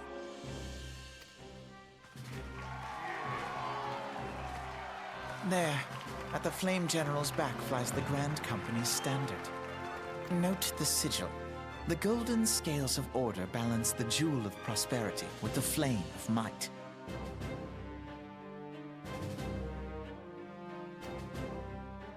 Great and many are the gifts our nation has given the realm. In Eorzea's darkest hour, on the killing fields of Cartano, none spent more in blood and gold than we.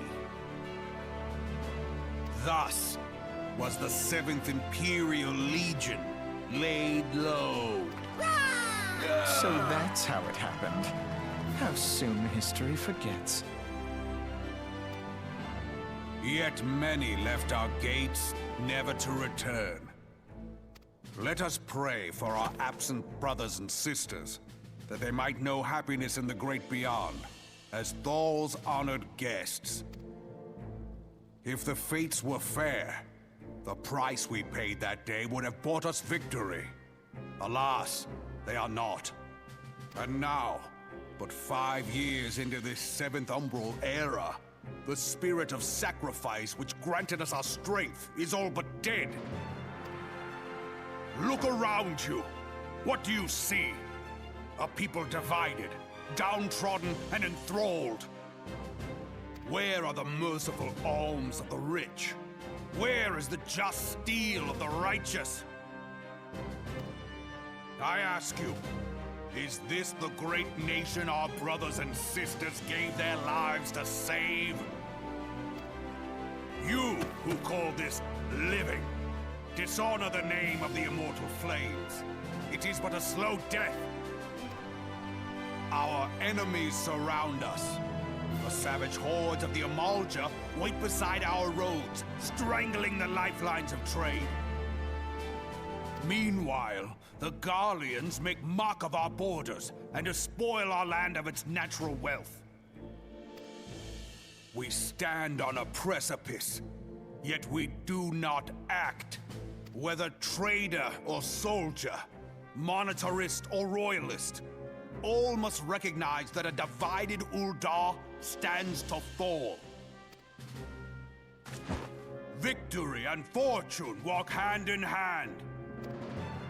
Ye who seek glory and wealth, look not to what little you can snatch from your neighbor, but to the boundless wealth of the world beyond.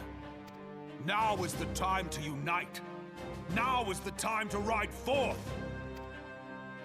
In the name of the Sultana, I beseech you. Line not your own coffers, but those of the immortal flames. Seek not to prosper from Ul'dah, but to restore her to prosperity.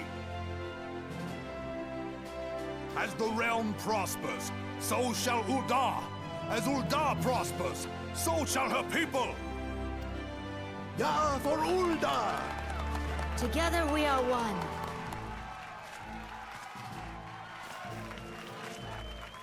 Your Grace. Raoban?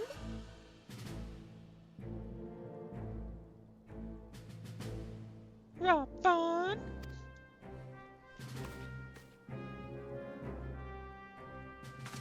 I love them. They're the best. People of Ul'dah, I, Nanimo, 17th in the line of Ul, address you. I love the way she just sits on his elbow. Much has been made of the wealth of Ul'dah. Yet those who measure that wealth in coins and carats are gravely deceived. For the true wealth of Ul'dah lies in the health, happiness, and hopes of her people.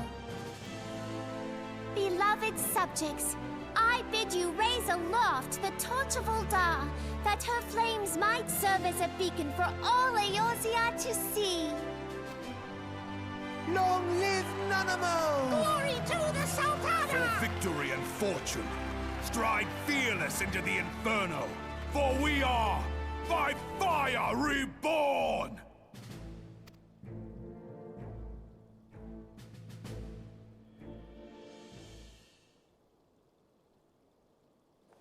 Forsooth! The time is now!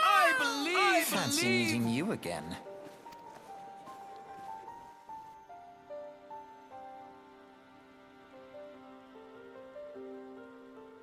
The Uldans have a long history of conflict with the Amalja, the beast tribe that worships the primal Ifrit. Judging by your look of distaste, I take it you have encountered them. The Uldans do not shy from confrontation. If aught threatens their precious prosperity, they will seek to crush it.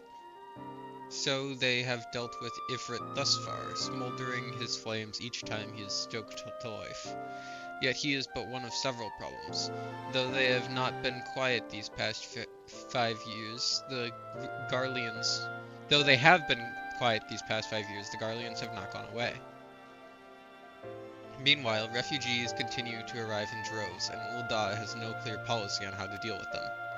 After all, not even the Sultanate's coffers are bottomless, and even assuming they had... what is on my foot?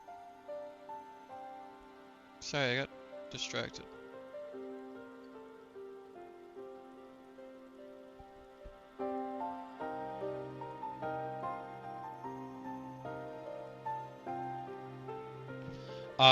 After all, not even the Sultanate's coffers are bottomless, and even assuming they had the coin, the resources will ever be finite.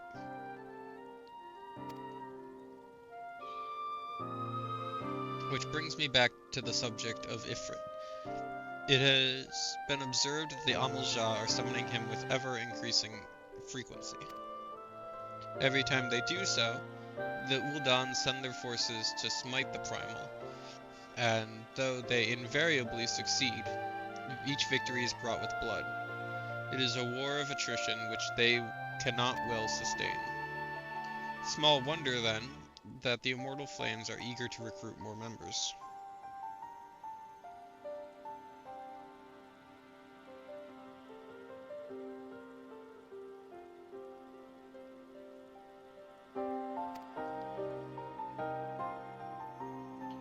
At such a desperate hour, an adventurer of your experience would be a most welcome addition to their ranks.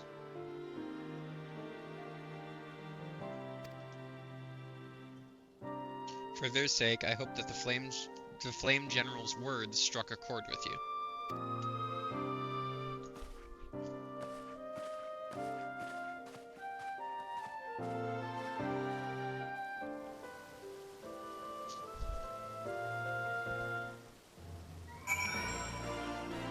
Okay, now that that's done,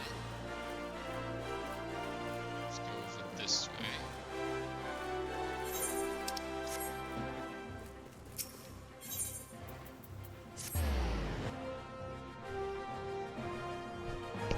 Go to Limsa. After all, a new hand touches the beacon.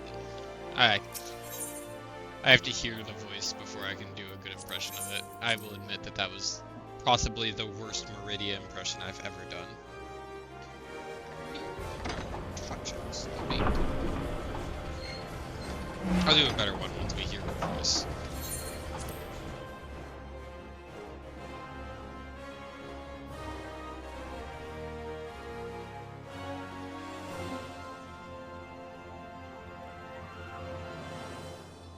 A new hand touches the beacon.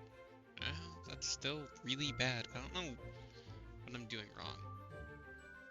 I can hear the voice in my head, but clearly it's not correct.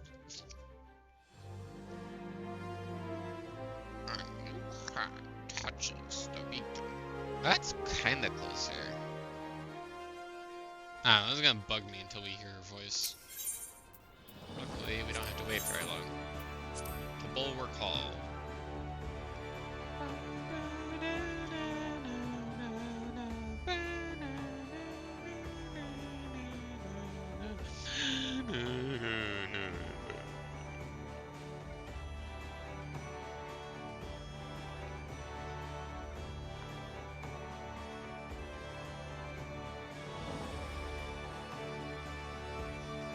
Yeah, unfortunately I do not have my Meridia impression as down as I do my "Say, fellas," where I can just do it on command.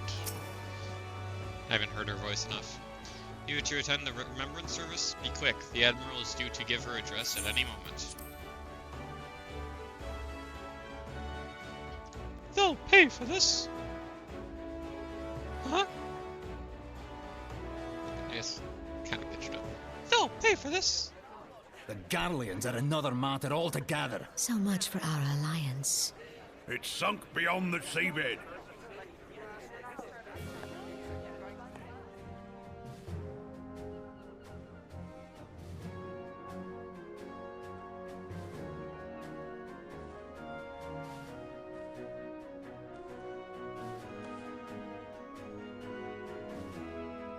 Brothers and sisters of the sea, hearken unto me.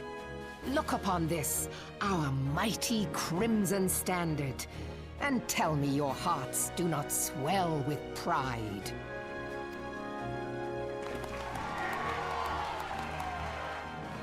"700 summers have come and gone since our forefathers first ran aground in this fertile bay. In that time, guided by the Mother of Oceans, Limsa Lominsa has grown from humble fishing village to uncontested ruler of the 5 seas and beyond.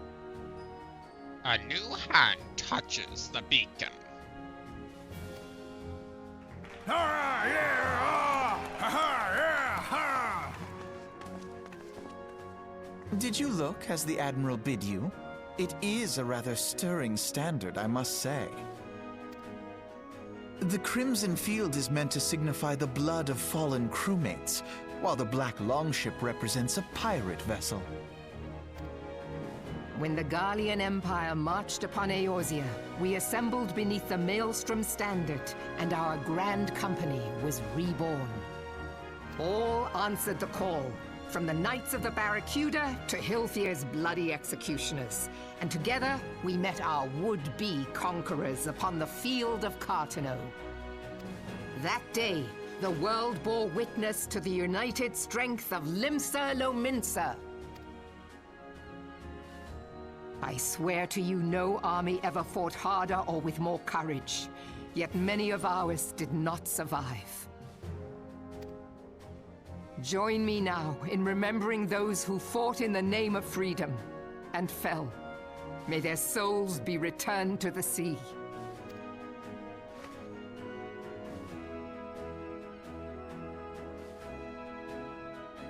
Freedom. Yes, they have always been rather fond of their freedom. Much as the beast tribes have. Small wonder. Beneath the surface, one would struggle to tell them apart.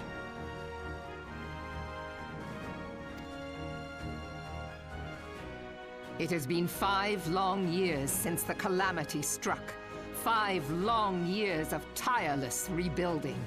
Yet still the wounds of the calamity fester and weep. But when I stand atop the mizzenmast and gaze out upon our battered and broken vessel, I see an undying spirit. Did we not build all this from the wreck of the Galadian all those centuries ago? Shall we not do so again?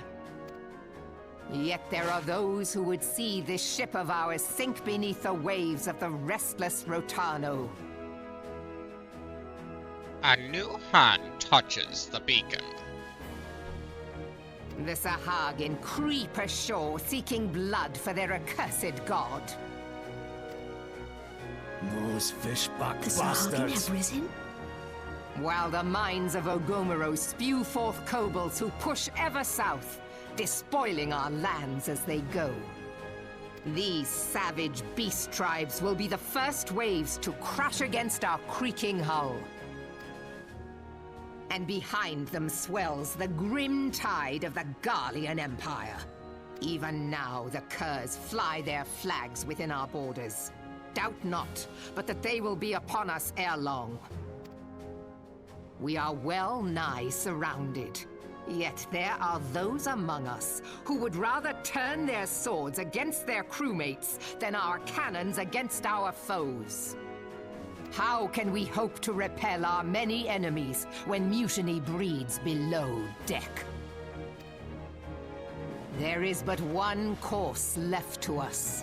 One bearing that will bring us victory over the beast hordes and the Empire both, and see this ship safe to port.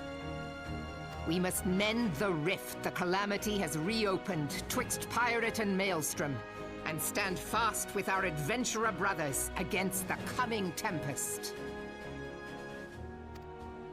Mark ye well, a crew without unity is no crew at all. 'Tis but a mass of drowned men. To me, then, brothers and sisters of the sea, gather beneath the undying crimson standard, and pledge me your strength, your skill, your wisdom. And with the guidance of the navigator, this great vessel of ours shall ride the waves, till sea swallows all! Long live the Admiral! Melvin! Gather the lads! Oh, where's me cutlass? I'll follow ye to the 7 hells, Admiral!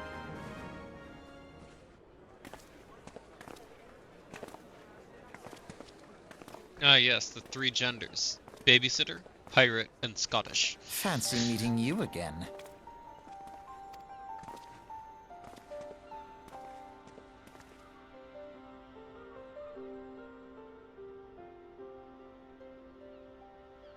As the Admiral mentioned in her address, Limsa Lominsa is plagued by 2 beast tribes. Turn it down a bit too far. The first are the fish-like Sahagin, worshippers of the primal Leviathan. The second are the kobolds, who dwell beneath the earth and take the primal titan for their god. As if the beast tribe's presence weren't troublesome enough, the Garleans have also chosen to erect a fortress right in the Lominsans' backyard.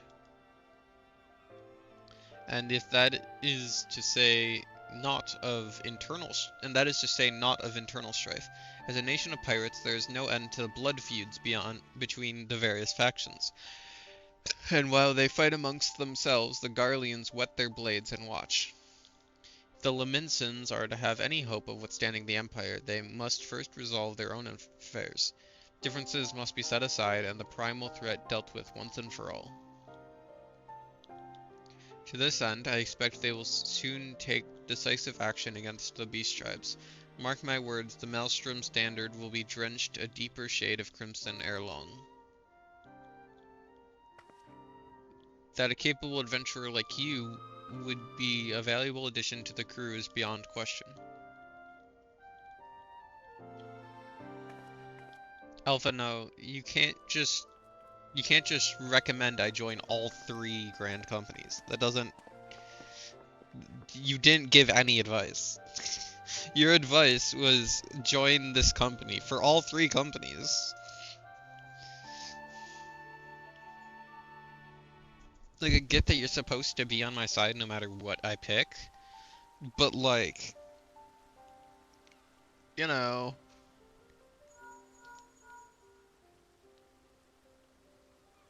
Mining, this is Minfilia. You are well, I hope? Would I be correct in thinking that the final remembrance service has now concluded? A moment ago, you say? What a coincidence. Jesting aside, I trust you remember our guests from the Grand Companies. Well, delighted though we are to have them here at the Waking Sands, it would not do to keep them in suspense any longer than necessary. In short, hurry back! These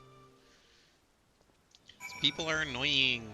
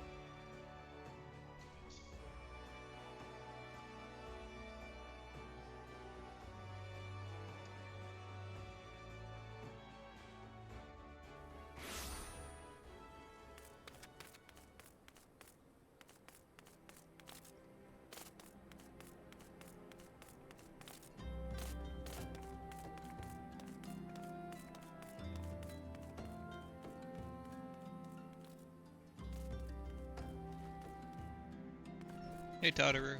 Bye, Totterer.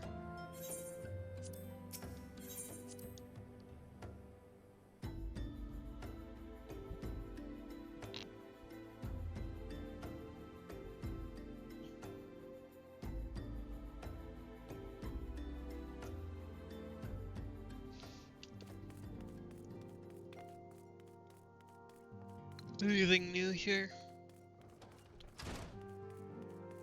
Doesn't look like it, but let's ask Brent, just in case. Yeah, no.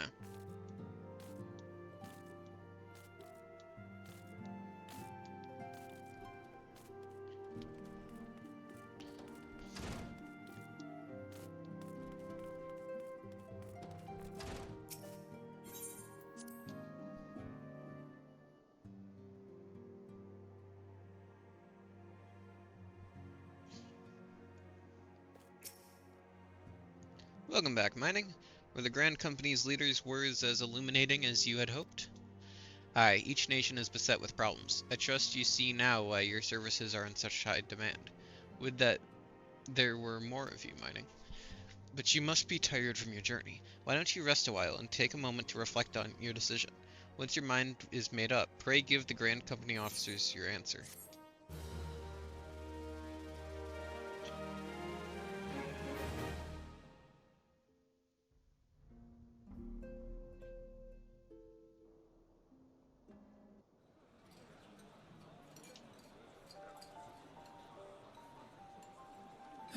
The gods only know what grand company our adventurer friend will keep. The wheels of change are in motion regardless. Brother, are you certain this course is best? Whatever do you mean, dear sister? The so-called remembrance ceremonies were little more than standard waving rallies. As though the Calamity and Seventh Umbral era warranted scarcely a mention. Well, of course they were standard waving rallies. Since you are so observant, mayhap you noticed what mention was made of the Warriors of Light? None. I suppose they must have forgotten the heroes who spared Eorzea a fate worse than the Calamity? No, dear Alisaie, they haven't forgotten these details. They have elected to omit them. Deep are the wounds the Calamity inflicted upon Eorzea. So deep, in fact, that the realm still bleeds. Needless to say, the beast tribes and their primals do little to alleviate the pain. So, the task of salving Eorzea's wounds falls to the scions of the Seventh Dawn, with a little help from our friends, the Grand Companies. Remembrance will yield no remedy. If our world is to heal, we must put the horrors of the Calamity behind us. Our grandfather would never entrust the fate of the realm to despots who rewrite history to their convenience.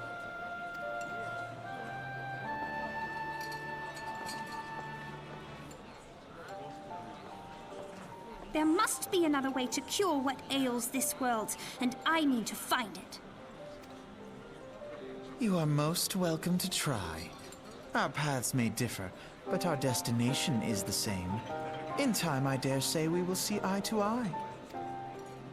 I should hope so. My lady! We are to escort you! Hope does not come into it. We share the burden of this fate, dear sister, and will prevail together or not at all. The salve will serve not only to close up our present wounds, but prevent old ones from opening anew.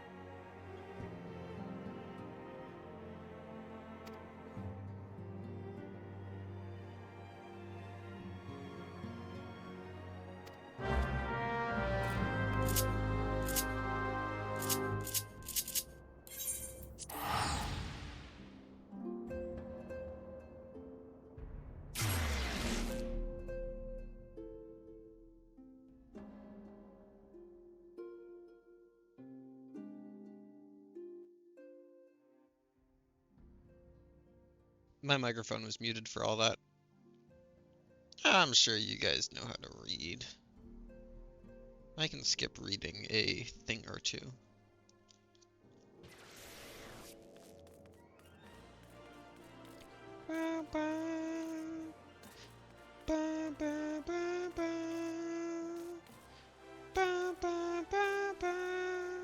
Ooh. I like this person's armor. It's pretty sick.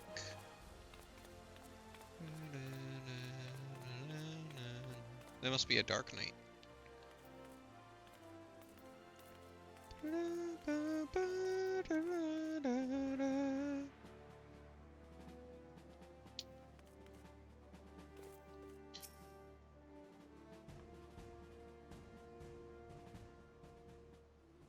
What brings you to the Hall of the Flames this day, adventurer? My name is Mighty Nature. I believe you are expecting me?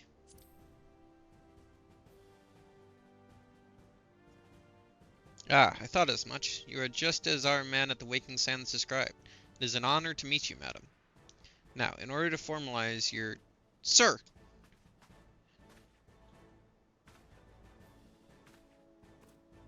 Speak, Private. The Imperials, sir. They fired on a high-wind Skyways airship. Scouts say she's coming down to the west, near Horizon's Edge. Bloody hells. Of all the times for this to happen. Mining, there's no time for formalities. The Immortal Flames need your help now. We're in the midst of a large-scale operation against the Amalja, and we have no one to spare in Western Thanalan. You must get to that ship before the Garleans do. If there are any survivors, see that they do not come to further harm. Now go.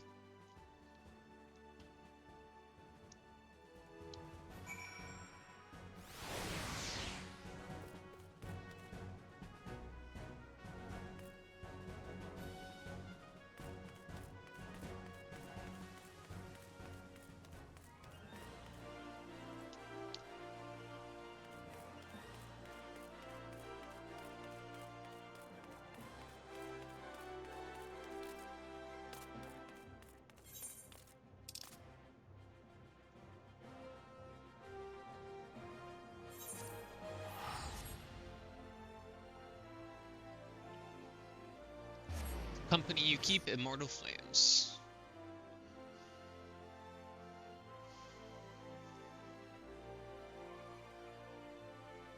I'll put some lotion on real quick.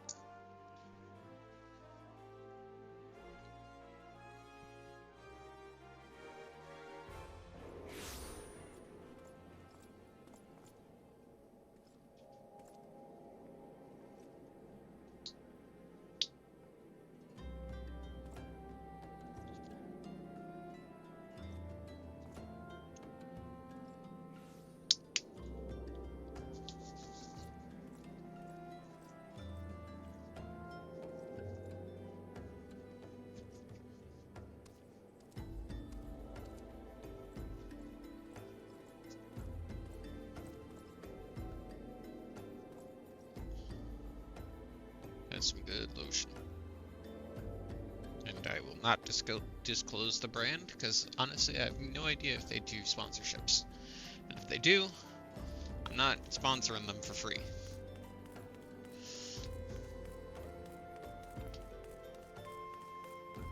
As with my water bottle, they will have to pay me to disclose what brand it is.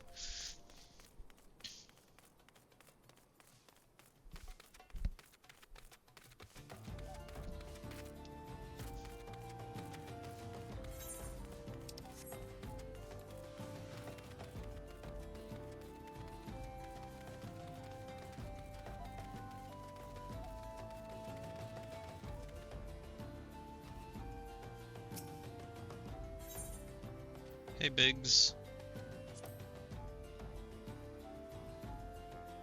This time I'm 12 levels over.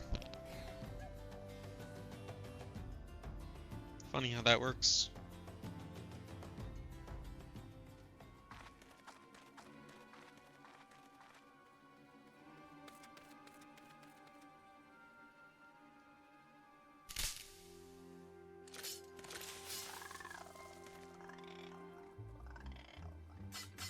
Not a goblin. An adventurer? What are you doing out here? No, wait. Let's find some cover first.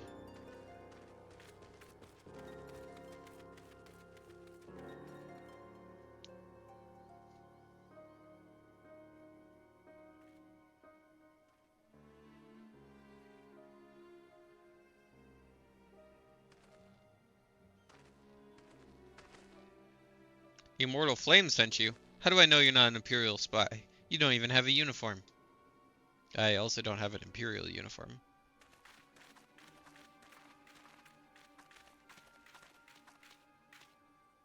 Are you alright, sir? Our scouts reported the attack on your craft. We came to rescue you. My nature, yes? Glad to have you with us.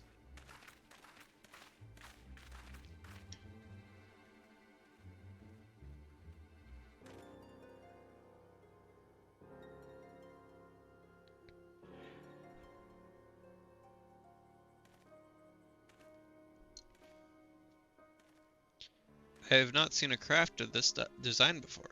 That trader Garland must have been busy. Or that trader Garland has been busy. The secrets of Magitech are ours by right. They are not to be squandered upon the savages of this land. We are taking this craft back to the fortress. Dismantle it if you must. And bring the engineer. Someone must pay for Garland's crimes. They mean to take the ship back to Castrum Meridianum.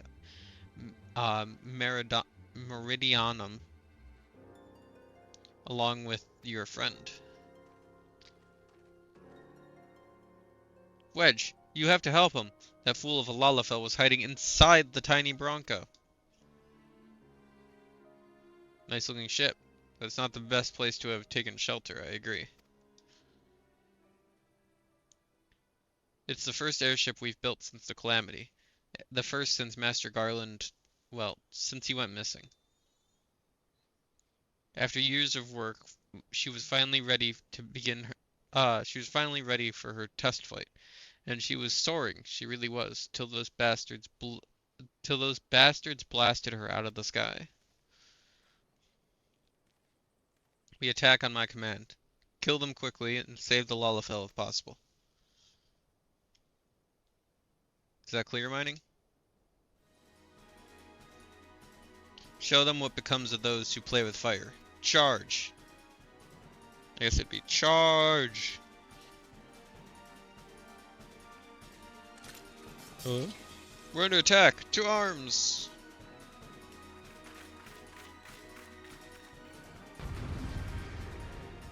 Teeny tiny little tank. The teeniest of tiny tanks.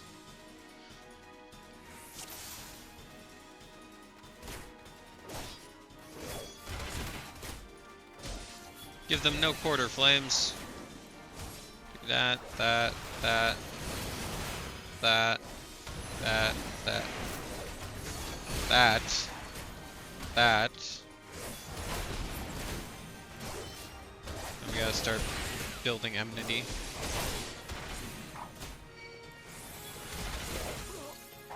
There we go.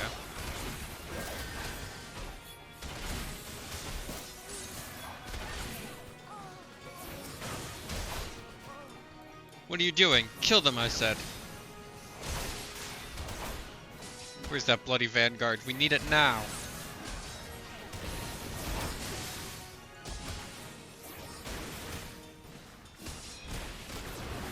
Aha! Show them no mercy.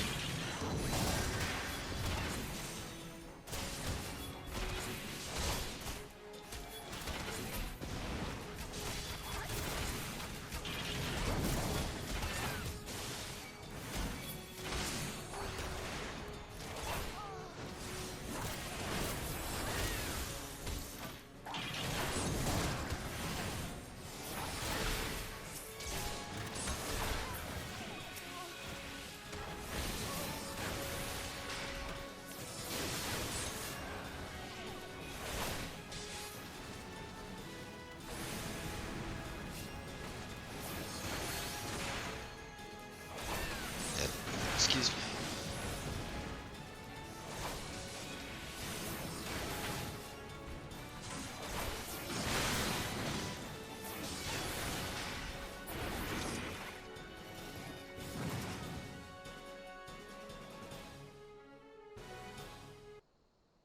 Easy. Biggs!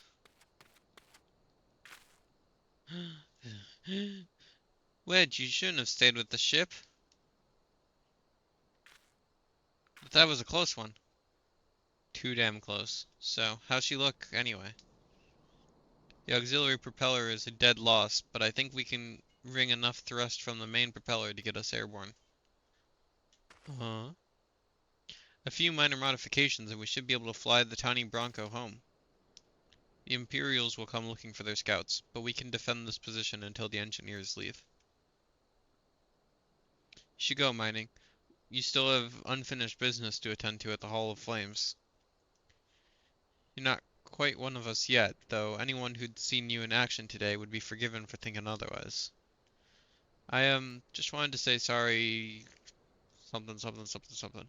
Wedge. Thank you. We're very grateful.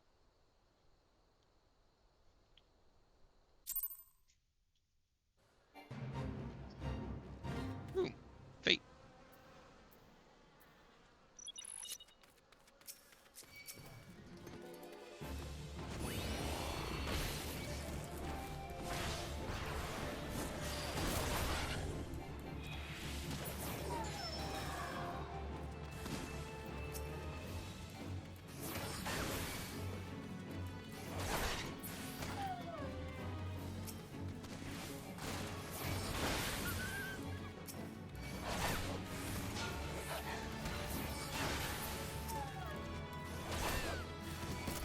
Wow, these things, what's it called? These materia are really really carrying me right now. I feel.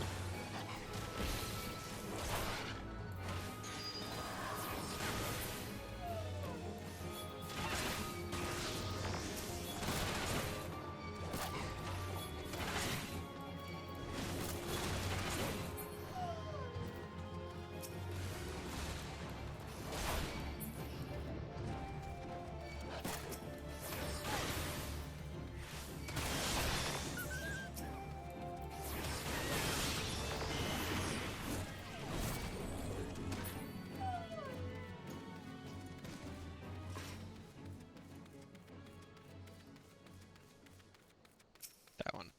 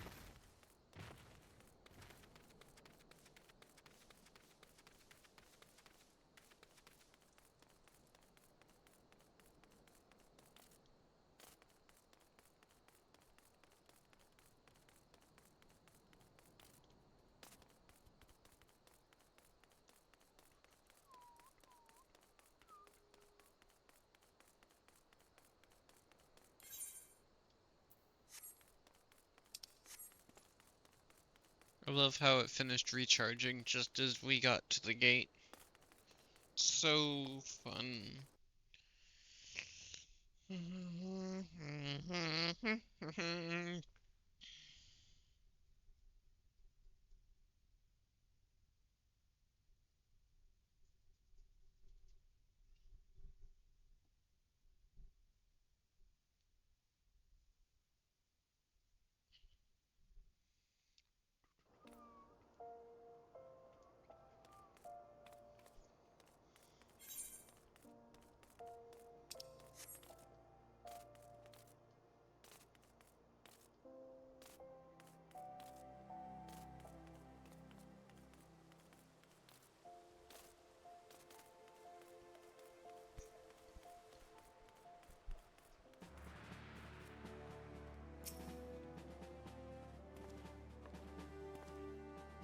Welcome back, mining. Word of your deeds in the field reached me not long ago. Exemplary surface. Rest assured that the Garland Ironworks engineers are fine. They were able to get their vessel back in the air before the Imperial reinforcements arrived. Your willingness to assist us on such short notice is to be commended. Clearly, your reputation is well deserved. Now then, I believe we have some unfinished business. Shall we continue from where we left off and induct you into the immortal flames?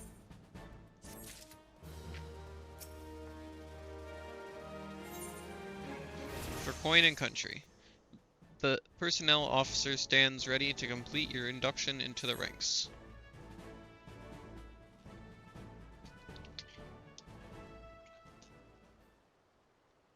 Are you ready, mining? Then let's begin.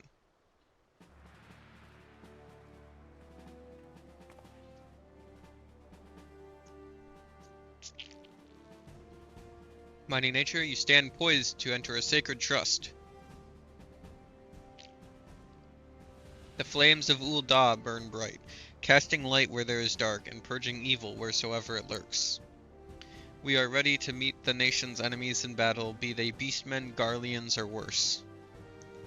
And at a word from Flame General Roban Aldin, we would gladly lay down our lives to maintain the peace and prosperity of Ul'dah. To join our ranks, you must forsake all other nations.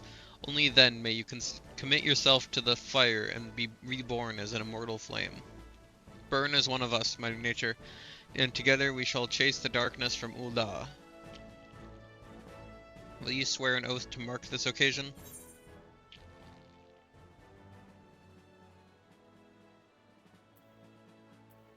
I will follow the Flame General unto death.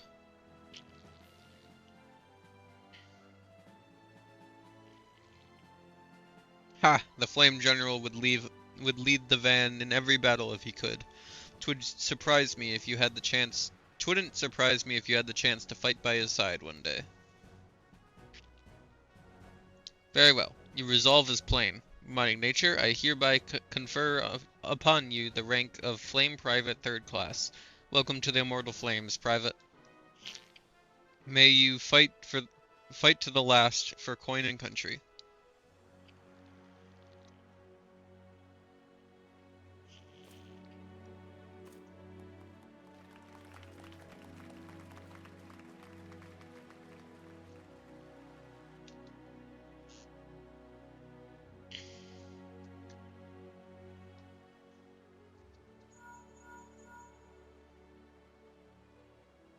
Can you hear me, mining? This is Minfilia.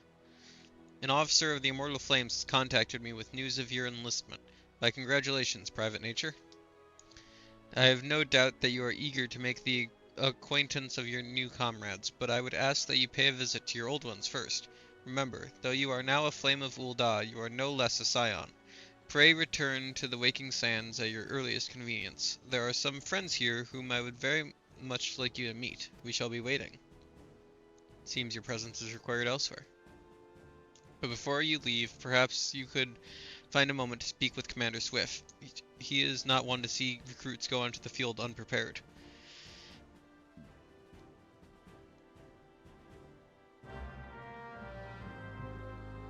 You may now accept the quest My Little Chocobo Immortal Flames by speaking with Swift. This quest must be completed in order to proceed to the end of the main scenario for A Realm Reborn. Immortal Flames. Achievement unlocked, Light My Fire. Flame Private 3rd Class. Grand Companies.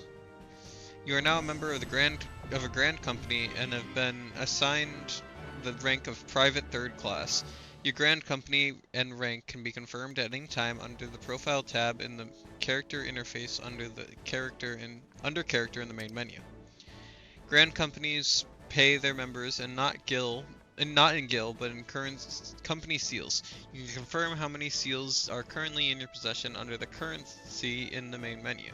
Seals can be earned by completing various Grand Company missions. A Grand Company Quartermaster is stationed at each Grand Company headquarters and will exchange the items for company seals. Company seals are only redeemable with the Grand Company that issued them.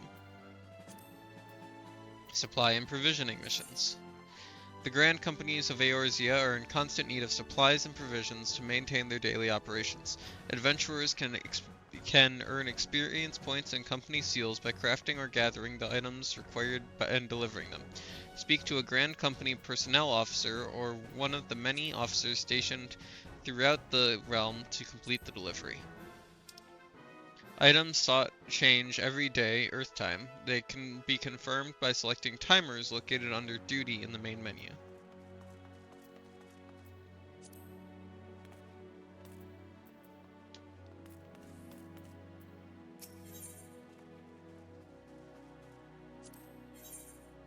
My little chocobo. Swift believes that you should get yourself a chocobo. Private nature. Yes, a moment of your time, if you please. You wish to carry out your duties swiftly, do you not? Well then, perhaps you should get yourself a chocobo.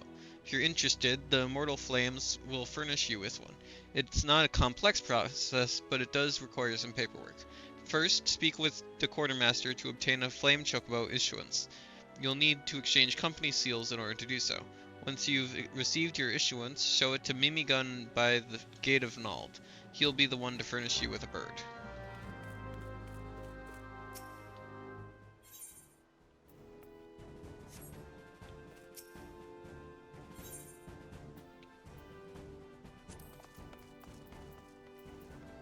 Okay, so in order to do that, I need 200 seals. Is there any supply and provisioning missions I can do? Yes, there is. But it's not gonna be enough.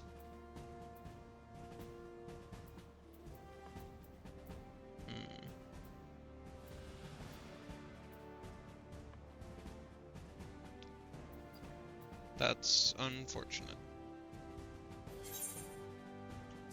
Will at least get me closer.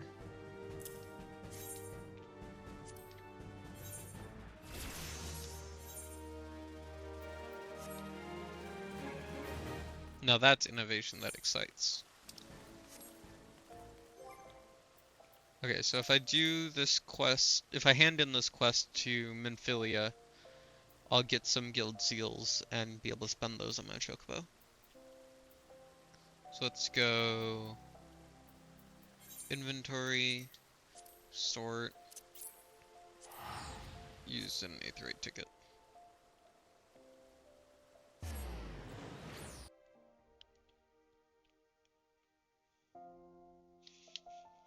I also want to see what the soot black dye looks like on my armor. So I'll do that before going to the Waking Sands.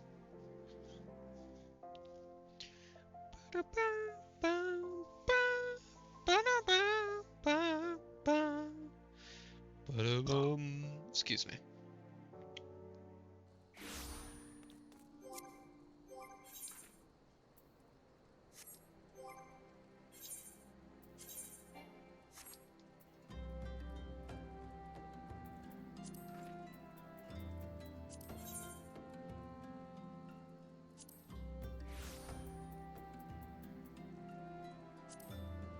Ooh, that actually looks really good.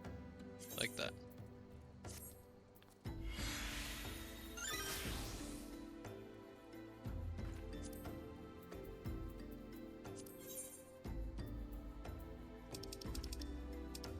Wait, which one is this currently? No, Fika Green, huh?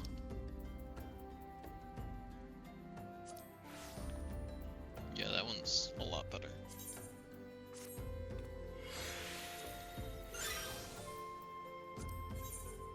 This one's technically blue, but we'll make it black just to fully match.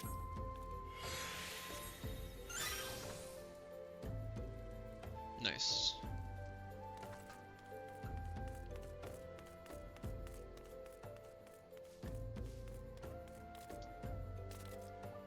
Basically a baby dark knight, or baby black knight. Dark knight. Yeah, it's dark knight. Hey Tadaru. Bye Tadaru.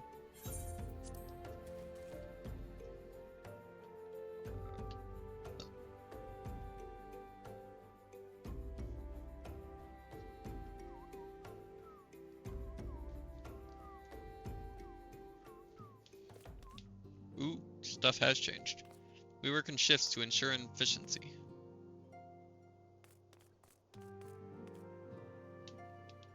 Oh, hey, Thancred.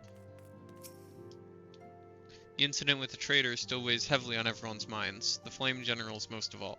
And although he cannot be expected to know what evil lurks in the hearts of every man under his command, the revelation is nevertheless a devastating blow to his authority. Even so, it warrants saying that you should not let this tragedy color your opinion of the man. In all my years working with the Flame General, I've never had reason to doubt his capacity to lead. Let me see if I have this right.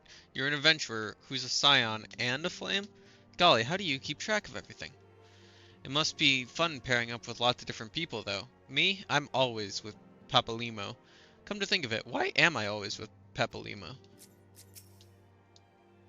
Following the calamity, each nation's armed forces underwent a large-scale reconstructing centered upon its Grand Company. In Gridania, the Order of the Twin Adder absorbed both the Wood Whalers and the God's Quiver, while the Laminsons enacted a complete merger of the Maelstrom and the Knights of the Barracuda. Ul'dah is the odd nation out, having made no notable changes to its armed forces. As before, and in the spirit of the Sultanate, each entity retains a certain degree of independence.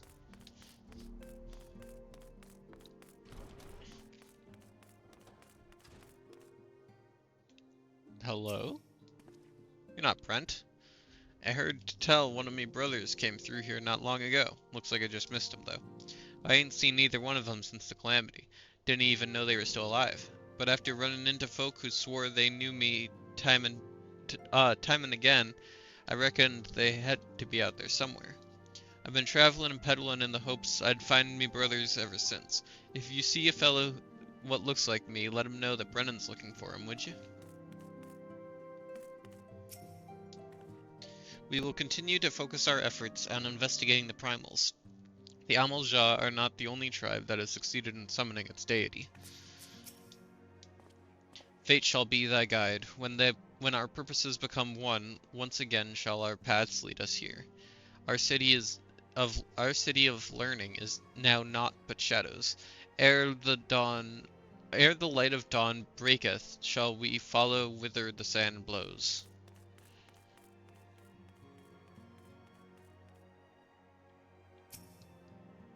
Have we met somewhere before? You must be quite the accomplished adventurer to be welcomed into these halls. Me? No one's ever expected much of me. And so far I've done a fine job of living down to their expectations.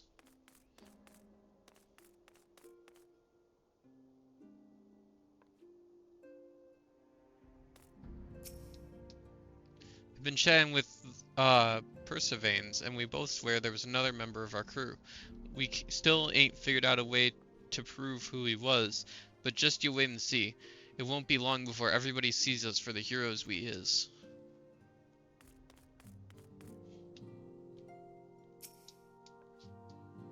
I hear you pledged yourself to a grand company. Me? I don't think I could do it. I don't think I could do it. I've never felt like one of them, no matter what the recruiters say.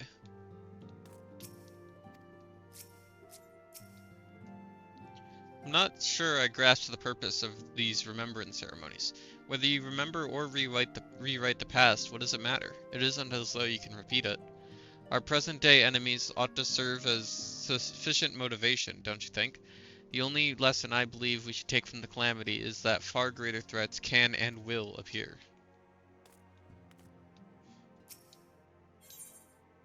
Oh, there's an armor mender now. And a Scion supplier. Oh, you can just buy dark matter with normal money instead of guild seals like you normally have to. It's cool. I'll buy some grade 1s. And the Orchestrion roll. The Orchestrion. The Orchestrion can be used to change the music in your estate or in-room, but only if you have first obtained song rolls. Rolls can be obtained through a variety of means, including synthesis, purchase in shops, and discovery in treasure coffers. After obtaining a roll, use it to add the track to your Orchestrion list. Accessing an Orchestrion will open the settings interface. From here you can listen to any tracks you have registered, as well as select that track to play in your estate or apartment. Shared estate background music can only be changed if you have been granted the proper authorization. A feature unique to orchestrions in estates and apartments is the ability to register tracks to a playlist. Up to 8 songs can be registered to a playlist, which can then be played in order, shuffled, or a single track can be selected to play on repeat. Playback options for the playlist can be accessed via subcommands or the buttons found at the bottom of the playlist interface. Tracks not listed in the playlist can also be set as estate background music by using the select track option at the bottom of the interface. And I'll also buy some grade 2. Some grade 3 as well. I don't think we'll need grade 4, so we probably shouldn't waste our money on it right now.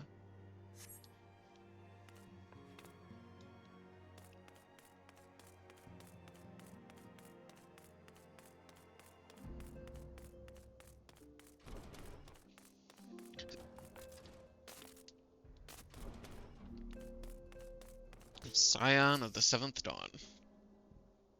Welcome back, Manning. Lady Minfilia awaits you within.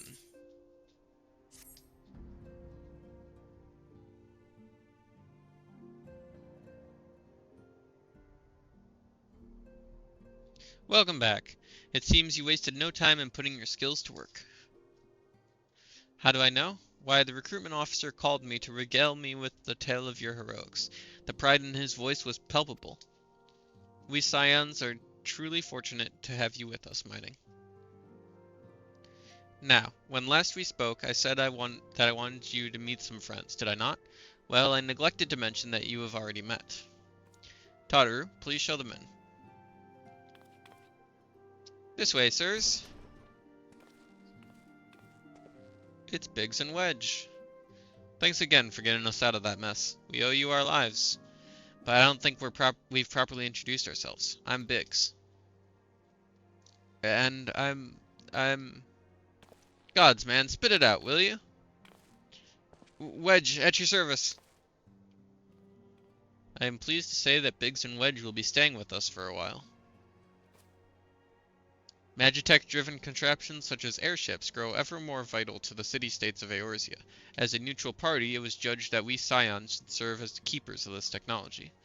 Of course, for this, we needed the knowledge of experts, and so we requested the assistance of Garland Ironworks, who very kindly sent us 2 of their finest engineers.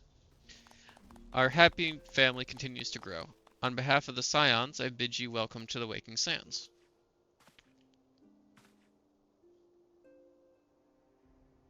Like every soul here, I love Eorzea.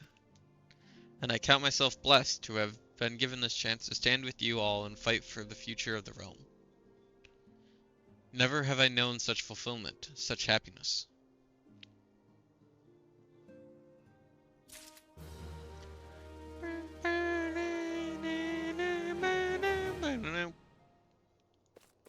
And this is self-management?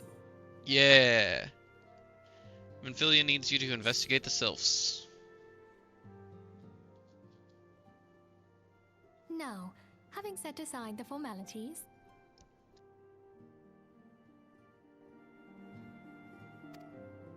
we have a favor to ask of you. Urianger, have the documents arrived from the students of Baldessian? Aye, my lady. They arrived but recently. We have conducted a study at the behest of the Order of the Twin Adder. Papalimo, Ida, a synopsis if you would. Our task was to survey the behavior of the Sylphs, a beast tribe indigenous to the Twelveswood. Oh, how to describe them. They look like gisselcreens, floating ones, that worship the primal Ramu. Ahem. Though technically a beast tribe, Sylphs are blessed with a comparatively personable demeanor, conducive to peaceful communication. Offering us an invaluable opportunity to learn what the beast tribes know of the primals. While Ramuh's existence is well documented, the Sylphs do not, or perhaps cannot, summon the Primal any longer, insofar as can be ascertained. Until such time as we know, it would be unwise to assume that the threat posed by the Primal has passed. Which leaves Gridania with the added worry of not knowing what they should be worrying about. In that regard, they are hardly alone. What we can say with absolute certainty is that Gridania has its hands full fending off Garuda, who, I need hardly remind you, is among the most savage and terrible of all known primals. In short, it is essential that we approach the Sylphs in as diplomatic a manner as possible. Words and actions can be misconstrued. The only sure way to communicate our intentions is the echo. Winning the Sylphs' favor may well bring us a step closer to mitigating the threat of the Primals. Will you help us?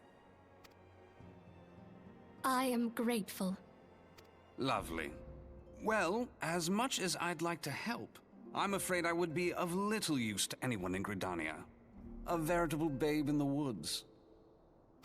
Ida and Papalimo, however, should be able to see the forest for the trees. Is that not so, Minfilia? Indeed. You are willing? Leave it to me. Us, Ida, us!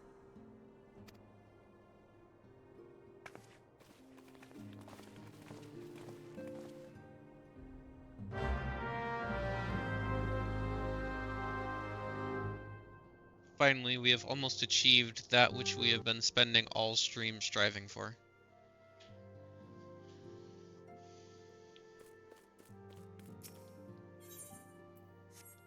But first, let's go back to Steps of Nald, get our Chocobo, and then we'll use our proximity to the airship to our advantage by taking the airship to Gridania. Gridania to this issue, I believe it is. Actually, I don't remember what the name of the camp is, but we have to go to that one camp and then make our way up to the Sylphs.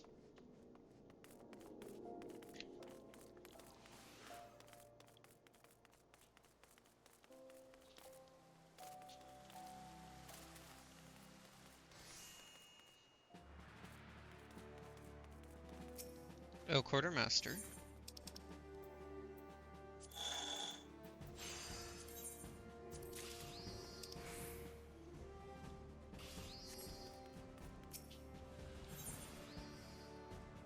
Up, no, that's not right. I need to go to the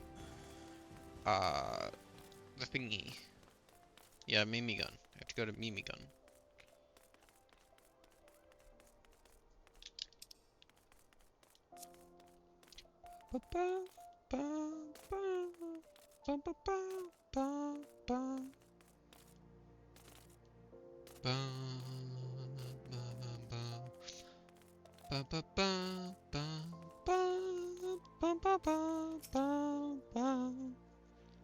Want a bird issued, you say? Then I'll need to see your Flame Chocobo license, or issuance.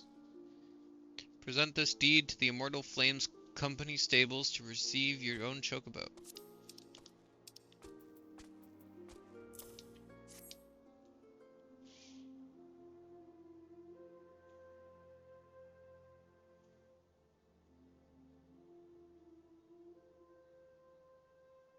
Yes, everything appears to be in order. A moment, please. I'll be right back with your Chocobo.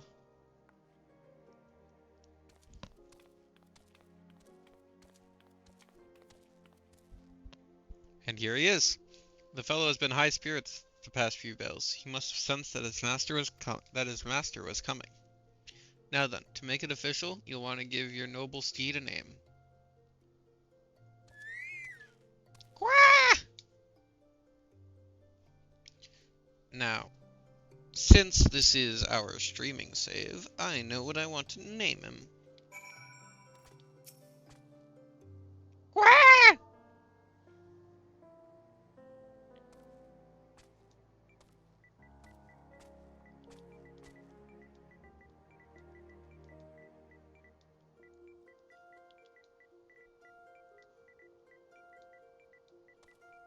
Mining, nature, YT.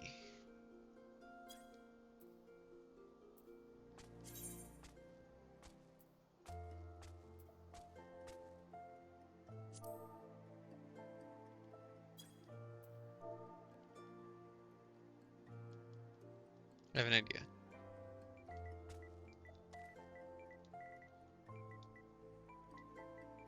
Nature, YT.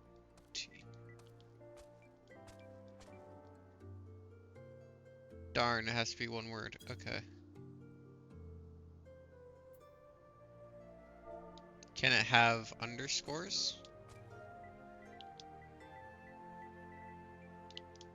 I will turn my chocobo into an advertisement if it's the last thing I do. Okay, this will have to be good enough.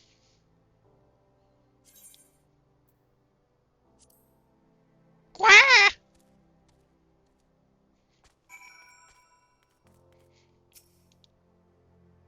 Haha, I dare say he likes his name. Here is your very own chocobo whistle. Simply blow into it and your feathered friend will come bounding to your side. But do forgive him if he doesn't respond when summoned in a crowded city or in crowded city areas or monster-infested layers. Chocobos are star-headed creatures, but they have their limits. And lastly, I present to you with your chocobo rider's license, as is required by law. And that concludes the formalities. I wish you and your chocobo long years of fulfilling companionship. My little chocobo. You can use a chocobo whistle to acquire the action to summon your personal chocobo. Unlike rental chocobos, there's no time limit regarding how long you may remain on chocoback. Remember, however, there are such areas, such as highly populated cities, and narrow dungeons that your chocobo will refuse to enter. The action to summon your chocobo can be set to your hotbar and is located within your mount guide found under character in the main menu. Chocobo armor, or barding, can be equipped via the companion interface situated in the character section of the main menu. Small handcrafted whistle that emits a unique high-pitched tone, discernible only by a chocobo trained from birth to recognize and respond to the sound. Hello.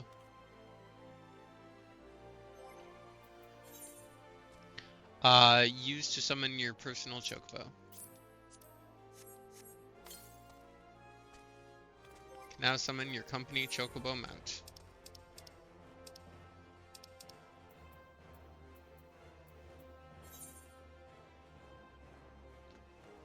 We'll get rid of auto fight toggle.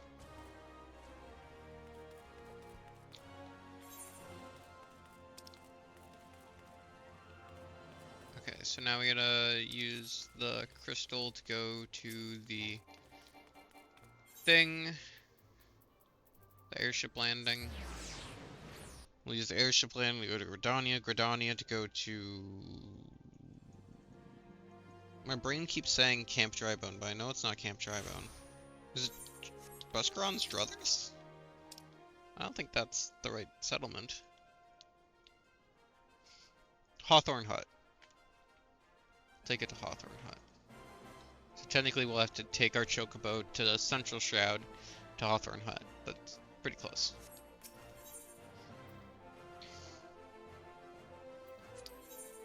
To Gridania.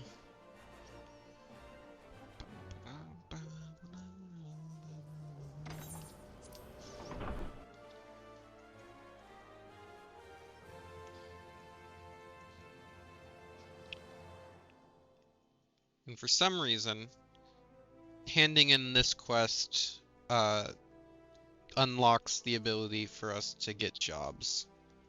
I don't know how or why it's this quest specifically, because nothing really happens at the end of this quest.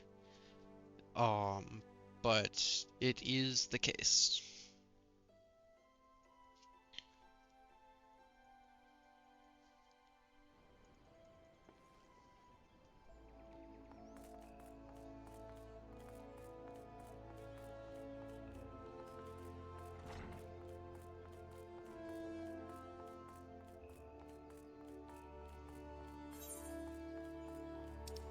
However, first I am going to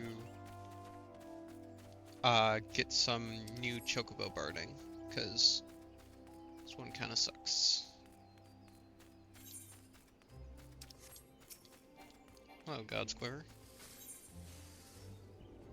Makings of a Gunbreaker.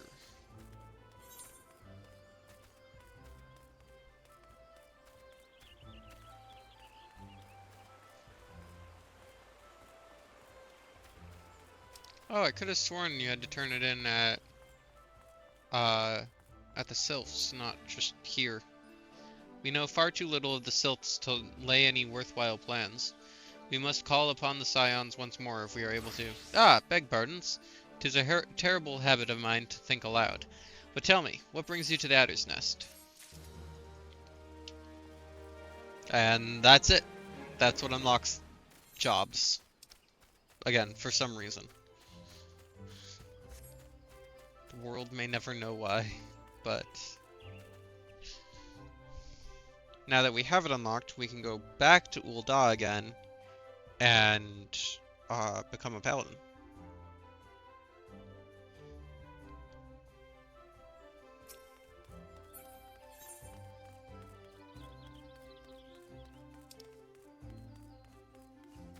First, I want to go to the Achievement Exchange to buy better barding.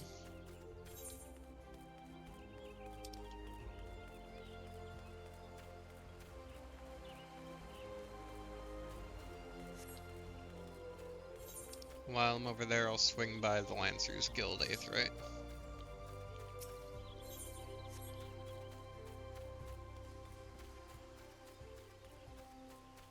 Link Shell Distributor?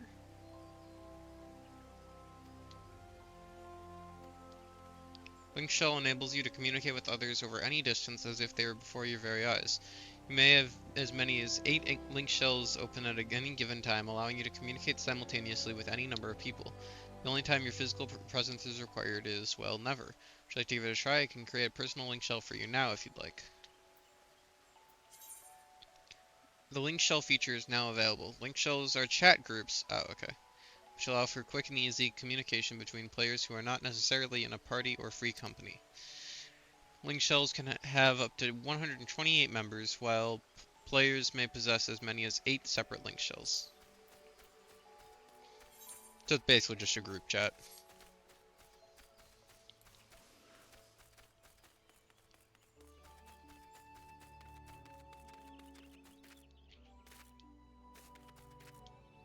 That sort of stuff is usually off limits to free trialers anyway, so probably wouldn't work for me.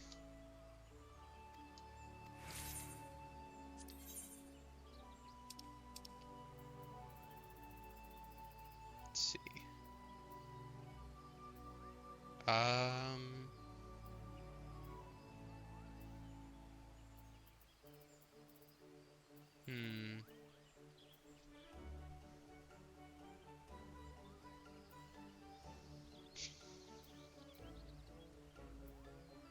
Could get both of these bardings,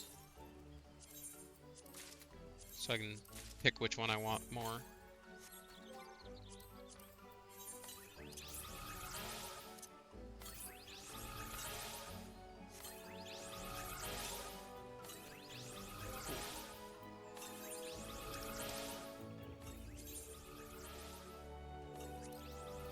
Okay, let's do the of light set first. We won't be able to see what our chocobo looks like until we leave Gridania and Ul'dah, but we will still be able to see it eventually when we do end up summoning it.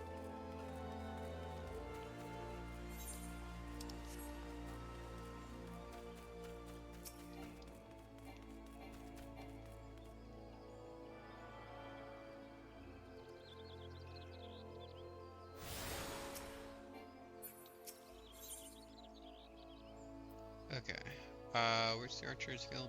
There. Okay, let's go here, get the Archers Guild, And then from the Archers Guild, we'll teleport to the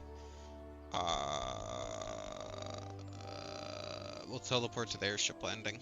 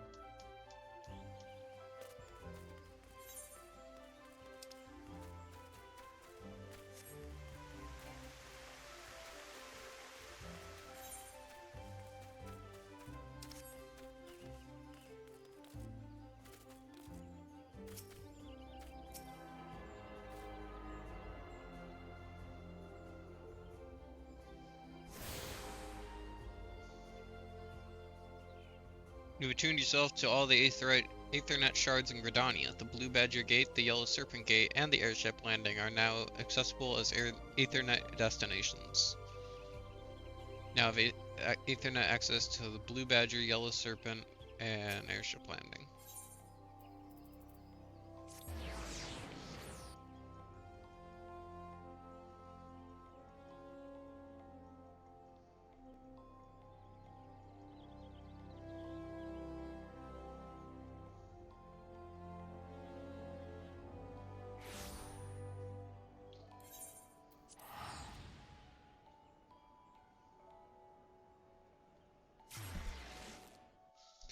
To the Paladins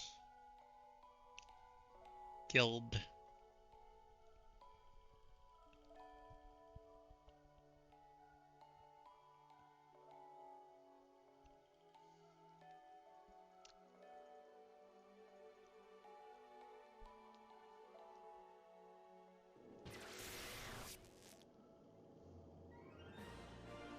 Ba, ba, ba. Ba, ba, ba, ba.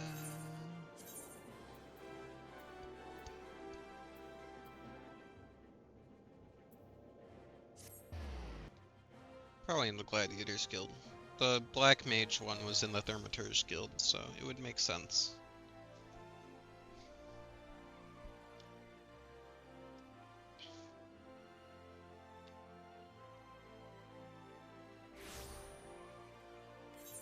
Yeah. It's here.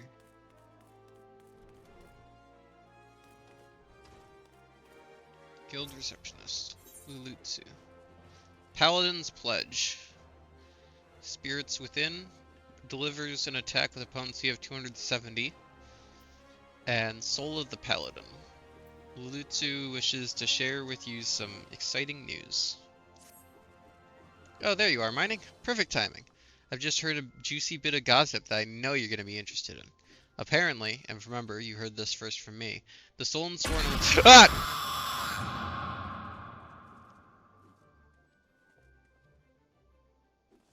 Hello.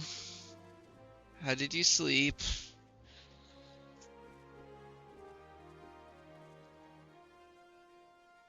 The Stolen... Yes, hello. Thank you for the jump scare. You slept amazingly? That's good. Apparently, and remember you heard this from me, the Stolen Sworn Elite are sharing the secret skills and training of Paladins. Incredible, I know. The Stolen Sworn have an elusive monopoly on the instruction of Paladin skills. Once upon a time, if you weren't one of those officer track elites, then you had no chance to learn the arts. And competition to get to the top was very fierce indeed, let me tell you. But anyone who joined had to swear an oath of fealty to the Ul'dan Sultanate, which meant no more adventuring, no more daring do, and no more Colosseum, just languishing about in the palace all day, polishing plate mail. That's why this news is so big. Now anyone with a bit of commitment can learn the skills of a paladin, and no memorizing the 55 commandments of the Sworn or any other nonsense either. This is a golden, no, platinum opportunity that comes but once in a lucky adventurer's lifetime. Let this slip through your fingers and regret will be your just desserts. You need to go to the Royal Promenade in the Hustings Strip. Find the captain of the Sworn Elite, Genlins is his name, and tell him how you're just dying to become a paladin.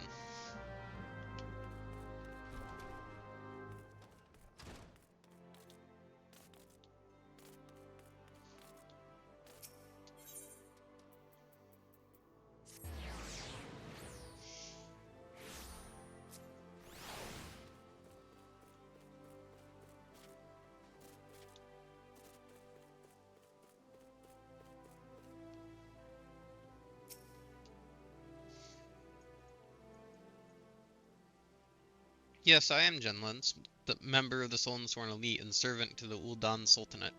Unless my instincts deceive me, you have come to inquire about training as a paladin. If so, I would have your name, good woman. My name, a fine name. I bid you welcome and salute your noble resolve. But if you aspire to paladinhood, you should understand what it means. A paladin swears allegiance to the Sultanate. A paladin shall be the sword and shield of the Sultanate. A paladin defends the people of the realm. Sellswords and gladiators and others of their ilk wield their blades for themselves, but a paladin serves the greater good. Do you understand me? The battle arts that the paladin learns have been held secret, nurtured, and perfected within the ranks of the Sworn Elite for nigh on 600 years. Of all of those sworn to protect the Sultanate, the soldiers, the mounted guards, and the knights, we are the elite of the elite. Our conviction unwavering, our hearts true, our sword skills without peer. But the glory of the Sworn, well, much of it is buried in the past now. Our brotherhood grows smaller by the year. We are a shadow of what we once were, and the Sultaness turns to sellswords to defend her palace. All of this because of one traitor. No, because of a blot of dishonor left by one who shall not be named. And because of him, we have been forced to seek the help of able-bodied adventurers. And here you are. We shall instruct you in the paladin military arts. You will not be inducted into the Sworn, but serve as a free paladin. However, you will show us that both your sword and heart have metal, and you are worthy of the honor. In the ruins to the south of Little Alamigo, you will find an iron brazier. Light it, and the undead nearby will be drawn to the flame. Slay these monsters and give their hearts to the fire. Return and present to me their ashes as proof of your deed. Now, would-be paladin, show me the metal in your heart and steel in your blade.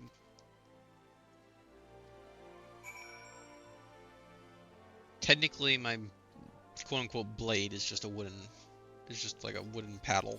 But, yeah, I'll show you the steel in it, I guess.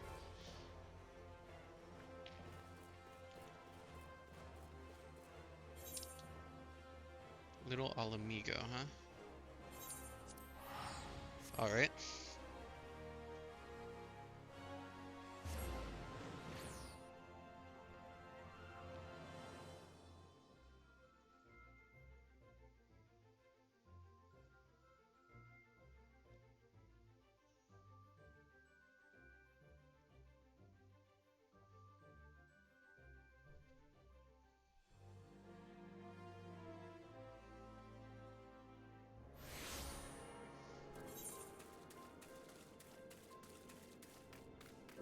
Okay, I want to do this fate first, so we can get some flame seals.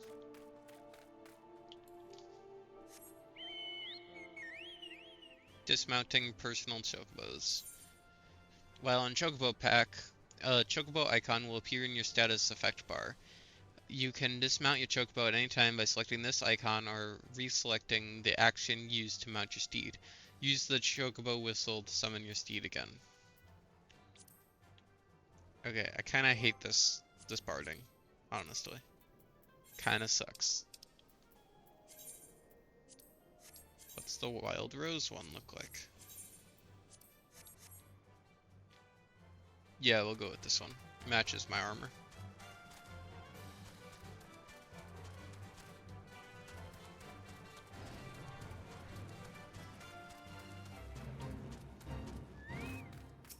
Oh hey, it's a bunch of Sabotunders. And also Sandskin Pests.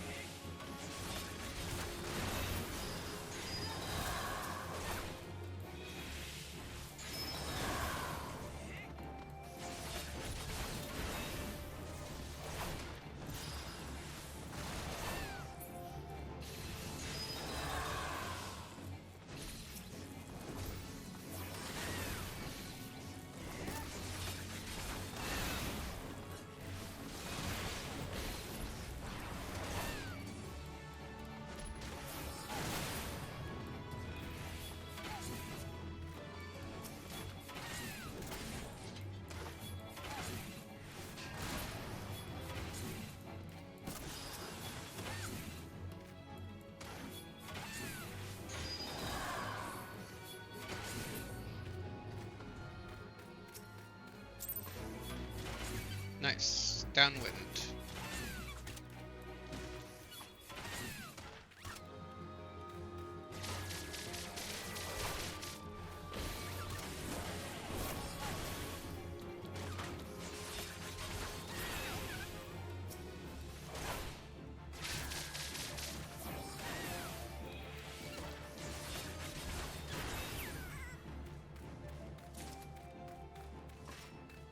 Get the rest of these Sabotunders killed,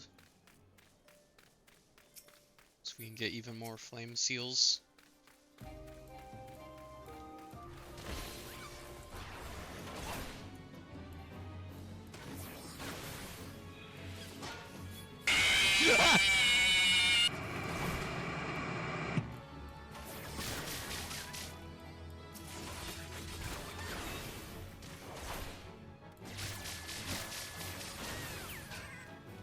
Thank you for the jump scare.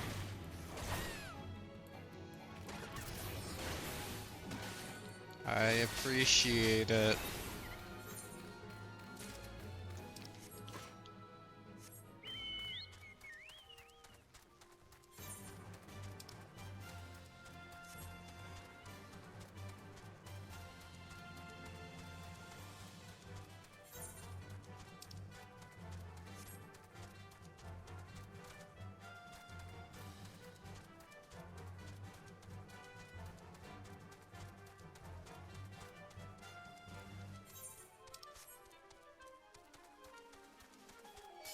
Oh hey, it's a bunch of corpses.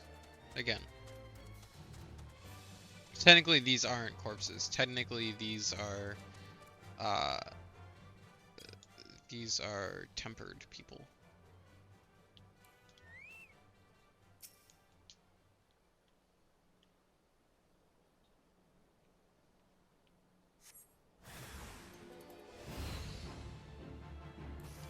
These are corpses.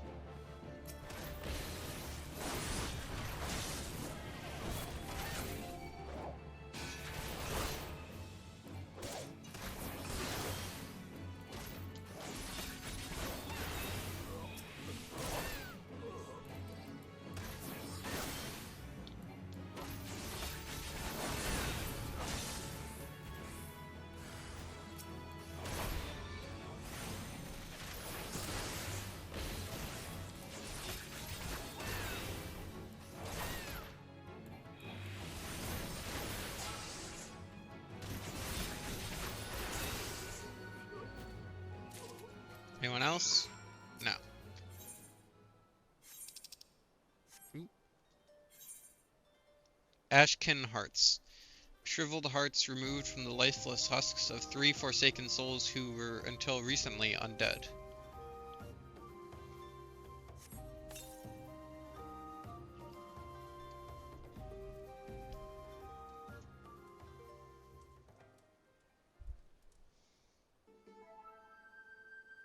If you are in this place searching for the undead, then you must be a petitioner seeking the secrets of the Paladin arts. But make no mistake, simply learning Paladin swordplay does not make you a Paladin, nor does the armor you wear or the status you claim. I am just another aging free Paladin, but you would do well to heed my counsel. Strike off the shackles that bind your spirit, lift the visor that blinds, and find the true path of the Paladin. One big sword. Here, you will be returning to the captain, yes? Then give him this crystal. Yes, yes. The way you use that sword reminds me of a man I used to know. Mine eyes may be old, but they can see the truth well enough. Be a paladin strong and true. Devote yourself to the way and become a beacon of light. Peace.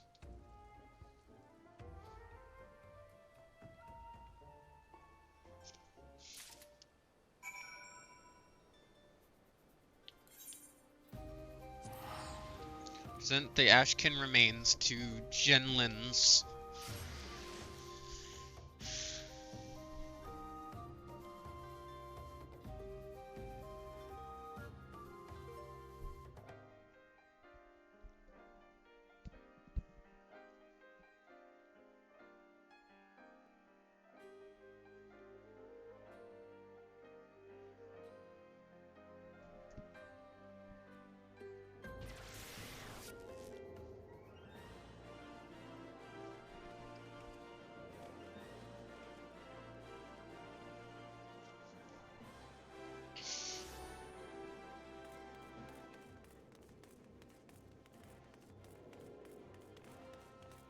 Why do I always do this?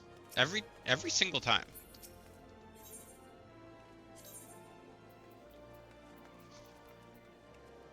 To the Chamber of Rule. I think I'll do this and then the level 35 Paladin quest. And I'm gonna call it a night. Because it's been 6 hours since we started stream. Face the undead monsters who infest the ruins south of Little Alamigo in southern Thanalan. Defeat them and return with proof of your deed. Ashkin remains. The charred remains of 3 Ashkin hearts. Proof that you have overcome Genlin's trial. Engraved crystal. Strange yet beautiful runes have been carved upon the surface of this otherwise normal-looking crystal. Yoink. Yes, that's what I needed. Proof that you have defeated the undead. You have shown that your heart is true and your sword has metal. I have no doubt that you will prove to be an attentive pupil. That is well, for there is much to learn. First and foremost, you are a paladin now, a custodian of traditions ancient and noble. A free paladin has no master. Instead, she travels all lands, and in every place takes up the cause of the unarmed and defenseless. You swear fealty not to a lord, but to yourself. You are nobility amongst adventurers. You have taken the first steps upon a new path, and you have earned the right to bear this, the soul of the paladin. Upon its surface are carved the deeds of paladins of eras past. She who bears it commands the respect of all knights of honor. Bahamut's Fang, you already possess a crystal, and you say it was given to you by an unknown free paladin who told you to hand it to me. Where is this crystal of which you speak? I demand you show it to me at once.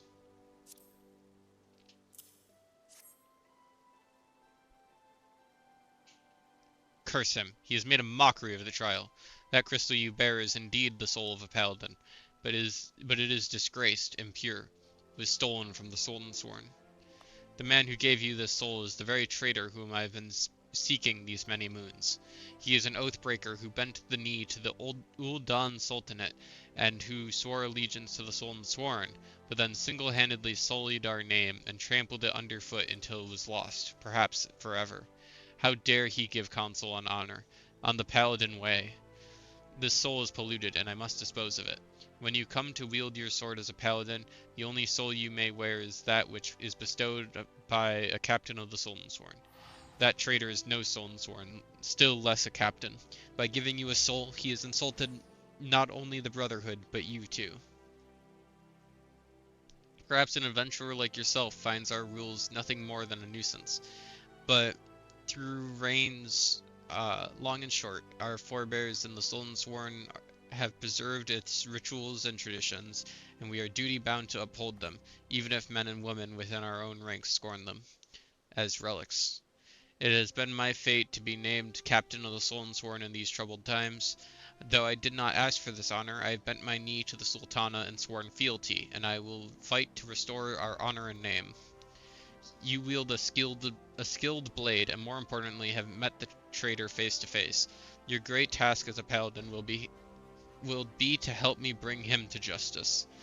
You must ready yourself, marshal your resources, and hone your skills until the time comes when you are ready to discharge your duty.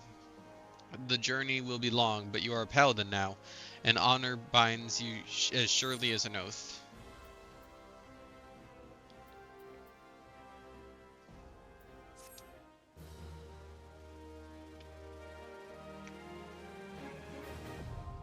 Armory unlocked. Paladin unlocked.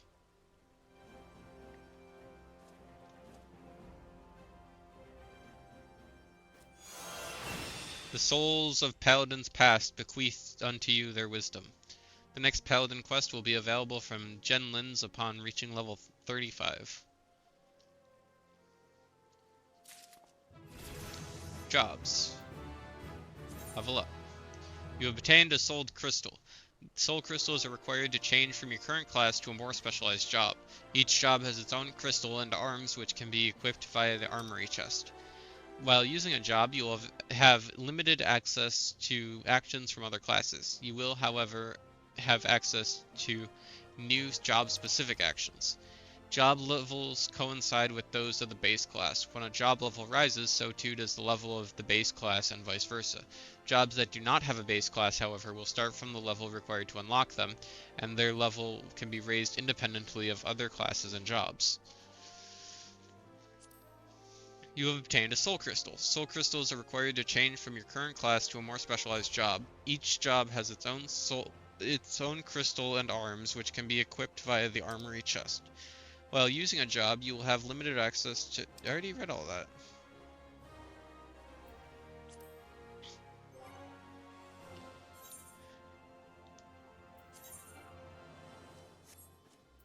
Okay, so Gladiator's 2 swords crossing, but then if I go Soul Crystal, Soul to Paladin.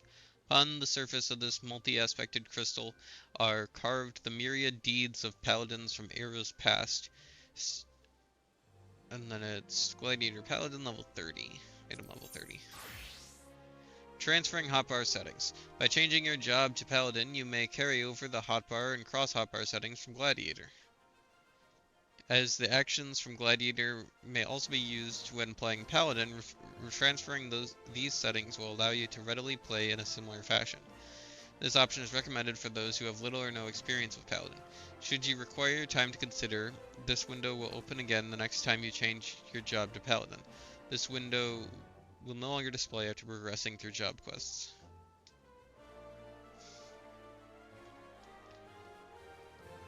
So Gladiator is 2 crossed swords, whereas Paladin is a shield.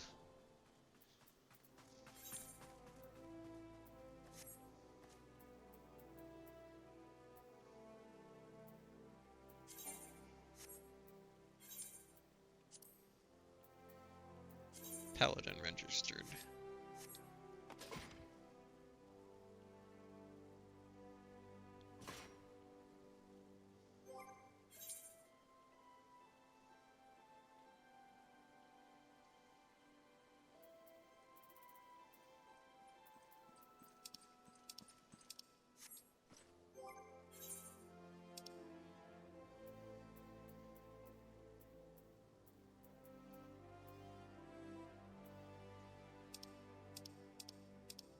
Hey, I got a commendation at some point. That's cool.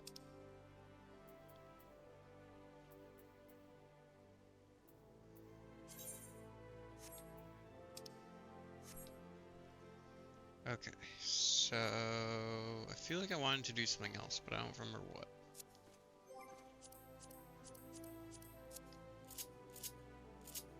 Oh yeah, I wanted to check out my new actions.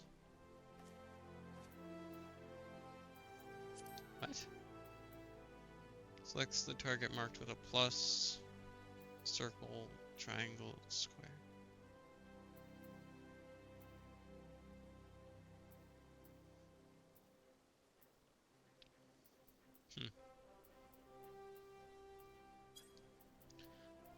Let's go actions. Yeah. Change action settings. Following action change settings are enabled. Fight or flight, goring blade.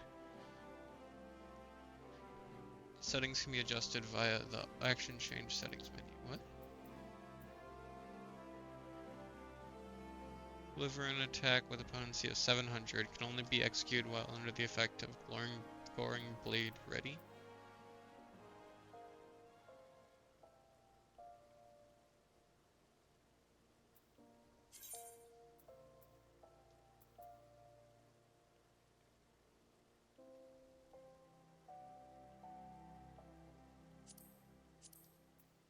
Sure. I don't know why I wouldn't want that combo.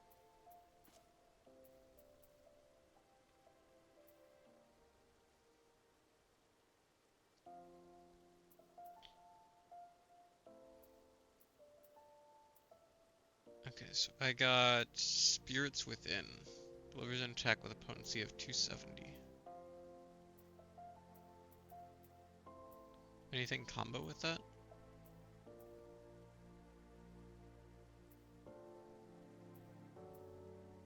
Riot Blade.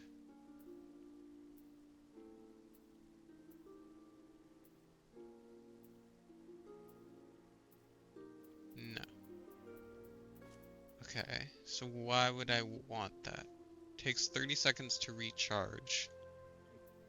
Does 270 damage.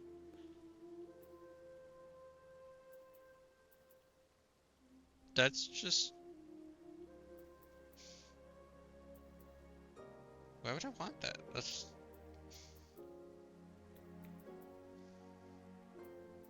It takes so long to recharge. I mean, it probably has a purpose. Should probably find a spot to put it. Like, instead of interject, because I never use interject, and when I do, it doesn't work.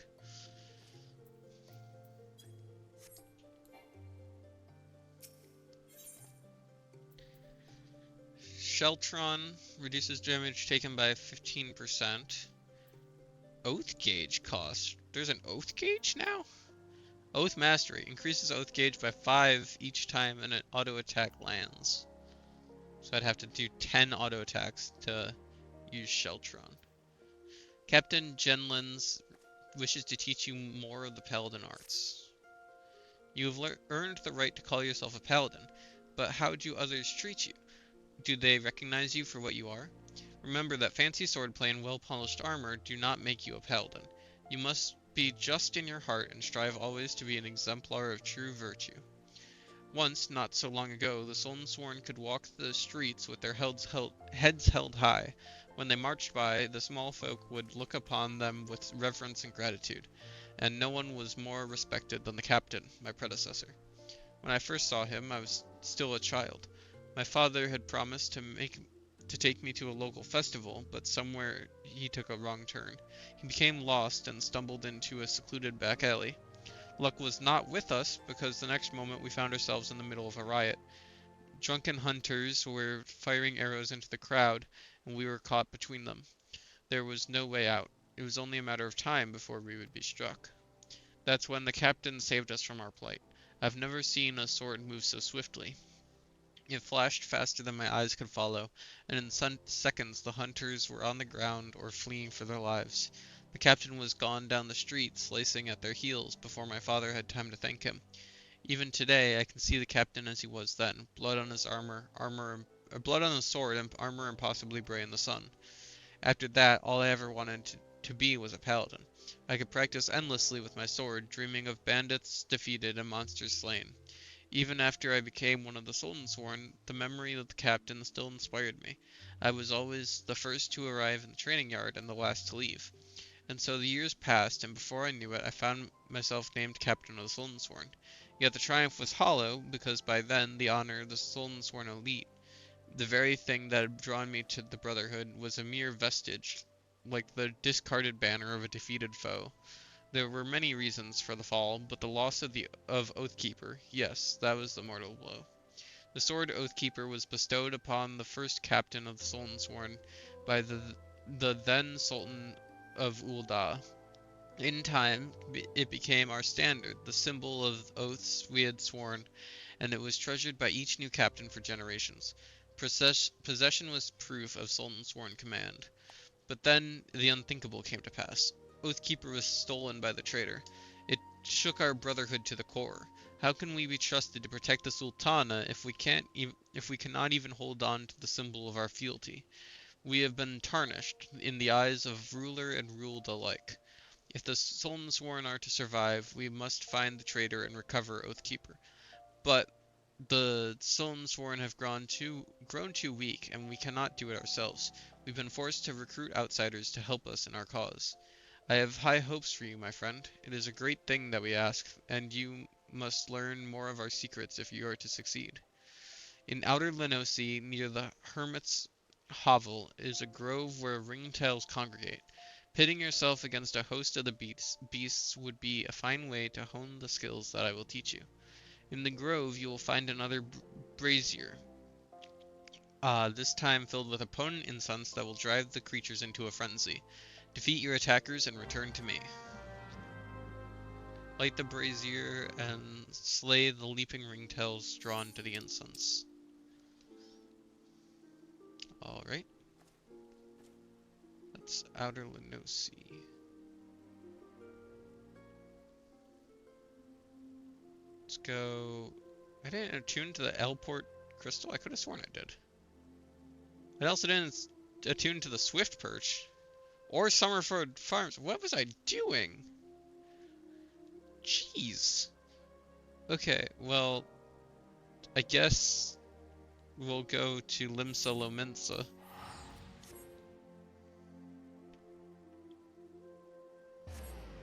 Because clearly... I'm not great at this game.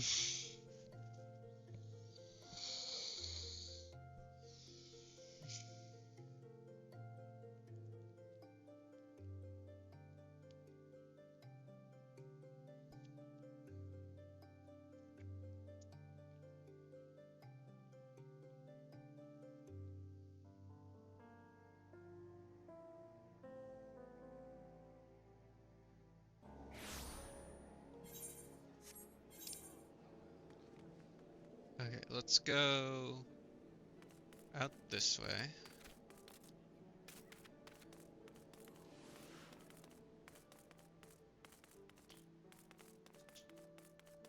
We'll hit up Summerford Farms, then Wineport, then go up to Camp Bronze Lake, and finally hit up Camp Overlook.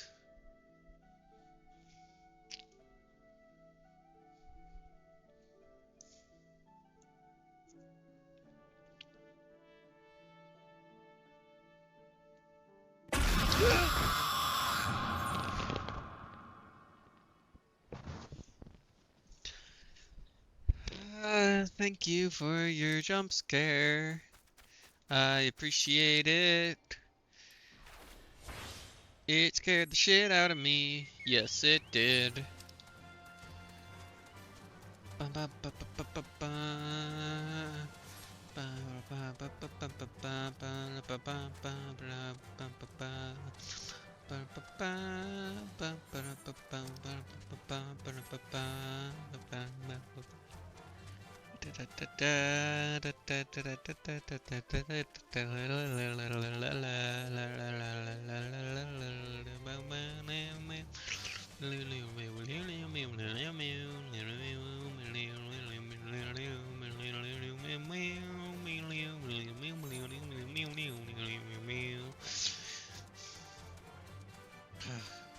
Okay. Get the chocobo keep. Resummon our chocobo.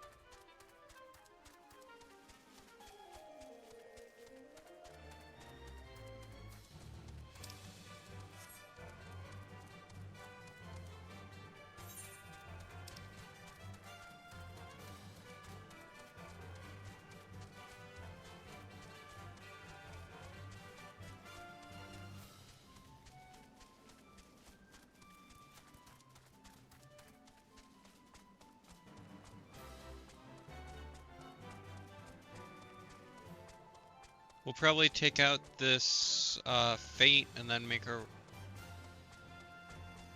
Yeah, we'll take out that fate and then make our way up to Eastern Lenosi.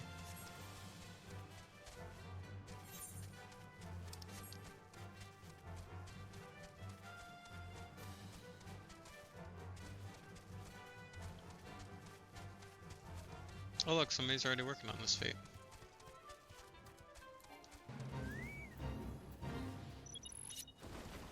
I guess I'll help them out.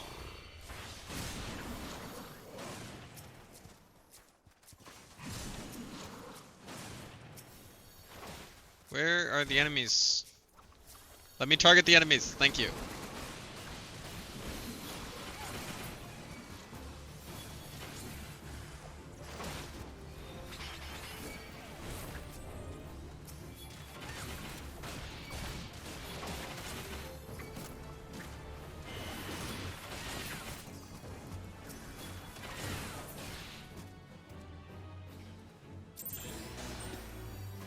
Nice. Gold medal. Oh, they just have a spaceship. That's cool. I guess.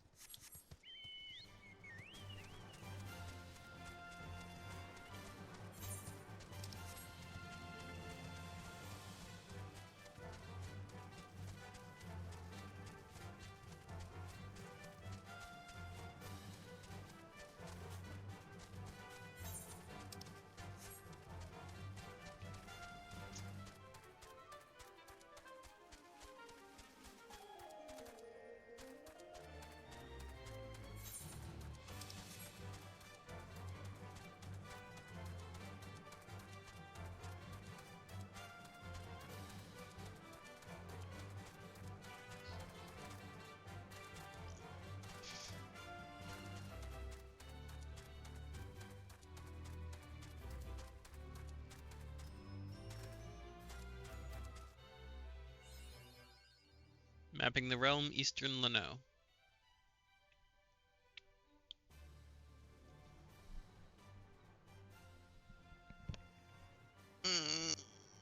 Would have to be outer Lenosi. So far away.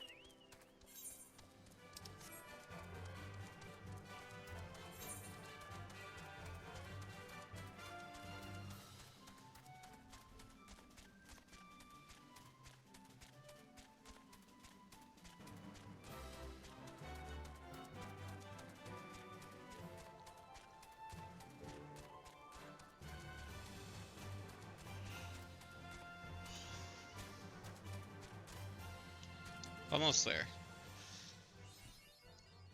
Mapping the realm, Upper Lanaz. Just had to get through here. To the Aetheryte. Meet the Chocobos. And then make my way through the Kobold territory to get to the quest area.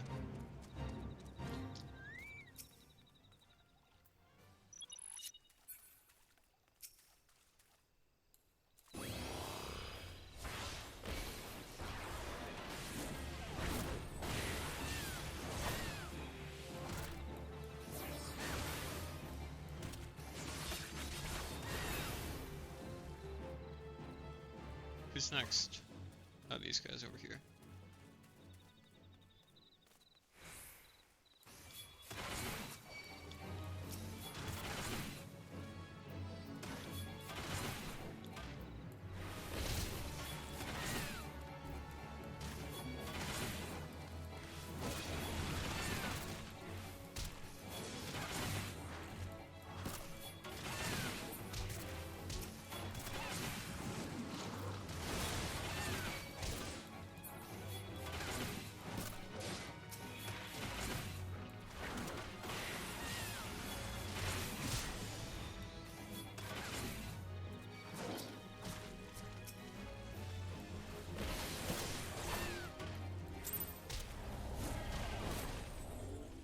They failed. Lame.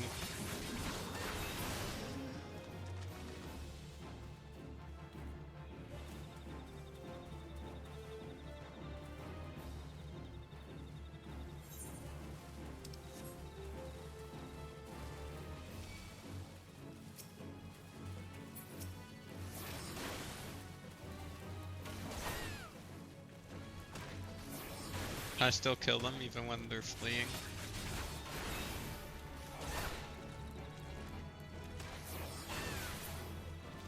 Yes, I can, but obviously it doesn't credit towards my fate.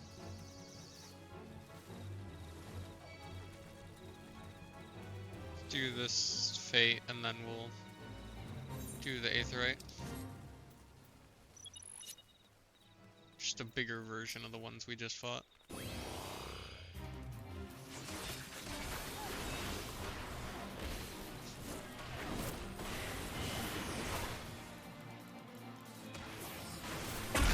Ah! Well, I forgot what I was just about to say because of the jump scare, but thank you for the jump scare, Nex.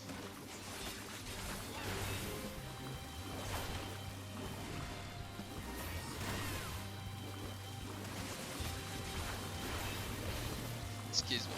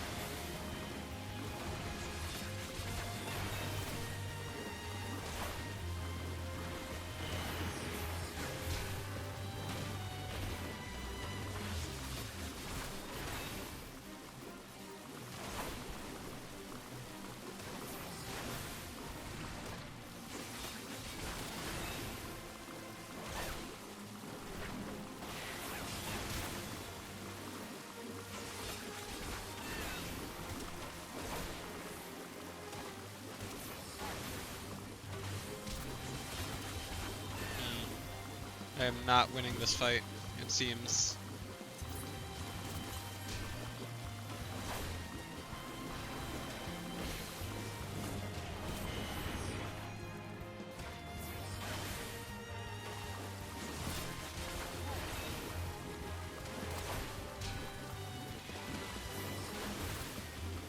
is unfortunate.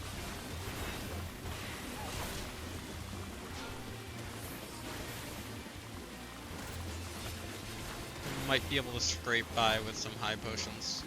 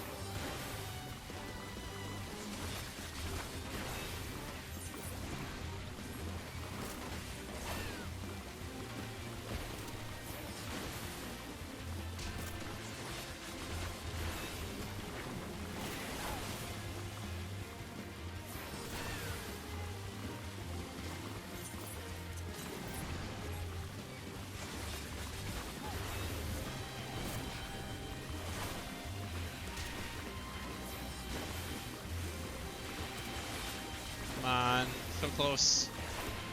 I've only had to use almost all of my high potions to pull this off.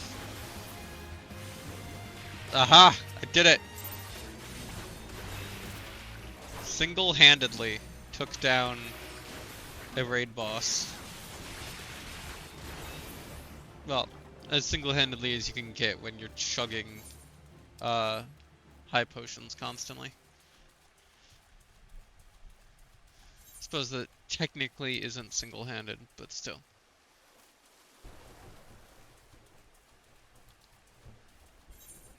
There's another fate.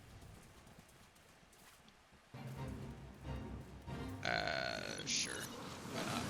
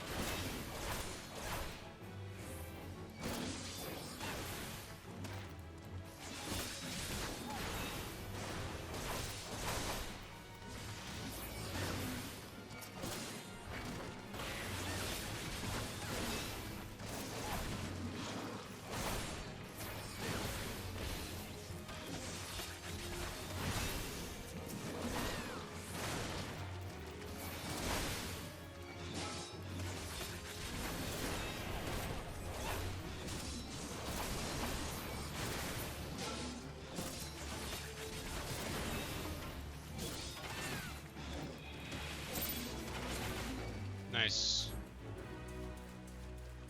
That's what we like to see. And back to what we've been trying to do for like 10 minutes. Figure out how we're supposed to get into Camp Bronze Lake.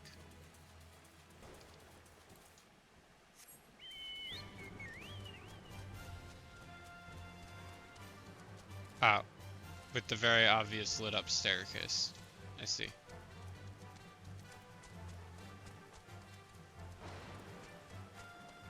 Chocobo! And Aetherite!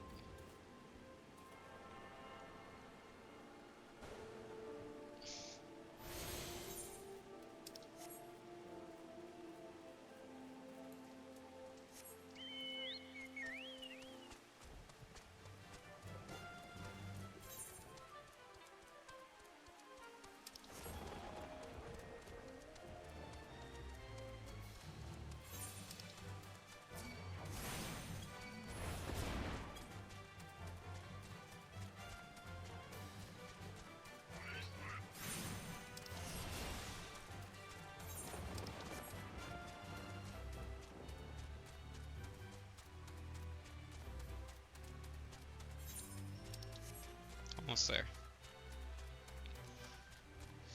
Just a little further.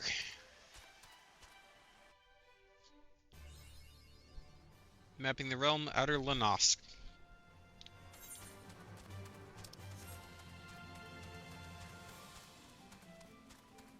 Gotta carefully avoid all these kobolds because they are way too high level for me.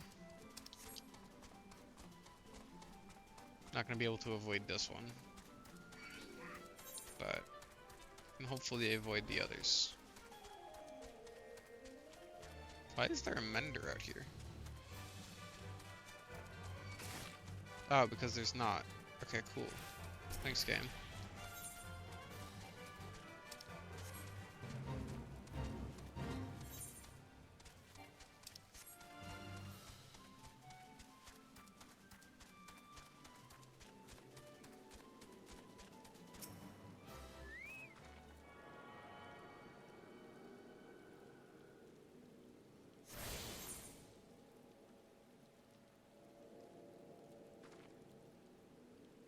That's where I have to go.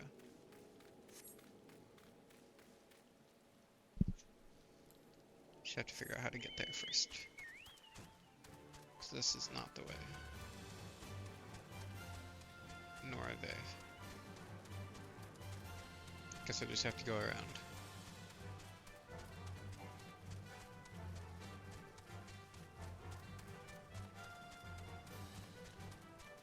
Oh, hey, Private.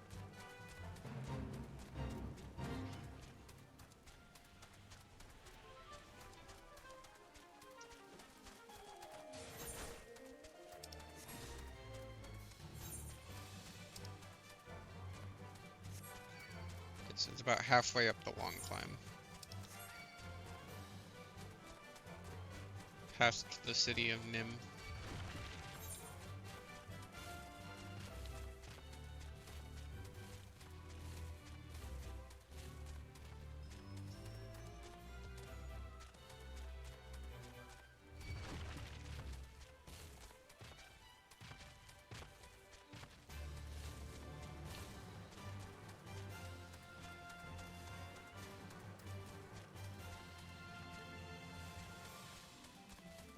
I took a slightly wrong turn.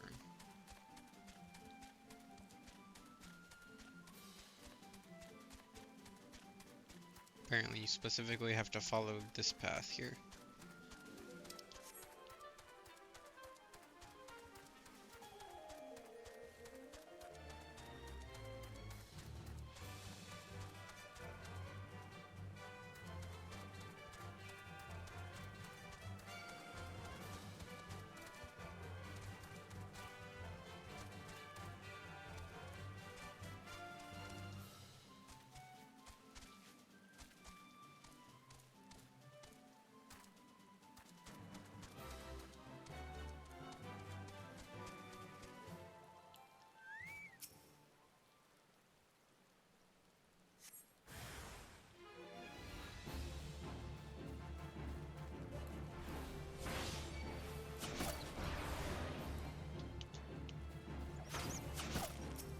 Why does it always target the one furthest away from me? It's very annoying.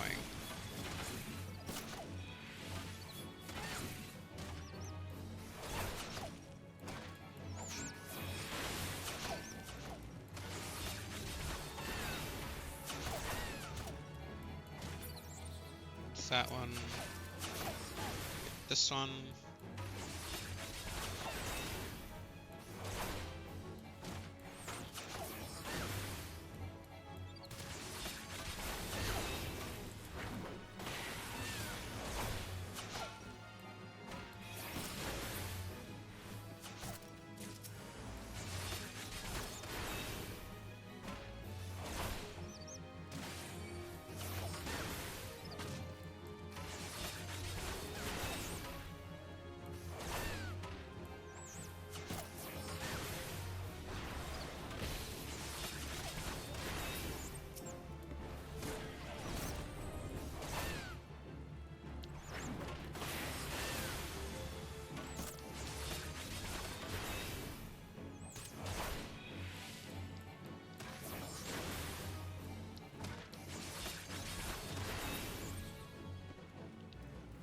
Is that all? No, there's one more. Two more.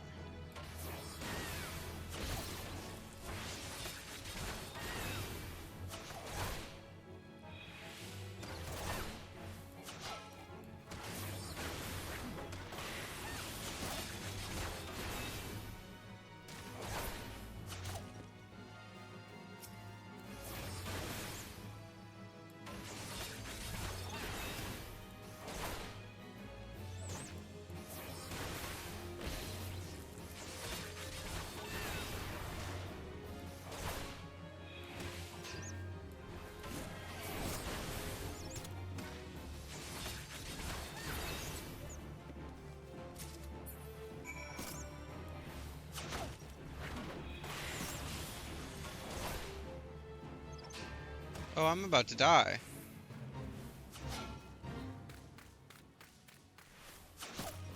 No, don't kill me. No, I'm so close. Who puts a wall there? On the map there was no wall. Who puts a wall there? Jeez. Ah, so close. Okay, well, I have to teleport all the way back there. Thank you for the jump scare.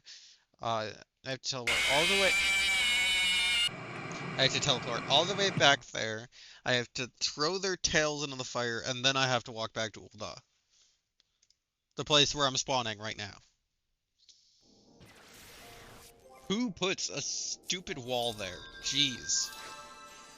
Oh wait, I don't even have to put their tails in the fire. Okay, well this actually just served to save me time, I suppose.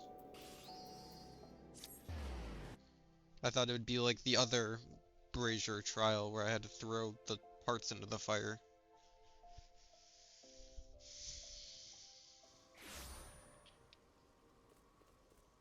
This was actually a tactical. This was a tactical death. Well done. You have taken the skills I taught you and made them your own. I still do not have word of where the traitor is hiding, but I will inform you the moment I do.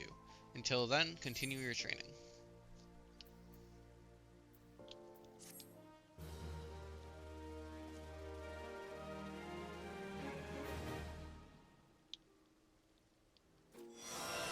Soul of Paladin's past bequeath you their wisdom. Sheltron. Oh, it's different now. Oath gauge expanded.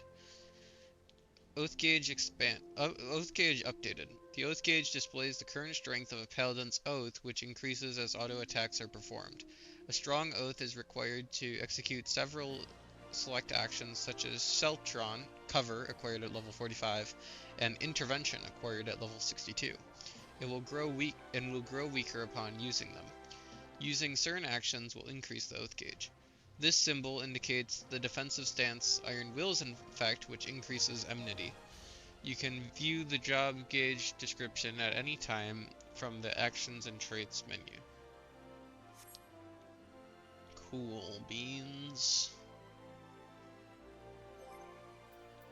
Character, no. Actions and traits. Sheltron. Reduces damage taken by 15%.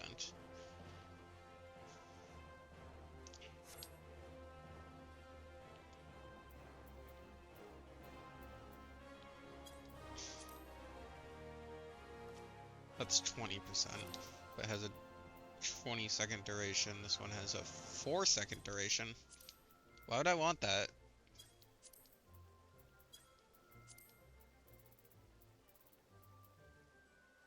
It just seems worse.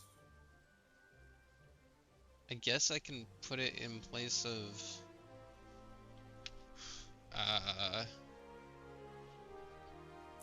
this.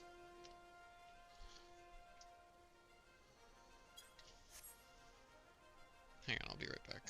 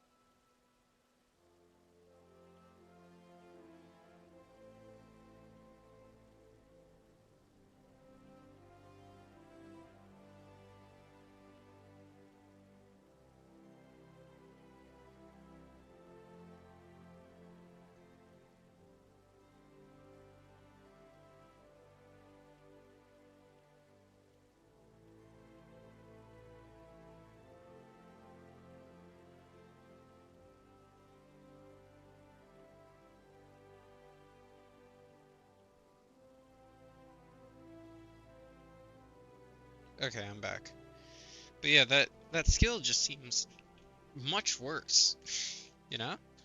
Because, like, that skill I've had for a while, does more damage reduction, doesn't use my oath gauge, and has a shorter, and lasts longer. So, like, you know, power struggles. Captain Genlins has another lesson to teach you. Prominence. Delivers an attack with a potency of 100 to all nearby enemies. Increased enmity, and if used after total eclipse, does 220.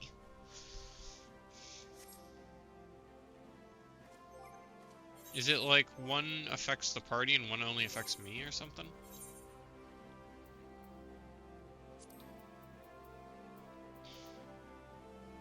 Reduces damage taken by 15% for me. No, they're both just me. It's dumb. Why would I ever want that?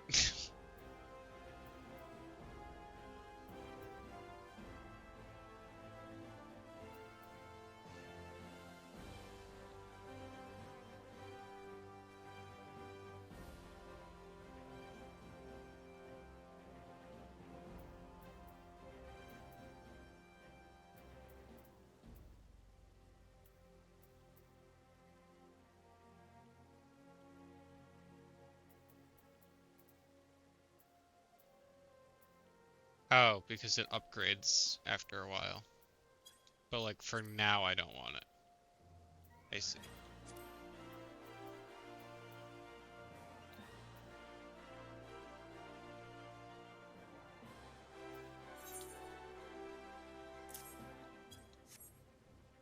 Cool.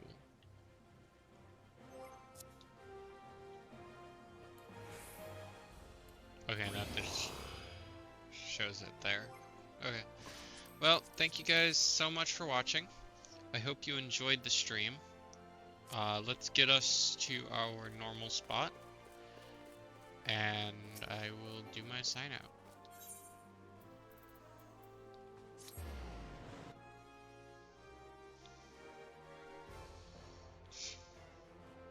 I feel like we've accomplished more today than normal. By normal, I mean last stream, because last stream we didn't really accomplish much of anything. I feel like we got a decent amount done this stream.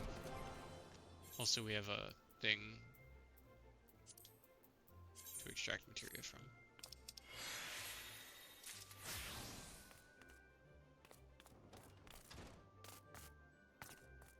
Okay, good. Nobody's sitting in my spot.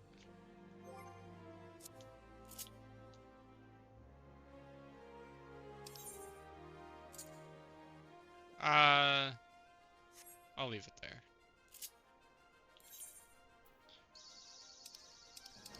So now let's sit down. Okay, thank you guys so much for watching today's stream. I hope you enjoyed it.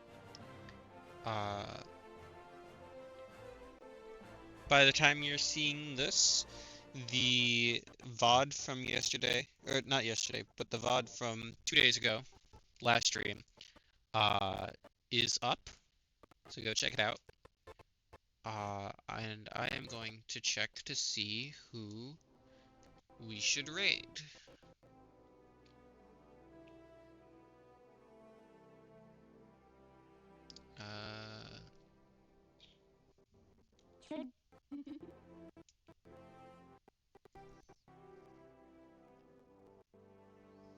Let's see who's going.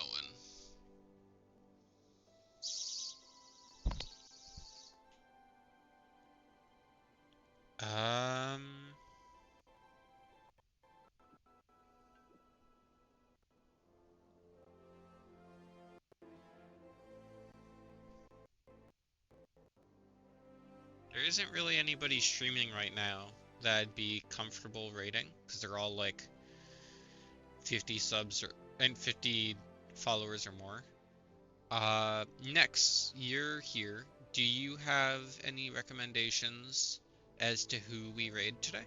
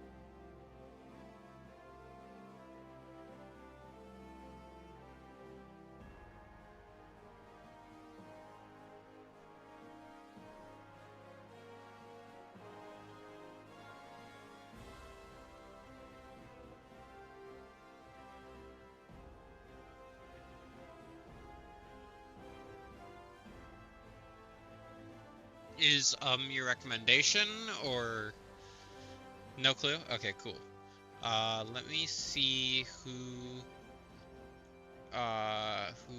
is streaming Final Fantasy. Anybody else that's relatively low level streaming right now?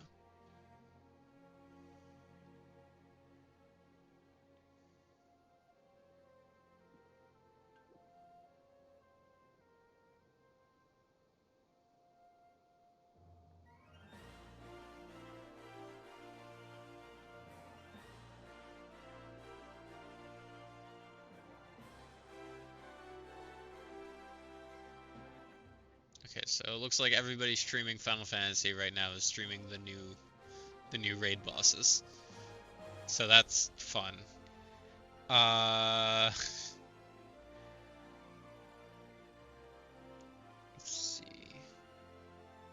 show more.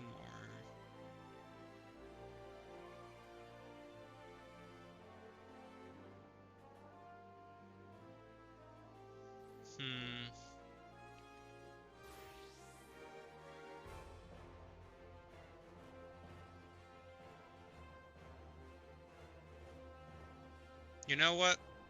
Let's take a shot at the dark and raid Wade. I've never raided Wade before. But y'all know Wade. AKA Minion777. Go tell him I said hi, I guess? Or don't.